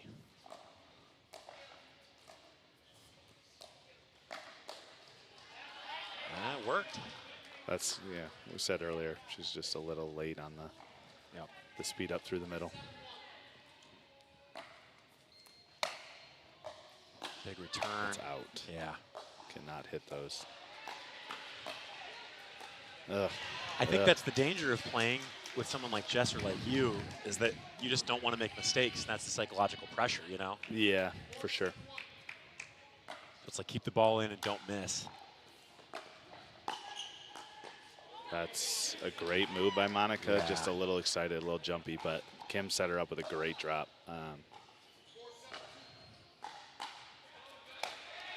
4-7 here. Can't miss that. They have a good little run going. Do you like them switching up a little bit and putting Kim in the left, or do you think just leave Monica there the whole time? Good question. I think Kim is really confident on the left, more so maybe than the right at times. My answer would be that you're playing this event, you know, as teammates, you should get identity on a side and get comfortable.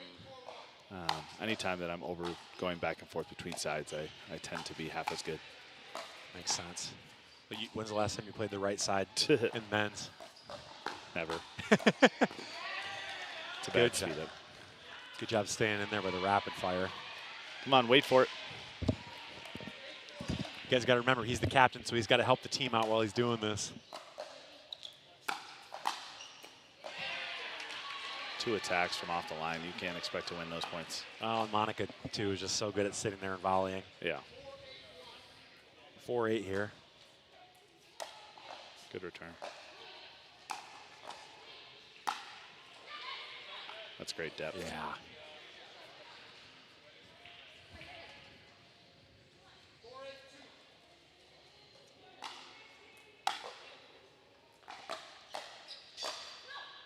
Almost got her. Cannot return to Kim's backhand. That backhand is real flat and real good. It dips. Yep. I would only give her forehands. Because she wants to slice almost every forehand, too, Yeah, so you know it's going to come. Mm-hmm. Timeout here. Yeah, Kim, I'm really just impressed by how much she's... someone doing push-ups there? Who is This that? guy's hardcore. That's like at least 20, 30 push-ups in a row. He's sending a message to everyone across the state of Michigan. If you're not getting your push-ups in, you're soft. Yes, I love it. Hey, stop speeding up from off the line, okay? And you're giving Kit. Thank you.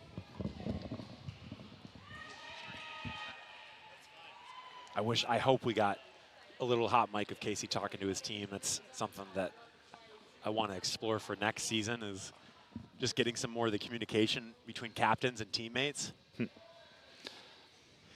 Where's David? Where's our coach? This is when I need him to step in. There he is. You're doing you're coach, captain, player, and commentator. Yeah, here we go.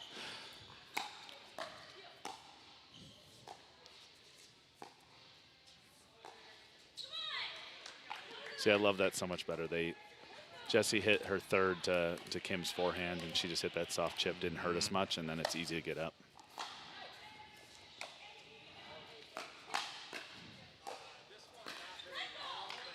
That's a gift. Yeah, when you're 4'11" or whatever she is, it's just, that's tough.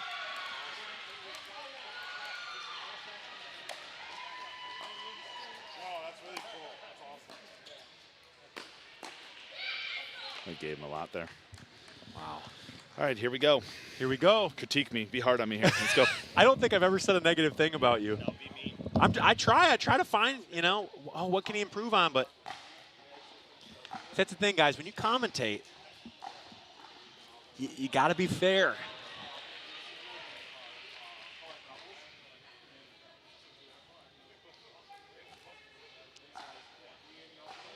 And, Casey said he started slow, right? Like, that's interesting because he can turn it on when he wants to. Guys like that have multiple gears. So you kind of make the decision on what gear do you want to play in. When you're starting out and you have 2 matches to play and you're playing a team that you're favored to beat significantly, which is the situation with the Loons, you might not start out in 5th or 6th gear. You might start out in 3rd gear. But as you can see, he's just, if you're wondering what his game plan is for this game, it's drive the ball and be aggressive. We've seen Jace really sit on the counter today effectively and plan his points. I don't think he's going to have an easy time predicting where Casey's going to go. So he's just not going to have that same pattern that he got earlier on today,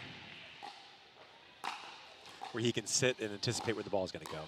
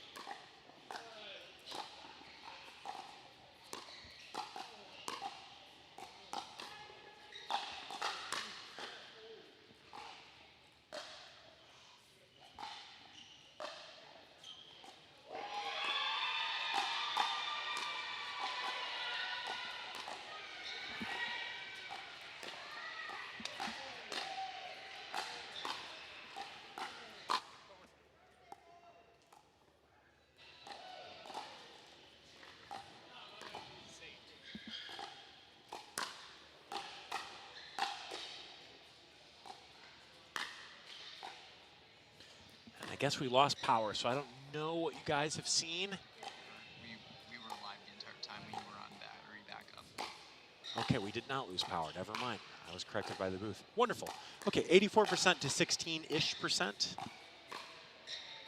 I think with the new team in Carter and Casey, I don't think there's a 16% chance to rapid fire take this. I think it's higher than that.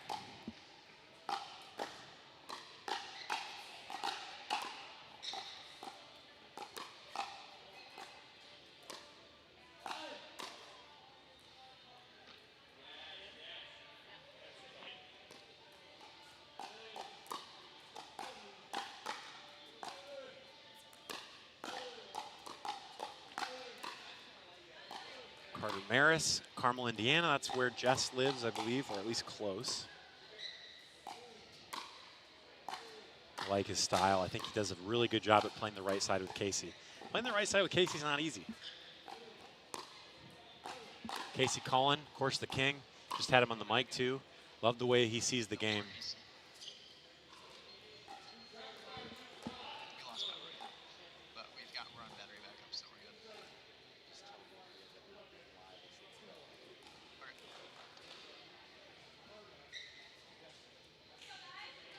Casey knocks this guy off the court,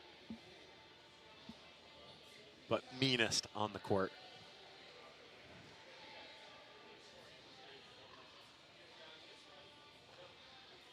Yeah, and you can feel it. Every time someone takes the court against Casey, you can just feel the trepidation. Here we go.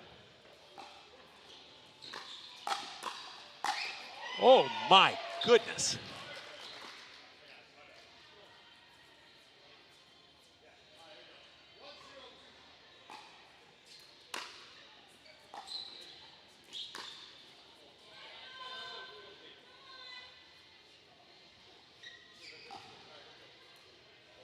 Side out here, 0-1. What are we gonna see?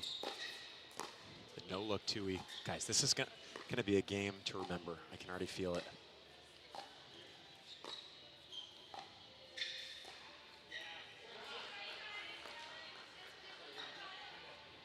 Casey keeping the spirits up for Carter. Big serve, 0-1-2. Hanging in there. My goodness. Casey pulls the trigger. Timing's just a little off.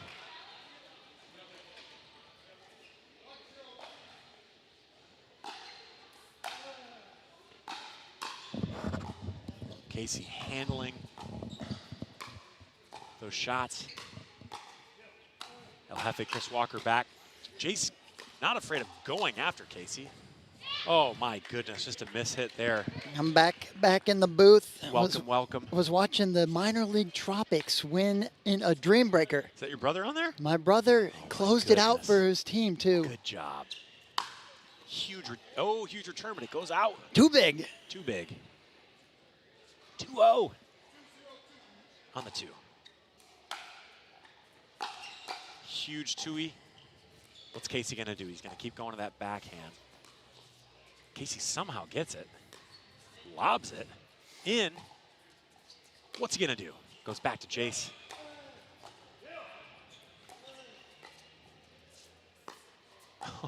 Runs around, hit the forehand. One of the points of the day. Unbelievable. But it was out. Yeah, just wide. Just wide. Wow, the here. rapid fire are keeping the momentum. They are. And like we said, if they continue to be hot, it's not a 16% probability here. Casey now going to that 5th or 6th gear, and that's out. The question isn't, can Casey go into that gear? It's how long can he stay there? And if he decides that he has to be there the whole game, he will do that.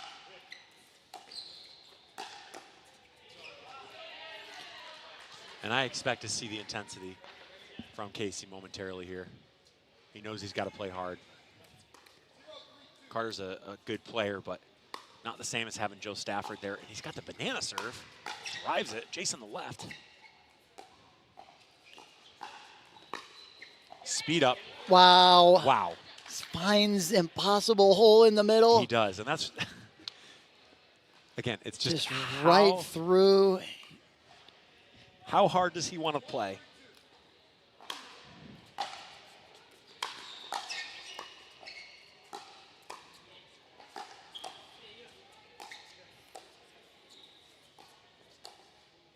Wow, great resets from the Vipers are in the kitchen.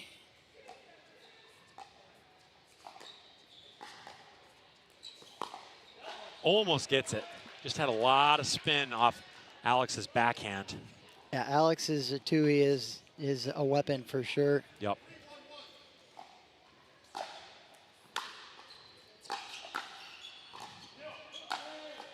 Beautiful shot from Carter. And you know, if I'm Carter, I'm going to wait to take those middle balls. I'm going to let Casey call those out a little bit more. He's been playing pretty aggressively on the right side. I'd love to see Casey dictate more because he puts together points like that, Chris. And Carter's smiling. Got two talkers. Casey and the young buck. It's kind of funny to see, isn't it? Yeah. First time partnership out here, seeing it all unfold. Yep. Oh, and Casey's getting fired up. Yeah, it's, gosh, guys, when this happens, it almost feels like it's game over. And I know it's a horrible thing to say on air, but that's what it feels like in this space. When he starts getting hot, it's like, what can you even do?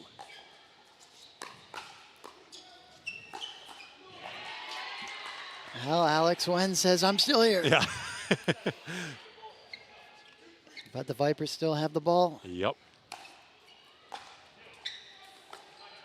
Casey quarterbacking, calling the shots out. Casey looking to poach. How aggressively be? He's got a dink opportunity here. Tough, tough, tough, tough. Yeah, look to pull that one, just finds a little bit of the net. So the rapid fire held them off for the most part. Yes. They're going to need to add something here. Yes. Got to get out of Casey's way. Oh, my goodness. Oh, How did Jace get a paw on that? And that's out. Yeah, I think Carter's got to understand what playing with Casey entails. Yeah. And if he's standing there and not letting Casey take the middle ball, it's going to be challenging.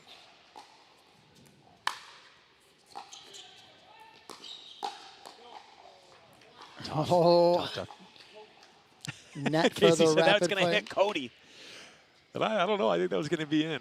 Yeah, Cody, you would have caught it. Yeah, I would have.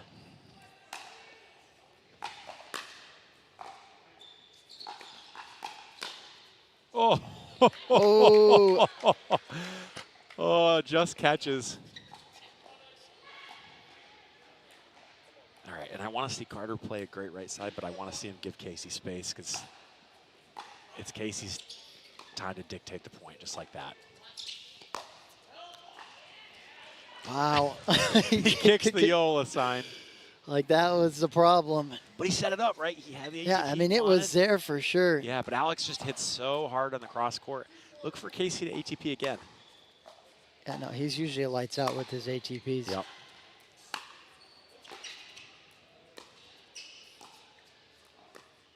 They're going at Casey. The first time partnership, it's tough, Chris. It's tough. Again, I want to see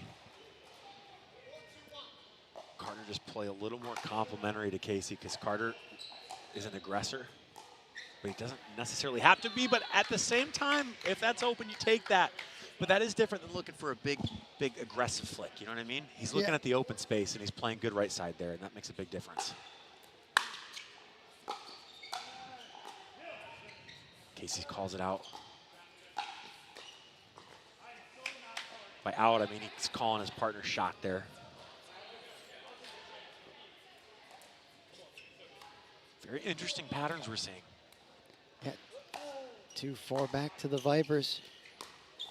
Yes, this is what I want to see. This is that, but he sets it up. He's getting really good patterns. I love him running over all the way to take that third. Having Carter crash on that, you know, you make those shots and it's a different pattern. That is a big serve. Big serve, gets a free point.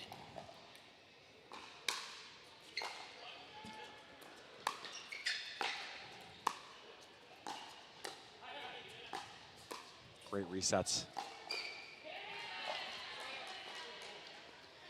That good speed up from Alex. Crosses up Carter. Yep. Not too much damage done. No. 4-3. Can the rapid fire add some more to the lead? Beautiful shot. See, okay, that's what you want to see from Casey, is playing that huge middle there. And if Carter can just sit on that forehand as a right side player, that's going to be their best chance.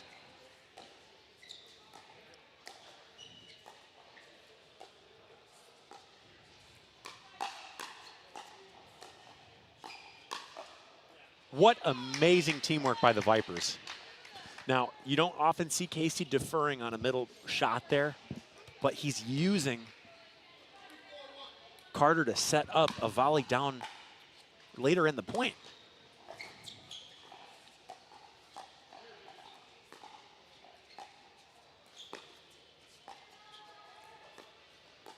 Good disguises.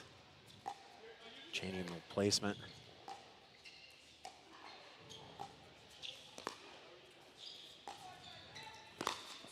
Oh my gosh. That is Alex's best shot, that little two-y scoop out wide. Casey has had enough of the Yola sign. He's kicked it, and now he's moved it completely out of play. He has.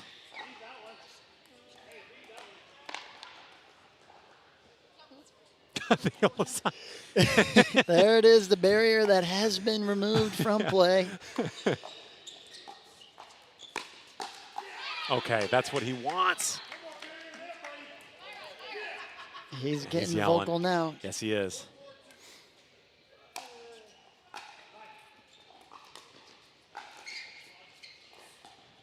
Tough.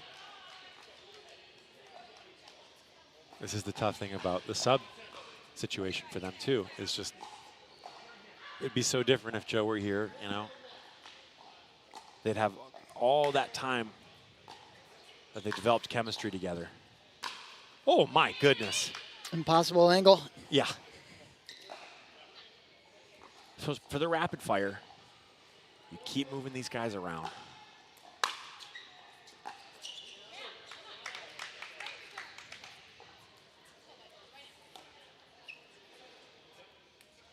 And look how hard the rapid fire had to fight just to get to 4-4, Chris. That's the psychological climb, this uphill battle. Yep, and now the Vipers have overtaken it. Yep.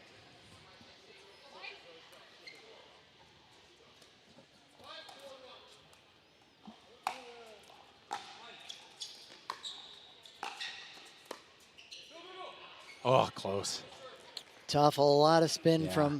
from Alex Wen there. Alex is putting together great defensive patterns.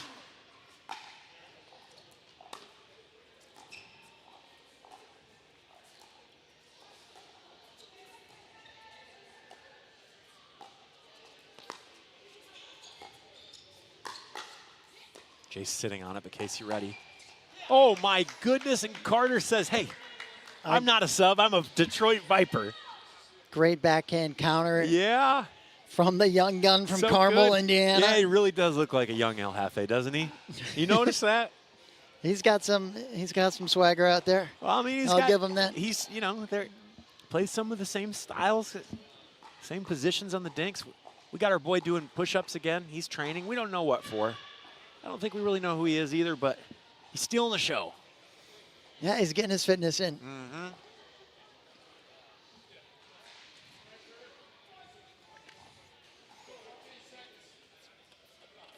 All right, what's the rapid fire got to do here, Chris?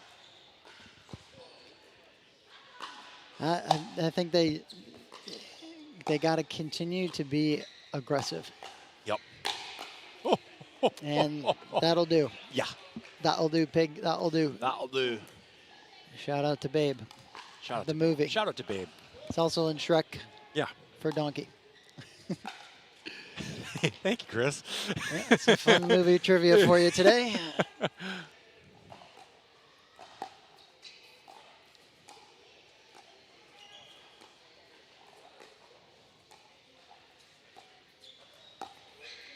Oh. Oh.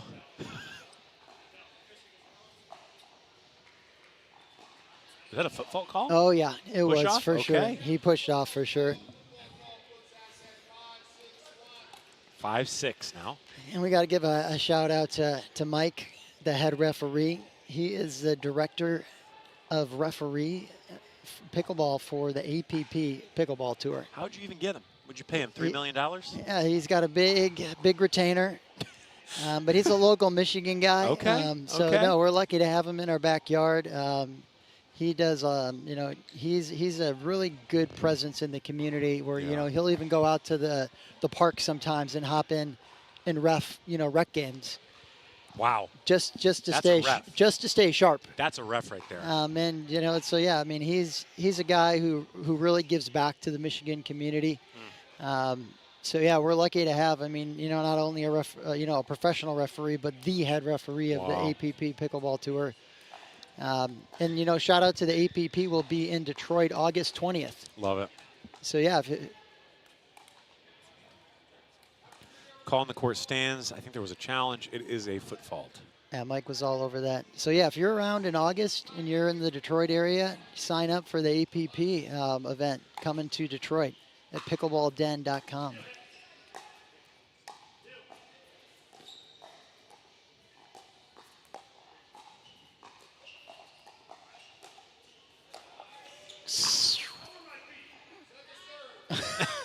What did he Casey Cullen says, "How are my feet?"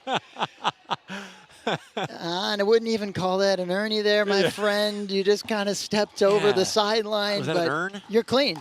Yeah. Your feet are clean. Yeah, it is always shocking. Well, not always because it's the first time I've seen it, but to see Casey go in the middle and then his partner is there. And now he's learning. No look. Oh, my goodness. Wow. Handled from the rapid fire, and you see the rapid fire faithful getting a little loud here at Bash Pickleball Yeah, Chris, Club. is this in Grand Rapids or is this in Detroit? Because this Is this- sounds like Grand Rapids right now. Is this the home of the Vipers? Yep. 7-6. Wow, the rapid fire pull back out. Casey has not lost a game all season, by the way, you guys. Oh, that one rides the net, and Casey comes over to get it. He's not even waiting for the ball. He says, "Let's roll." Ooh, that's a killer. Heads up, 7-up.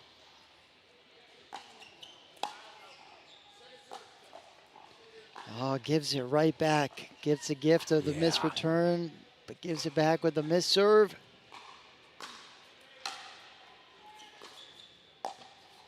Great handle by Alex there. Oh, my goodness. Yeah, Casey's not used to that because that's Casey's move, typically. Yeah, Alex is one of the best at that little two-way roll out wide. Out of the air as well. Yeah, unique shot for sure. Big return, but it is out. Oh, Vipers called a timeout. They want to. My goodness. Smart timeout there. They see it going. They're not waiting for 9 or 10. They're saying we better stop this now. Yep. Hard to do. Hard to call the timeout in that situation. Sometimes you just want to keep going. Yeah, but this is smart. This is smart because I think they're going to need to get their bearings. Yeah, shout out to Court 1 Athletic Clubs, home of the Lansing Loons. Brighton Pickleball Club. We'll be there June 20th for the playoffs. Greystone Pickleball Club in Auburn Hills, brand new club. What a place, Chris. Really nice, home of week 1. Really nice stadium court there. If you're in the Auburn Hills area, get out to Greystone. Shout out to Selkirk TV, our broadcast partner. We're on Selkirk TV. They got the boomstick, Duper, Dynamic Universal Pickleball ratings, giving us our match predictions. And here we go. We are back. But I believe the serve was out, right? Back. Challenge. Okay, so we missed a second.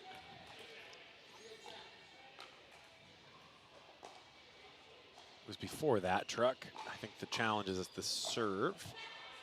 Was the serve in or out? I think that is the question. We're going to take a look. Dun-dun. That's out, according to our view here, I think. That was definitely a quick out call. Yeah. Yeah, here we go. Shout out to our production team. We got the baseline camera. Here's our replay. Oh, Probably out. Probably out. Not enough to overturn based on that view. But I'm sure the truck will take a closer look there. Look at that. Magically they do, Chris. Cody speaks it into existence. We do not know yet. It appears that it is probably out. Not enough to overturn. But they're taking a close look at it here. Yeah, it's out. That is an out ball. So that call is going to be confirmed. Yeah, great stuff from the production team getting us a quick look at this challenge. So Jason and Alex have been playing very, very intelligently this entire game. All day. Yeah, all day, Chris. They played great against us. Yep. I was giving you a pass on that one. You know, didn't have to talk about it, but The call has been confirmed.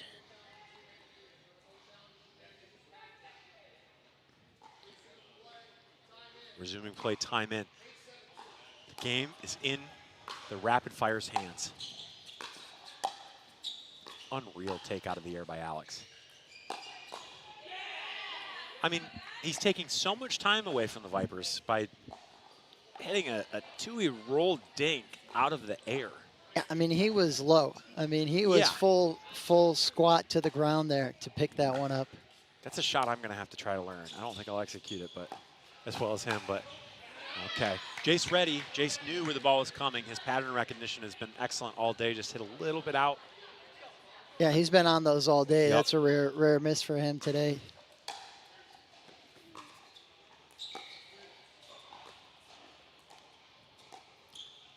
Carter playing pretty close to the middle.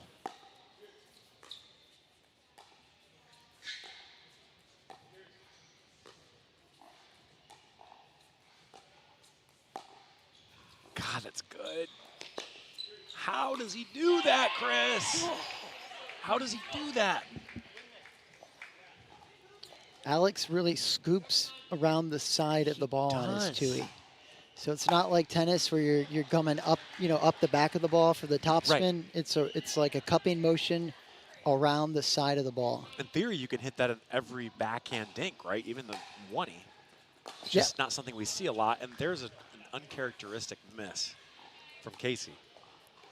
So let's see what he has in the tank. Can he take over at 9-8? Oh my goodness! Did he get him?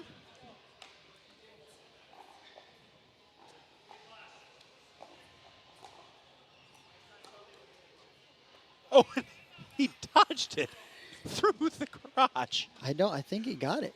No, I think he dodged it. No, Did let's it? See, let's see. Casey said it hit him. I did. It doesn't look like it hit him, but he said it did. Casey's not happy about that, I can tell you that.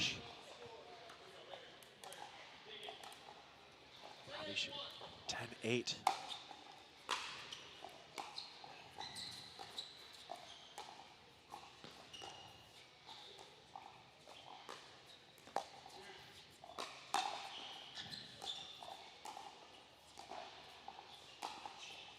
Out.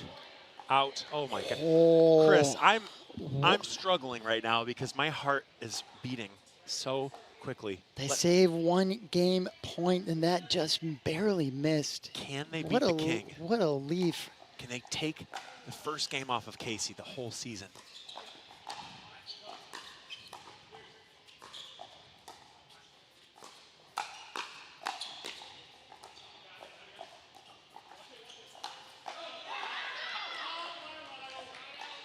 Okay, so if the ball's in, that's game.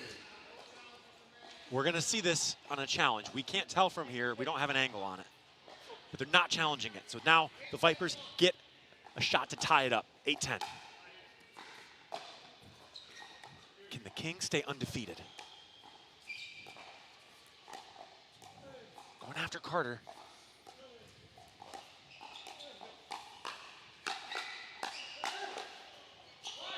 Wow. And it's wide. 9-10. Vipers left up a high ball, but the hands hang on to fight it off. And surprisingly quiet from Casey in this situation. And he misses the third, Chris. And that, if it was a teammate of his, he would say, you cannot miss that third in that moment. That's for sure. And he misses, and it's out. And the Rapid Fire have the chance to beat Casey, take the first game off of him this entire season. Game point number Game 3. point. And a massive Ernie to force a second serve. Running forehand Ernie. Can they take one off the Vipers? Game point number 4. Game point number 4, Chris. What do they have in the tank? Slice return. Big drive. And it's out! And they took a game off the King. Silence. Chris, silence. Utter silence at Bash Pickleball Club. Silence and the Vipers Den. Home of the Detroit Vipers. Unbelievable. The Rapid Fire turn it on, and somehow they've delivered Casey his first loss of the year.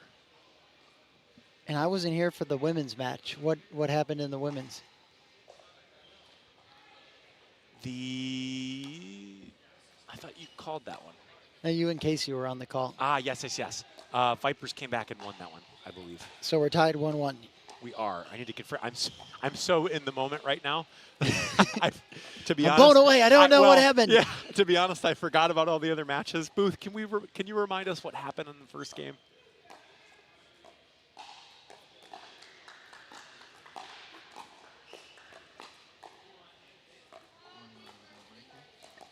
All right, we are going to take a quick commercial break, but we will be back for the start of mixed doubles. Oh my gosh. Oh, the Nasty Nelson. There's the Nasty Nelson. Guys, everyone's in disbelief. We have to go to a break. We'll talk about this. This place is silent.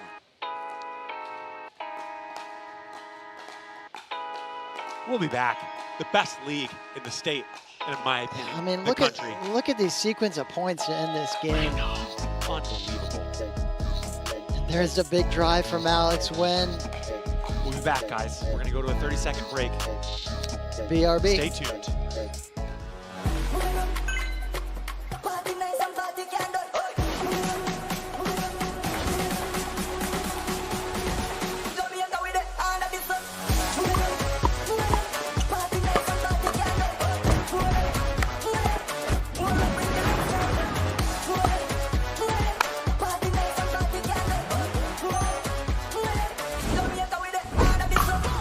What's your duper?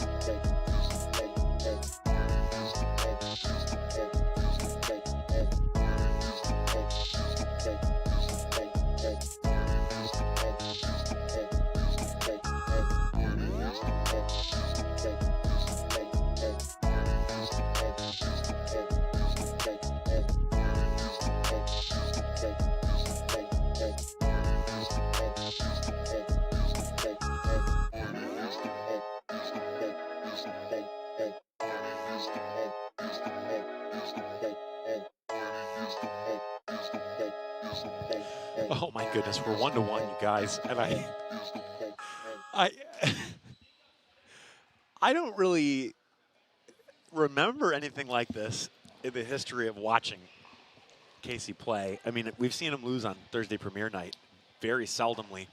Well, I think that's got to be the first Nasty Nelson maybe in the history of the Michigan Pickleball League. Yeah, and it's at Casey in just an insane moment to go And for to top it all off, we have usually the rapid fire play Jason Monica, Right. but they have Alex and Monica. And so we got Alex and Casey coming back on the court. And it's going to be really interesting to see how this one. Yes. 81% to the Vipers. Yeah, I'm going to say that prediction probably isn't super accurate, at least right now. Oh my gosh. Alex comes out firing with the Tui. Let's pull that prediction, that duper prediction off, because we do have a live game going, you guys. We have 1:02 here. Big drive.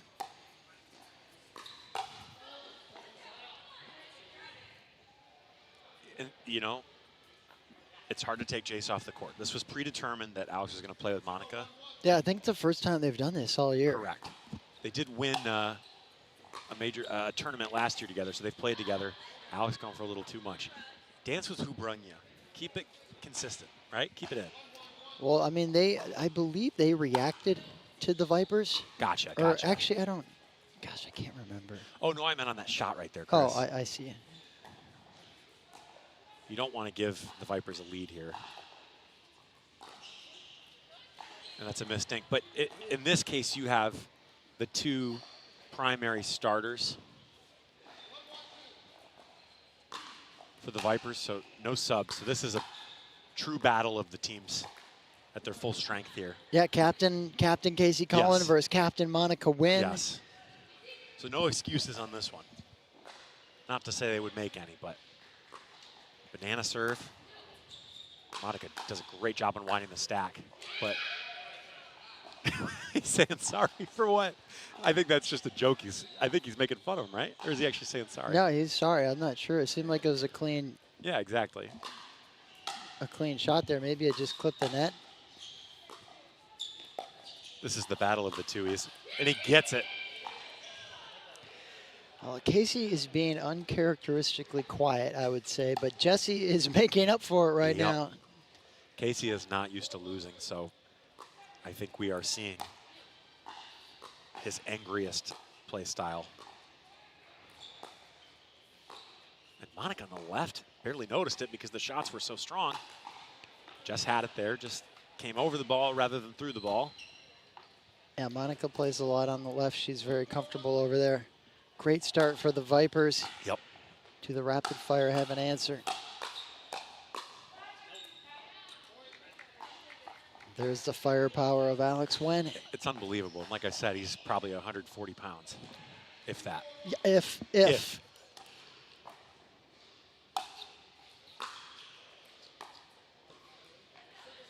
Yeah, I mean, I'm going $125. I mean, he just gets through the ball so fast. I'm like, He's got a really loose whip with his arm. And he's so much more consistent with that than really any other player who plays that way. Oh my gosh, Chris. Net cord helps out the rapid fire. Yeah, but this is... It's like quiet. It's like a funeral right now. That's the best way to describe this atmosphere. No one really knows what to think.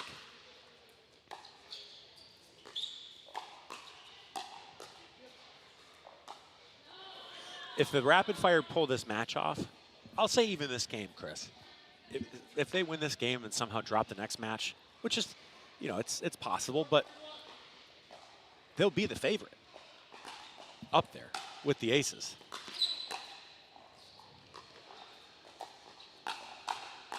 Big Jess on the right, but overplays a little bit, and it's just tough. Tough to keep it down there.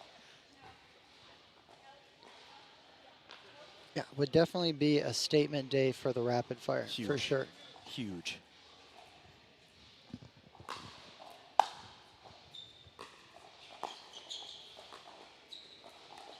Monica on the left again.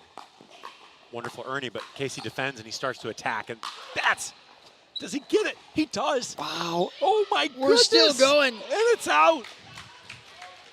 The rapid fire survive, but the ball goes out. Just a stare down, finger hold. Chris, you're going to have to go through a lot of footage to find our 3 points of the day, and that was one of them. Monica says, nope, I'm taking this ball. Alex moving the ball around. What can they create?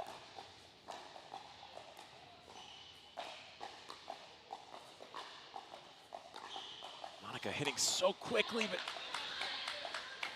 just loses patience there a little bit. Monica's dinks are so fast, Chris. Do we have an end change here? End change. Okay. Monica dinks so quickly. Her speed through the ball is so incredible that it takes so much time away, and you're just not used to it. Whereas most women, especially in mixed, are hitting these loopy topspin dinks. She's basically hitting this like quick micro cut through the ball. You know, it's kind of, I mean, it looks like a slice from here, and the ball is just traveling so fast that I think it's hard to dink with her, especially when you're doing a right side to right side dink rally. Like, you're not expecting the dink to come back that fast playing mixed. So very unusual, and you know, how'd she not sped that up? Shout out to that carbon paddle she's using. The barrage. Yeah, you know, Carbon doesn't have a sign right there that blocks Casey's ATPs. That's for sure. That's Yola. And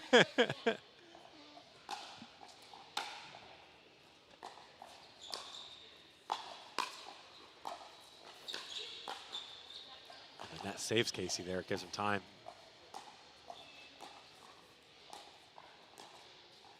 Get Monica out of the air. Oh my gosh, what a great misdirect dink. Oh, back to him twice.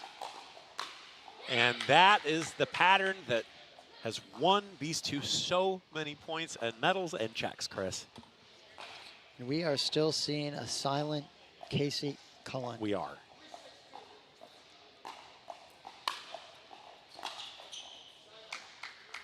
Look, Casey has a top gear. I don't even know how often we see it. I think we're seeing it right now. He's found a quiet, calm zen. He has.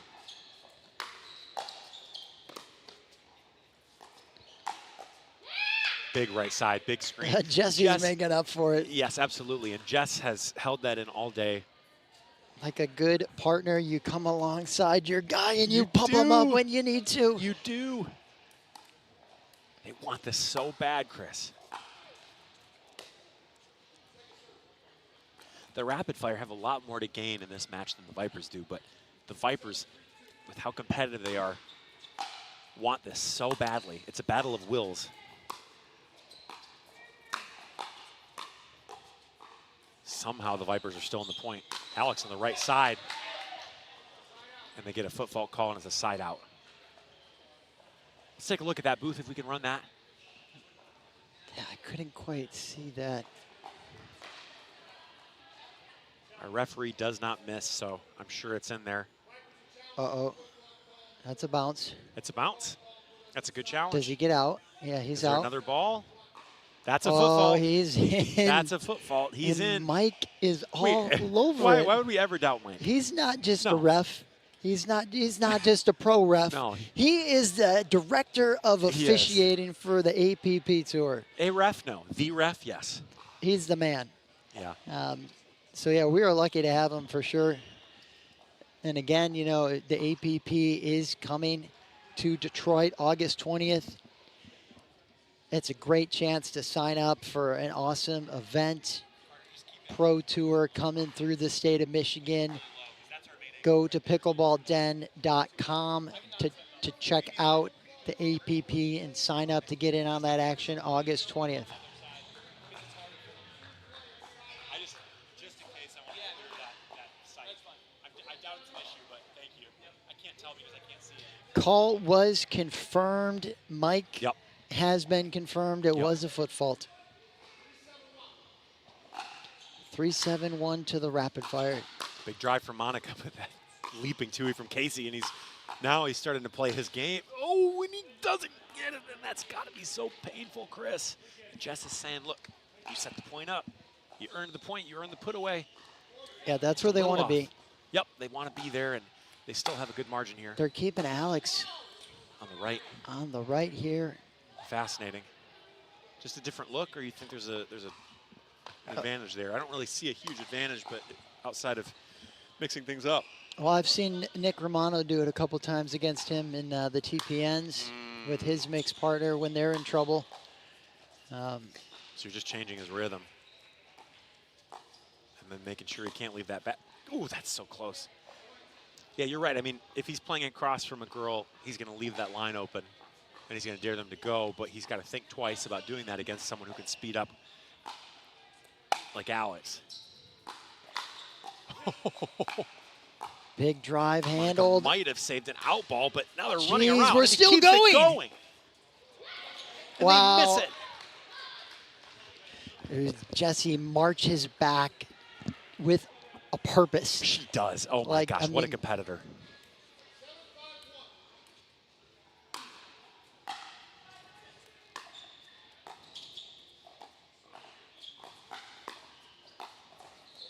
Gets it. She gets it. She smiles. Wow. So good. Monica win So good, Chris.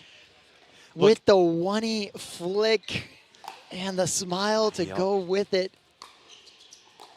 Oh, and they switch back. Oh my gosh, I actually love this decision, Chris. So here's where the only thing they're missing when Alex is playing the right side, not the only thing, but the major thing they're missing is his ability to scoop that cross-court tank. Yeah, the backhand. Yeah. And Monica has great cross-court tank, but it's not quite the same as Alex's, which is putting a lot of pressure on Casey when he's getting it. Out. Oh, man. Painful. Monica wants that one back. Painful. Good stuff from the rapid fire. Got what they wanted. 5-7 on a 2. The Vipers all the way across. I had a feeling they were going to do something Love tricky it. You there. felt it, right? You just felt it. Even though he aligns in a stack formation that you're only going to play the left side for that formation, it's a wonderful fake. Yeah, sneaky little move. You don't see really anybody else do it. And then they got another switch there. If you even saw that, it was so smooth. Pulls the trigger on the 2E, and ordinarily he's got that, but probably just a lot of spin there. And they move Casey back to the right. And they stay there.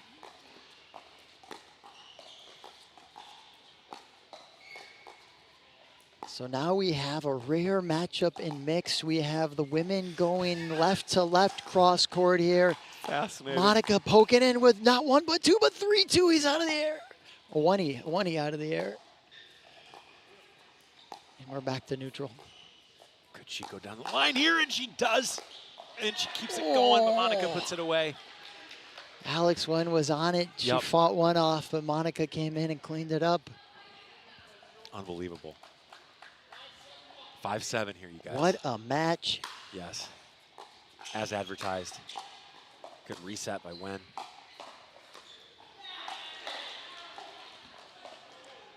Chris, if I don't even want to speak about a result yet because who knows what will happen, but if the rapid fire take this, it's going to be the most deafening silence of our lifetimes. And the missed return, Evens is up at 7. it does. And that's a timeout, and that's a smart timeout by the Vipers. Heads up, 7 up Oh, at court 18 at Bash Pickleball Club. Detroit Vipers faithful, if they ever needed you, now is the time. are there any here? They're, Have you heard a single they're peep? here, but they are quiet. They are so quiet. I mean, I see them, but they're sitting in the stands there, and yet They're shook. they're shook. Shooketh. You ever watch the movie Troy with Brad Pitt? Yeah. This is like seeing Hector slain. That's what it feels like when Casey loses. It's your champion. You know, he's your guy. He's the best in the area, and somehow he lost a game, and now he's even in another game at 7-7.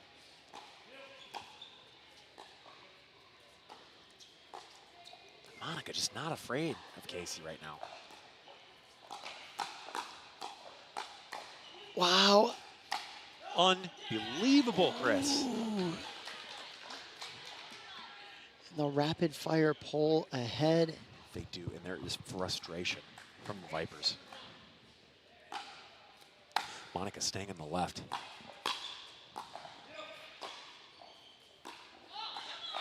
And it's out.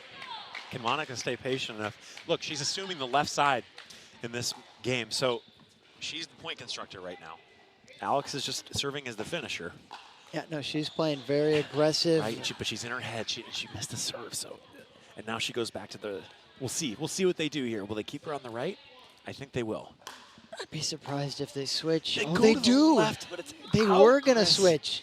But it's out, Chris. Well, that's part of the pressure of the switch sometimes is Yeah. you're thinking about the run before you make the return. Right. They decide to stay here.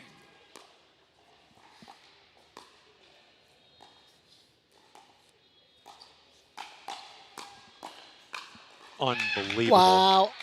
Unbelievable. Vipers close that one. No damage done. 7-8. Casey's directing traffic out here. Still hasn't said a word. 9-8 here, Chris. 10-8. Big serve. 10-8. And just like that. 10-8-1. And he misses. Okay, it's going to be a second serve. It's going to go to Jess. What's the pattern? There's nothing that's been consistently open against the rapid fire. What can the rapid fire do to stay in here on the second serve? They have to get a stop here.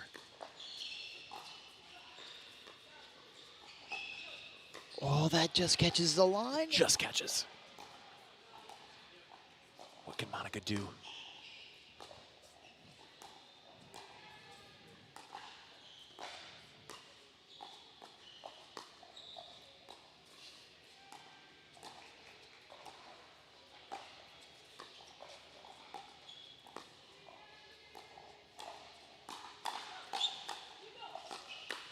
Wow. And he almost gets it, but he doesn't. They're Oh. going to have a chance to win this, Chris. We go to 8-10-1. The rapid fire have a chance to claw back. What a point from the rapid fire. Fantastic patience from To everybody, but the save rapid game. fire win that one. Yes, exactly. But that's killer right there, Chris. I love the idea of being aggressive, but you got to get in, right? You got to get in. You're on a 1, so I'd say, hey, Fair. okay, but now you got to get in for sure. Yeah. Can they? She's on it. They're in. Look at the counters from Monica. Leaping. And it's out. Looks like it was just wide. Yes. 10-8. 10-8 to the Vipers. Oh, it's a tough way to lose, Missed Chris. return. Because it was 4 errors from the rapid fire to end it. It was missed returns, missed serve, missed drive. That's just tough. That's just tough. I mean, The quietest we've ever seen Casey Cullen yeah, not a word in the whole last the 10 whole years. game. Michigan doesn't know what to do. I know. But here's the thing. If you're the rapid fire, it's hard. I mean, this place is quiet for a reason. I mean, the emotions that we're all feeling, that was a roller coaster. But here's the thing. Here's a look. Serve. The rapid fire are so good at getting hot. And if they can, I mean, that was a great match all around. it was. They played great. They were did. mixing up, which side they were playing. Monica really showed up big on the Yep. left. I mean, Monica's showing why she's one of the best players in the state of Michigan. She plays the PPA Challengers. I mean, she was working that 1E out of the air. Probably Alex the best was female player in the state right now. Alex was firing on all cylinders. But I mean, that was a quiet. Casey went to a place where he said, this is all business right now. Yep. Jessie did a great job of being a cheerleader. She was more the vocal one in that match for sure. Pumping up her guy, the Viper Queen. Rock solid determination. Yeah, Jesse pulled that one out.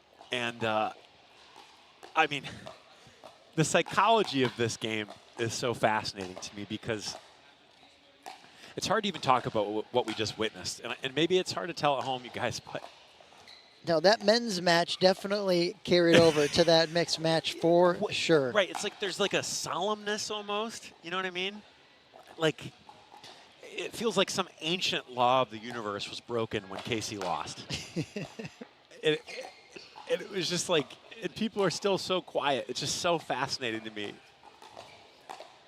All right, so we have 2-1.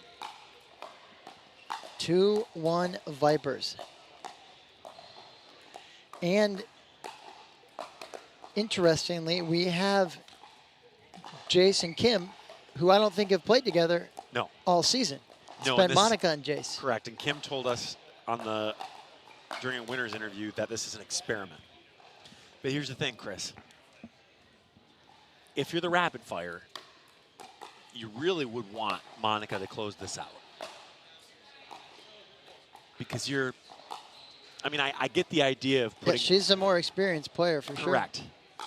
And so this puts Kim in a position of kind of playing the Monica role. Because I think generally you might put your less experienced team on Casey and Jess. If there's Courtney Clark here, we'll talk more about that. So we have our 2 subs, Courtney Clark from Vegas-ish area. She just moved back. I Okay, believe wonderful. she's in the Indiana area Yep. now. Love it. I really like having her in the region. She's just a wonderful person. And obviously a great player. So, but again, what I want to say is, ordinarily you're going to have Monica closing this out to force the tiebreaker, but now it's Kim because of this partnership experiment. And there's Carter Maris, again, from Carmel, Indiana. Don't know a ton about him. First-time MPL player. Young guy. Yep. Moves well. He's got the Yola pop, Yeah, the popsicle paddle of the summer. Jace Landier, Chris, you were playing, so you didn't hear this, but I'm sure you saw it. Jace can sometimes just turn it up to a level that is unbelievable. Yeah, no, he played rock solid today. His dinks were on point. His counters, I think he was on every single counter Every against single one. us. So, yeah, I mean, he's a young gun, too. Been around the game for a long time, and we're really seeing him come into his own here. Yep. What is Kim Tran made of? We're going to find that out right now. Can she force the tiebreaker? Yeah. And I love the fact that she's getting this experience, Chris. I love that. Yeah, like you say, welcome to the show. Yes. And here we go. Let's play pickleball. Oh, my goodness. And she comes out firing and rockets the Tui. Something Casey said when he was in the booth was, you cannot return to her Tui. You just can't do it. You have to go to her forehand. Yeah, no, she has got some big power for sure.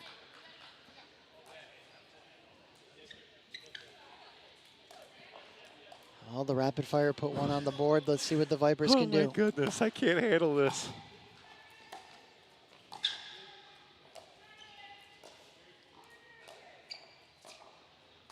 A little high there, but she handles it. Ooh, nice lead from Yeah. Courtney. Monica and Jace have played a lot together, and Alex and Kim have played a lot together.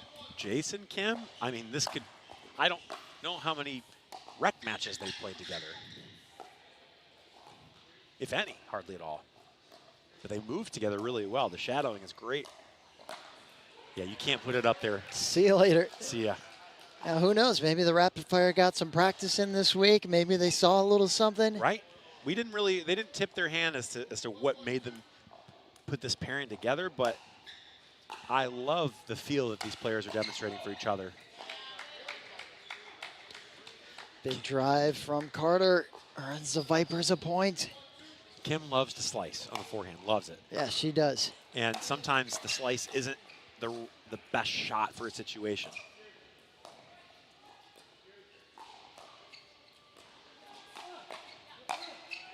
Okay, Carter says, look,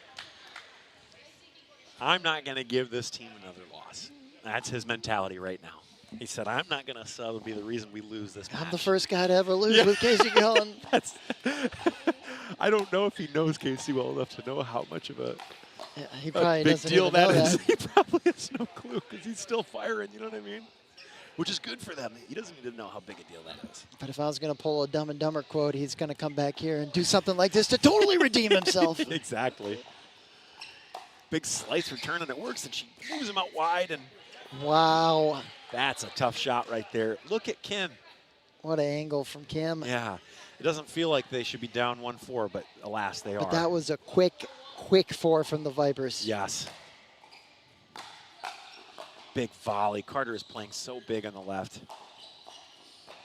Have they found their second male player? Maybe. Unreal. He also looks a lot more comfortable on the left than he did on the right, Chris.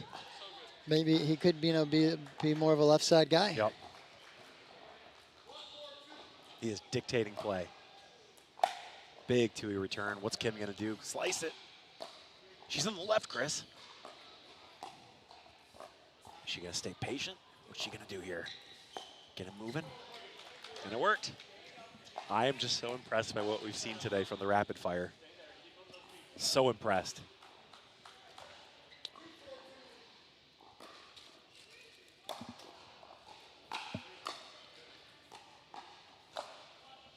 Out, right? Yeah. That's out. We got Casey Cullen behind the baseline, putting his energy into this match. He wants it to be over. And he took his hat off, Chris. I don't know the last time I've seen that. Oh, big volleys. What can they do? What can they do? Kim on the left. Yeah, I don't think I've seen him with his hat off. I think we've even been out to like a nice restaurant for dinner. He's still got a hat on. I don't think I've ever seen this hair. How did Kim handle that?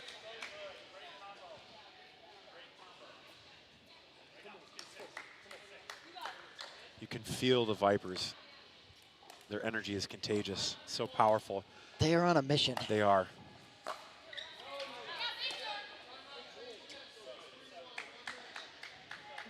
Vipers are up 2-1. Right? 2-1. Selfishly, 6-1. I would love. No, I mean. I know. Oh yeah. 2-1, okay. Yes, 6-1. 2-1, 6-1. I would love to see a singles tiebreaker because this is our last match of the day, Chris. Right? We have not seen a single showdown all day. I think this would be the first week this season where we have not had a single showdown. Yep.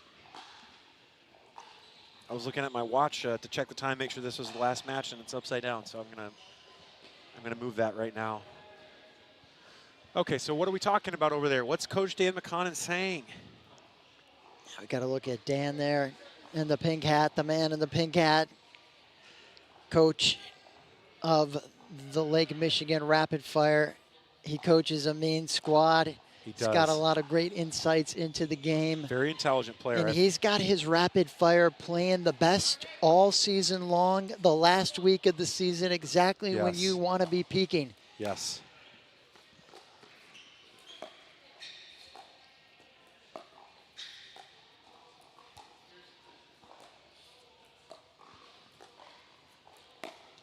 Kim on the left, and it's working.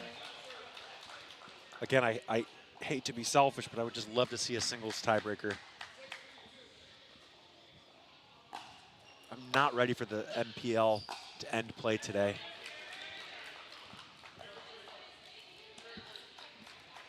We want more. 3-6. What do? Do you stay aggressive? Do you play high percentage? You try to keep the ball away from Carter because he's been on fire this game. Jace almost had it. Kim really set up a good combo there.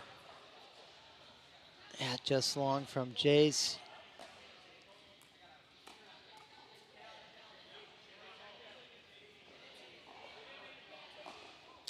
Looks like they're debating that. It sure looked out from us. Yeah, it did. As we take a look at the playoff picture, this match has huge implications. Tell me, Chris. One, for the Rapid Fire. If the Rapid Fire can win this match, they would jump the Flint Tropics and be the 3 seed. If they lose, they will be the 4 seed. The Vipers, if they win this match, they will be, wow. Wow. If the Vipers win this match, they will be the 1 seed going into the playoffs. If they lose, they will be the 2 seed. And Auburn Hills Aces will be number 1. Would remain at the top where they are right now. So yeah, this match has big implications for both these teams in the playoff seedings. But who are the 5th and 6th seeds right now? 6 seeds would be the Loons. The Loons would be the 6th seed. And 5th would and be the Brighton Barrage are in the 5th. So that's a pretty big difference because the Barrage can play as well as anybody. Yep. If they're on that day, they're tough. Yeah, no, we just saw the Barrage take the the rapid fire to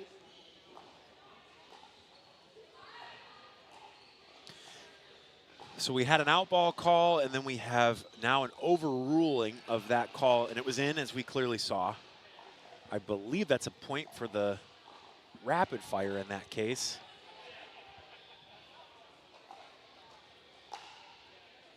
Again, Chris, this experiment on putting Jace and Kim together, especially at the end here. I mean, you're putting a lot on their shoulders to try to close this out and force a tiebreaker. Yeah, I mean, that definitely looked out from the other view, It but did. I mean, yeah, that's way in for sure. You know, it's funny, Chris. PPA, APP, no one solved the in-call issues except the MPL, really. We got the best production in the business. We Shout do. out to the truck. There's nothing making worse, the magic happen. right? There's nothing worse than being in the PPA and having a call and you can't reverse it because there's no challenge, which is often.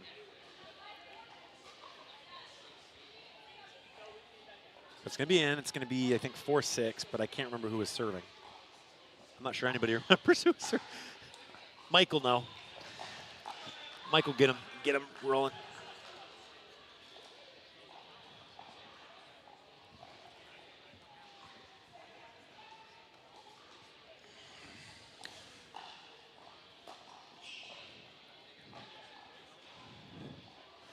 Nobody lost the challenge, folks, because the Vipers called the ball in ultimately, but then they challenged that call, so they got a second look at it. But good sportsmanship. It's going to be 4-6-2.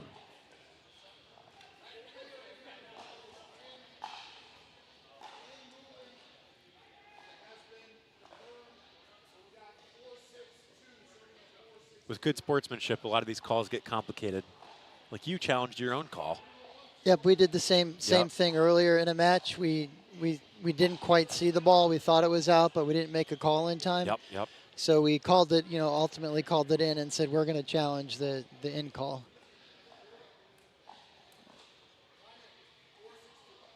Four, 6-2 here. As Casey said, don't return to Kim's backhand. I love that take there. Can they get it? Wow. And that's it. Again, same ball that Jace just made before. Finds that forehand back cross court through the middle. 5-6-2 here. Wow. And left side Kim is working. And as Casey will say, don't return to her backhand because you set points up like that and she gets it cross What court. a scoop from Courtney. Keeps Jace honest. Barely makes that grab. Oh. She used every inch of that paddle.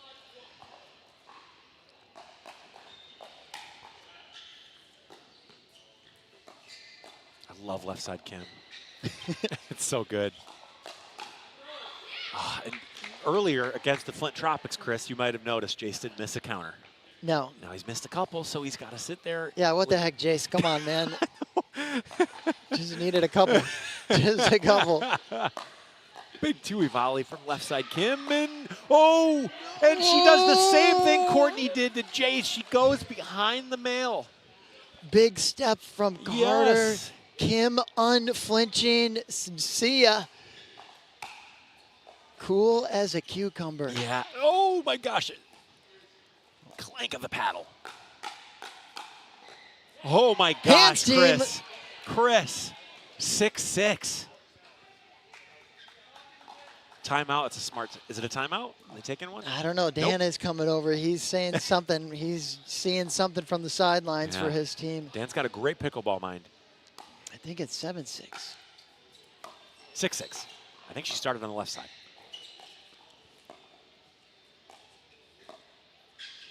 Left side Kim. Right side Jace.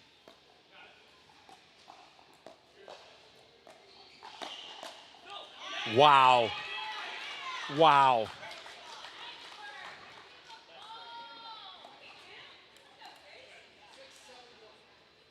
Oh, they're calling it 6-7, Chris? Yeah, I knew we were wrong. Okay.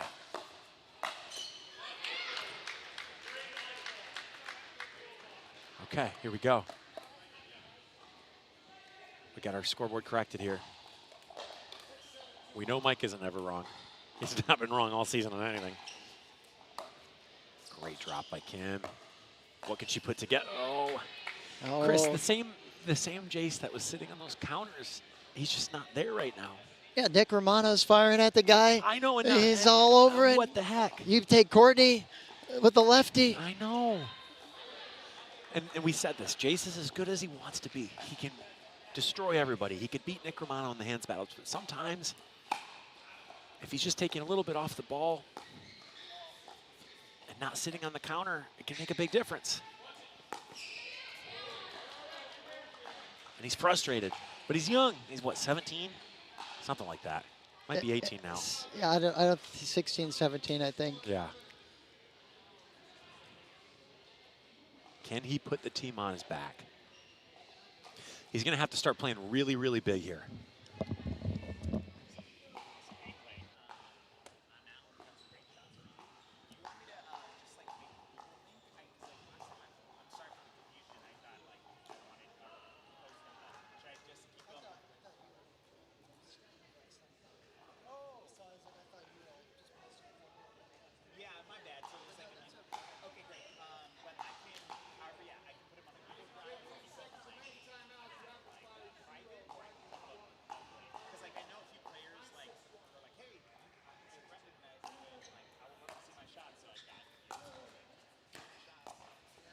Big volley from Kim there. Forces the second serve.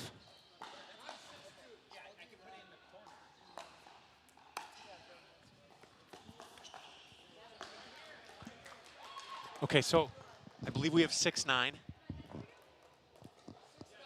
6-9-1 here.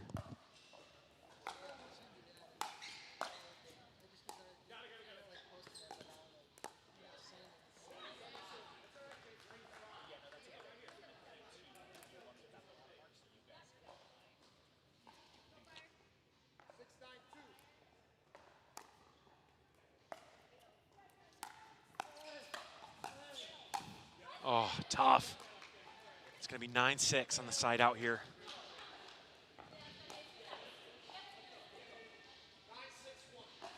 Nine 6 to the Vipers.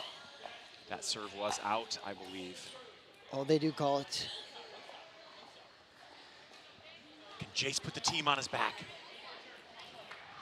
Are they going to keep him on the left? Yes. I dare say they should. Yep, they don't switch.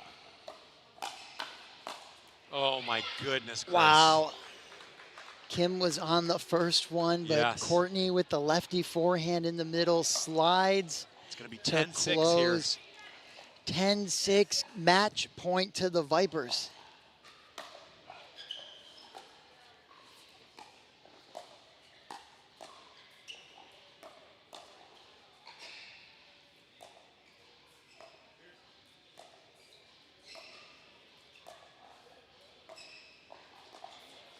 You often see these match points. Who's going to pull first? No, and he pulls the trigger and it's out, Chris. Jace pulls the trigger. It sails long. The Vipers win. The subs get the job done. They rise to the challenge. The rapid fire looked great all day long. They did until the very end. And it's just, which version of Jace are you going to see? That's the question. Is it the version that takes Nick Romano to task? Or is he going to play a little tentatively? And he's a potential star in the making in the MPL. But that was a tough ending for him and the team. Curious to see, too, if we'll see Carter again. I know. And here's our last point.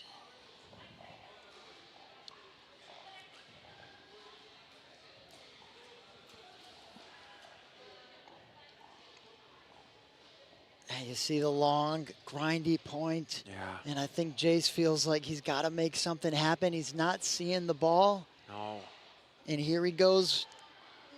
Sails Chris, long. I hate to be critical, but that's just not the player we saw play you. You know?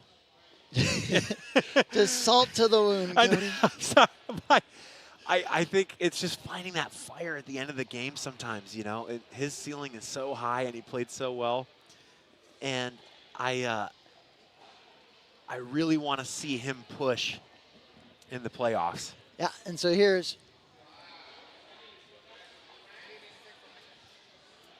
here we go. We got to look at the schedule here. We just finished event 4, June 6th at Bash Pickleball Club out in Warren, Michigan. 18 courts, biggest facility in the state. Thanks for having us, Bash. Great event. We're going to be at Brighton Pickleball Club June 20th for the playoffs. We're going to have the pro teams, the minor league teams. We're playing for all the cash. It's winner take all in both leagues. Wow. If you are in the vicinity of Brighton, Michigan, June 20th, you need to be at Brighton Pickleball Club. If you're in Michigan on June 20th, you need to be at Brighton Pickleball Club. If you're a pickleball fan in the Midwest and you want to see the best players in the area, in the region, then you got to come see this event. Guys, I cannot communicate to you how electric this format is. And when the teams are only playing for seeding and they're not even playing to get in the playoffs, look how intense and aggressive they are with everybody. This is just a master class in pickleball, and I have to thank my buddy Chris here because this is the founder of the Michigan Pickleball League, and we all owe so much to him. He's a commentator, he's a player, he's a captain, sometimes a coach too. He's one of my coaches. I had a lesson with him a couple weeks ago. So we love Chris, we love Michigan Pickleball. Thank you so much for being a part of this, and we'll see you in a couple weeks. And oh my gosh, do not miss it, you guys. We have one more event. You have to come in person and see it. But thank God we have this wonderful stream for everybody to tune into. Well, shout out to Cody. Best Thank voice you. in all of Michigan Pickleball. Oh, thank you. Thank you. Thanks for tuning in with us here at Bash Pickleball Club, the last regular season of Season 2. We got the playoffs coming up. This is why we love Michigan Pickleball. Yes. Shout out to Joe Stafford. We sure miss you, buddy. To all you at home, we love you. Thanks for tuning in. Thank you, everybody. We'll see you in a couple weeks. Peace. Be there.